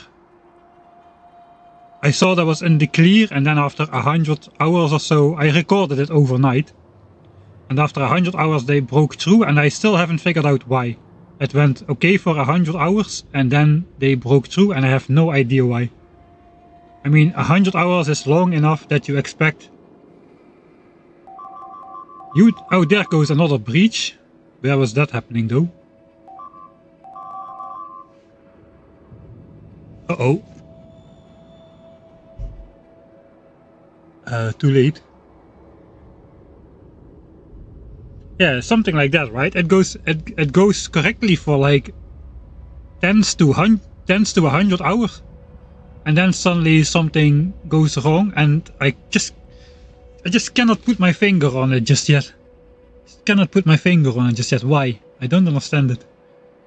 But that being said, I also don't fully understand how they select a chunk and how the biters get selected. I have an idea about how it works a little bit, but I have no idea about the finer details behind it. Bottom right, once again near a lake.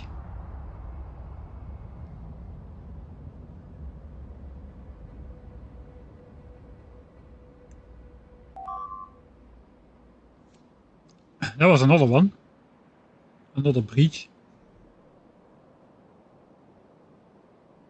I think now we get a cascading effect with like 2 or 3 biter expansions are present in the area, so the rest will basically topple over. Once the first leg is chopped off.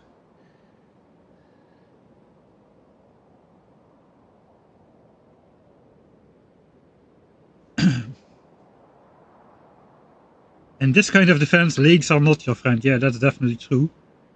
Probably just RNG, lower chance for red circle.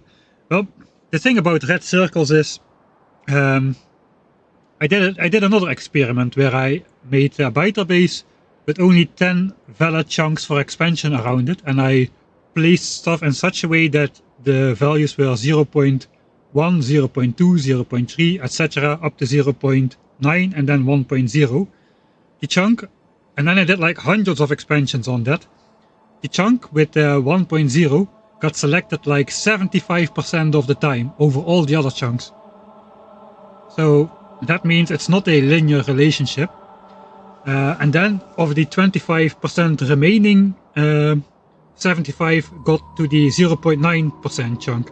So that means it's already like a 5% chance or less they choose 0.8 over 1.0. And if that just goes down all the way, it's basically 4 to the power of like 1 divided by 4 to the power of 7 that they choose a chunk that is 0.3 or 0.2, something like that. So it is really very, very unlikely that they choose a red chunk if there are still plenty of green ones available, in my experience at least. I know, like let's say in this simulation, did you ever see a red chunk blink? Like, it's always a chunk that starts as green, right? And then the green chunk slowly turns red.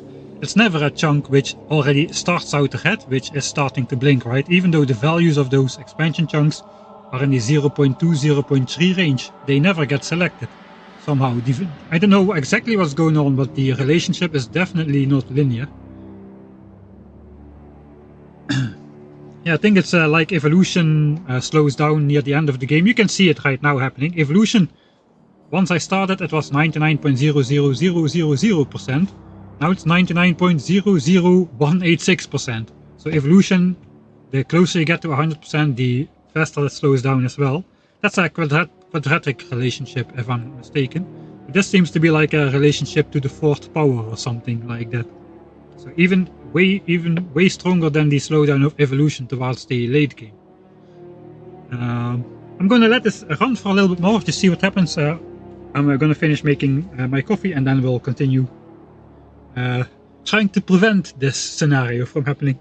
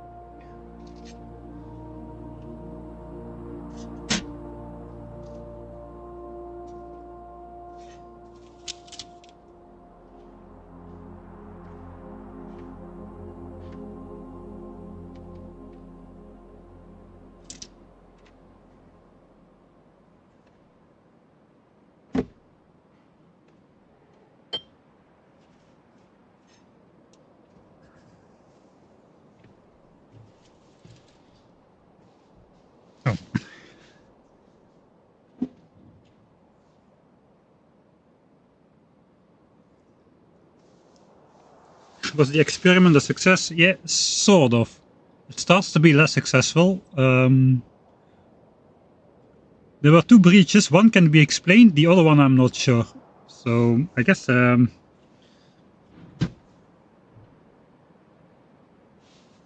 there are the bases too close on the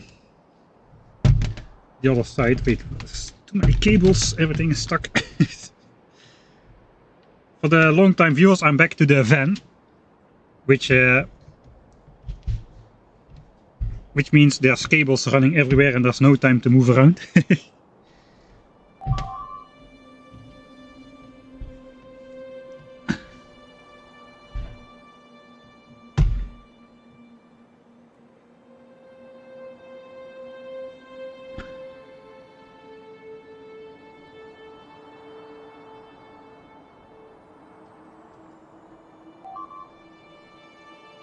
Okay, I missed it again. Generally it's working though, generally it seems to be working. The problem is it needs to work like 100% of the time. We can check, I can do an update. Let's do a chart update. And we will see all the new bases pop into existence. So we'll go back to 1 times speed. So if I now update the map,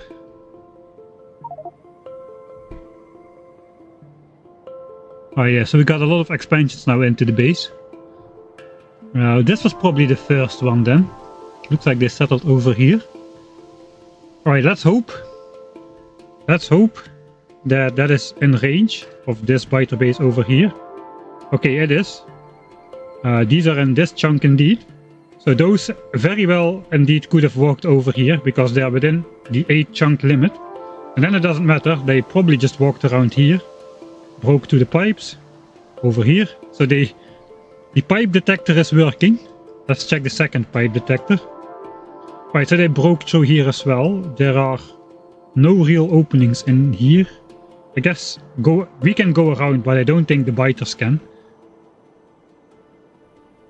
So once it's decided that the expansion chunk is close by enough orthogonally without regard for any obstacles in the way, the biters will just go out there, no matter how far it is. But yeah, look, the density of expansions out here is pretty high, just after a mere 20 hours or so. And that is why I need to claim my resources first, because they will literally settle on top of the resources. And also just all the way around. If they settle around, I cannot take out the biters anymore, especially not once there's behemoth biters or big worms, behemoth worms popping around. We need to secure the resources before the biters take over all the land. So that's the other reason why we are not playing Factorio for a while.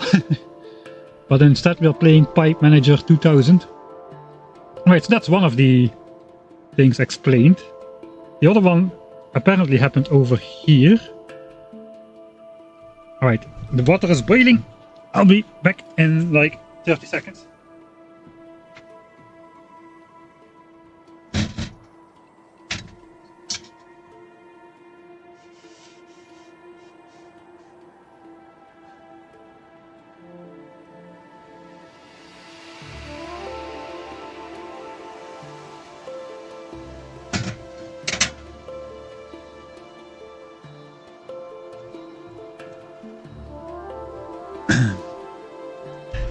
Yeah, so the advantage of the van is that everything is close by, but the disadvantage of the van is that everything is close by.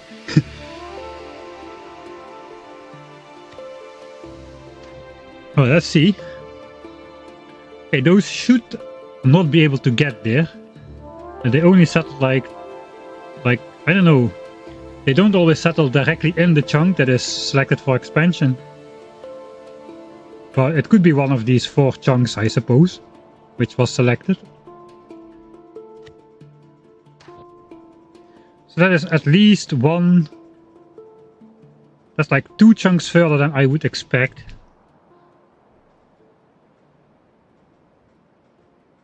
If it came from there. 2 chunks further than I would expect if it came from here. I mean, this is blocked. It's in range from this, but this is blocked. there is something here. That's just worms. It looks like we've got lucky. One expansion didn't form nests. It happened close by. It didn't form nests, but it did spawn worms. But those don't generate new expansions. Those don't generate biters. Worms are like, basically they don't do anything in terms of biter behavior. They are basically just ignored for everything technical on a biter level. Worms don't count for nothing. Alright, let me see if any expansions formed. Let's first do the last on the coffee.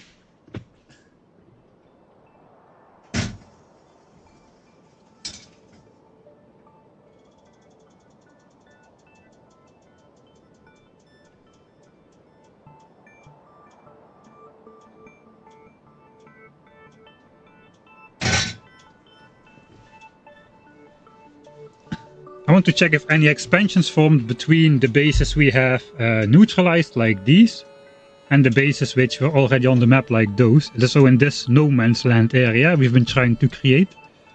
Okay, so you can see the expansions have really settled up to about where they are right now, but they haven't settled anything down here. I did place way too many pipes though, way more than I'm going to place, so not 100% representative, I suppose. But now we're just looking if any of these expansions are like more close by than the bases we marked with the red dots, basically. So this is good. There's 1, 2, 3, 4, 5, 6, like 7 expansions here, but no expansion came beyond there.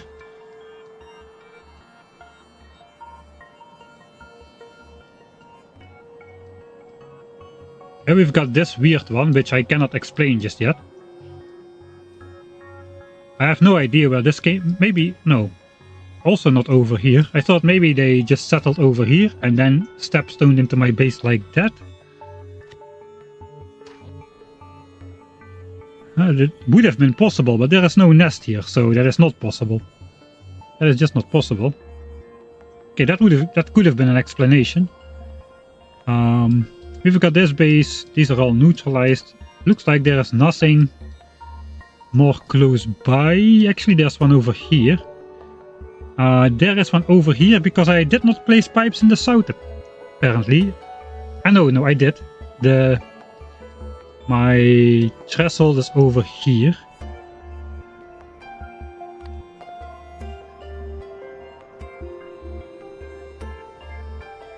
Alright, if I take those guys away, where are they? These guys.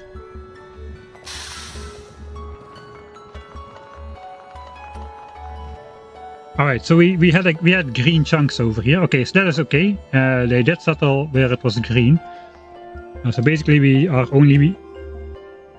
maybe we are not... I think we are not far enough out. I was supposed to place these like 4 chunks out. So 1, 2, 3, 4, somewhere over here. And that makes this red. So I did not place those far enough out. And the quick spur of the moment.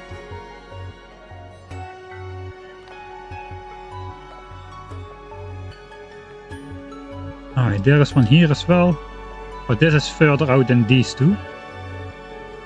So, actually this is a problem. I need to protect this area as well, because now I need to have a look at that. I need to protect this entire corner, because like this expansion would probably be able to settle like here or something. Oh yeah, they have the range to get in there, I suppose.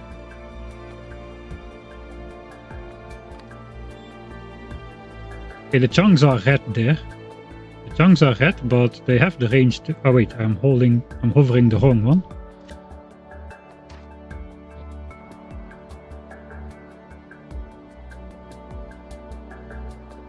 Alright, so you have to make sure that this is properly defended against expansions, I suppose.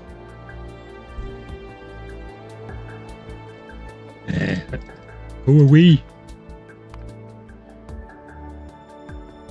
Why does escape key open the start menu? What the heck is going on with my...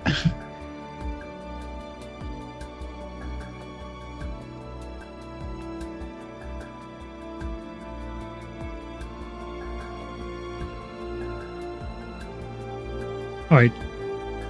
Looks like Windows Update rears its ugly head again. Whenever I'm in the game right now and I press escape, Windows just comes up and opens up the like search menu, the taskbar. Don't know what that is all about. So I can no longer drag my map around.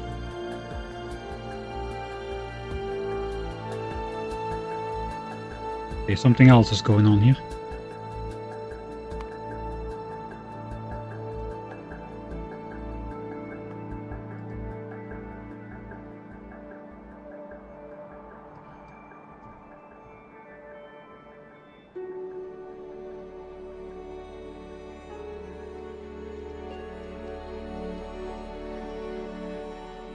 Alright.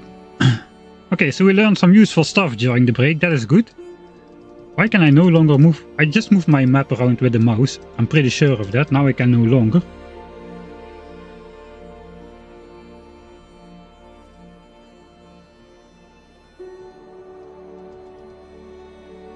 Okay, we got an expansion right on our base at the moment.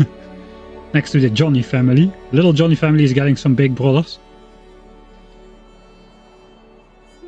Alright, I'll just try restarting the game yet again, and then we'll continue after that. Let me go back to the Microsoft to-do. What the heck is... Go away! I don't need to-do. Alright, what is going on? Alright, let me just... I'll close the game. I cannot...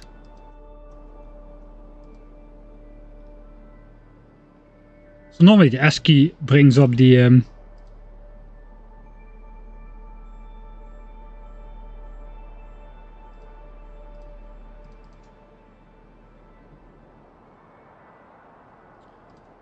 menu, right?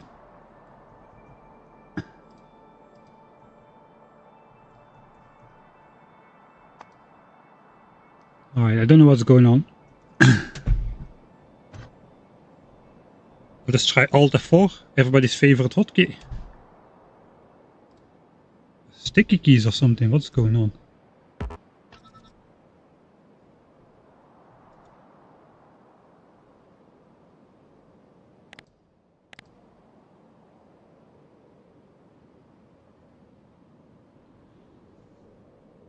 In editor mode you cannot move the map with your mouse.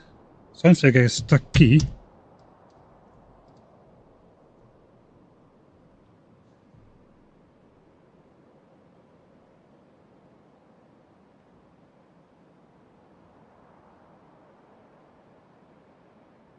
Why not put the blueprint over the expansion and check where it came from? That's a good idea. I cannot control my game anymore though.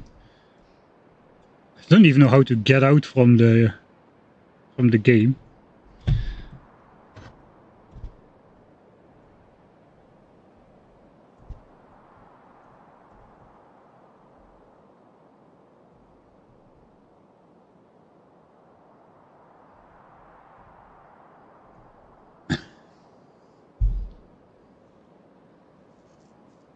New AI features. Yeah. Microsoft virus. Yeah. Yeah, Control Alt Del. Let's try that then. At least that still works. Let me open.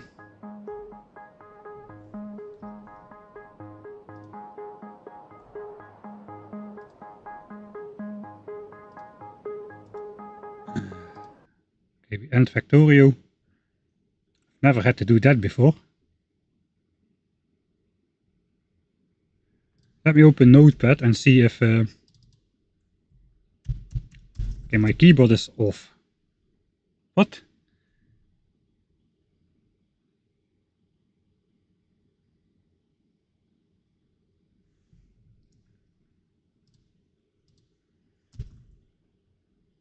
Maybe Alt is on or something.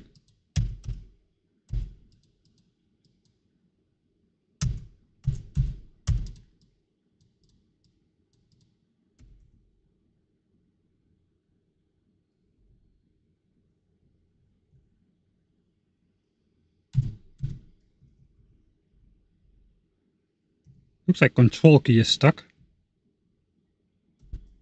Control key is stuck. How do I unstuck the control key?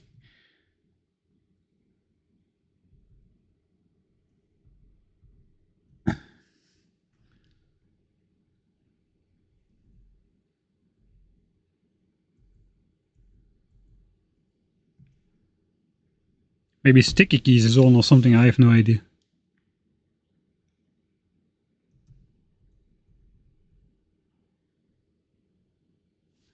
The biters always find new ways to mess with me.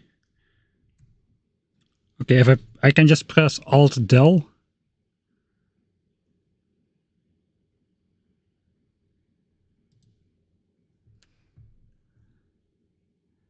It must be something software related, right? It cannot... How...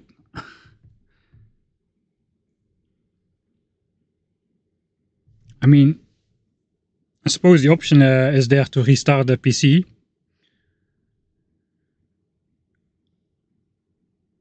I think I'll try the bash it a few times strategy. Gently. With the cover of my phone or something.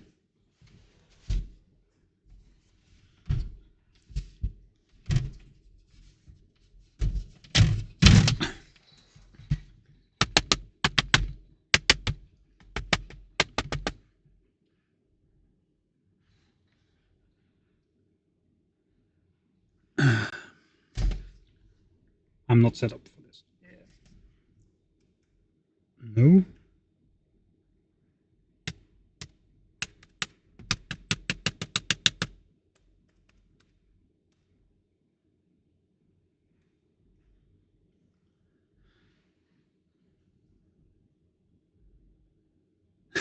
Have you unplugged and plugged the keyboard back in?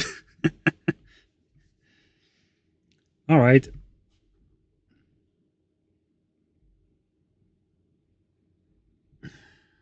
I don't think the key is physically stuck though. Especially not because it happened during the break. It was not there before and now it's there. Ah.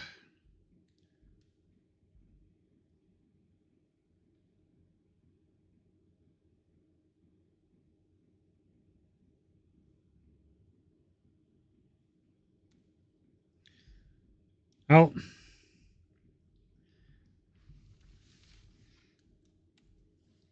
Does anybody have a clue how I could possibly try to reset the keyboard without restarting the computer?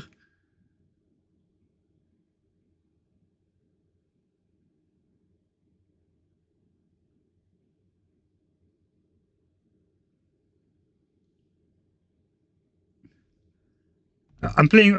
To be clear, I'm playing on a laptop, so I cannot unplug the computer. Linux. Buy a new keyboard.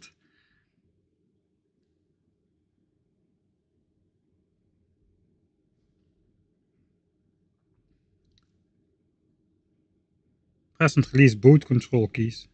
I'll try. I already tried sticky keys. No. I guess Control ESC then is the hotkey to. Oh, there's no. I don't think there's a way. Maybe in the. Let's see if there's something keyboard related in processes, which. I don't think I'll be able to find that real quick.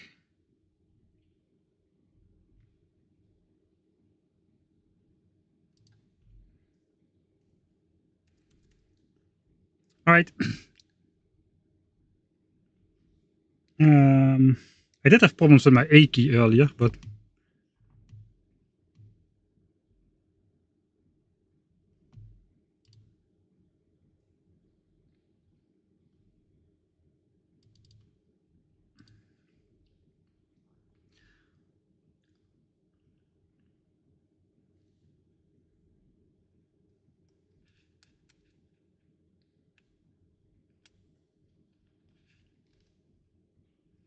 Right, poor control key.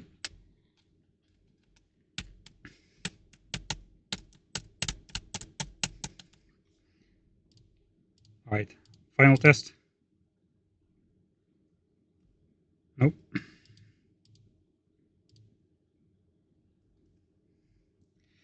Alright, there's nothing else to it. Did you spill coffee on it? No. Say, to the half of you who is not going to rejoin the stream, thanks for watching. And I hopefully see you next time. To all the rest of you, I'll be back in a couple minutes, hopefully, with a working keyboard again. I'm just going to restart everything.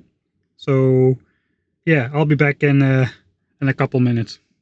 Sorry for the difficulties. Biters, and I think I need to grab my handgun, remove the ammunition, and just beat the biters with the handle of the pistol until they let go of my control key.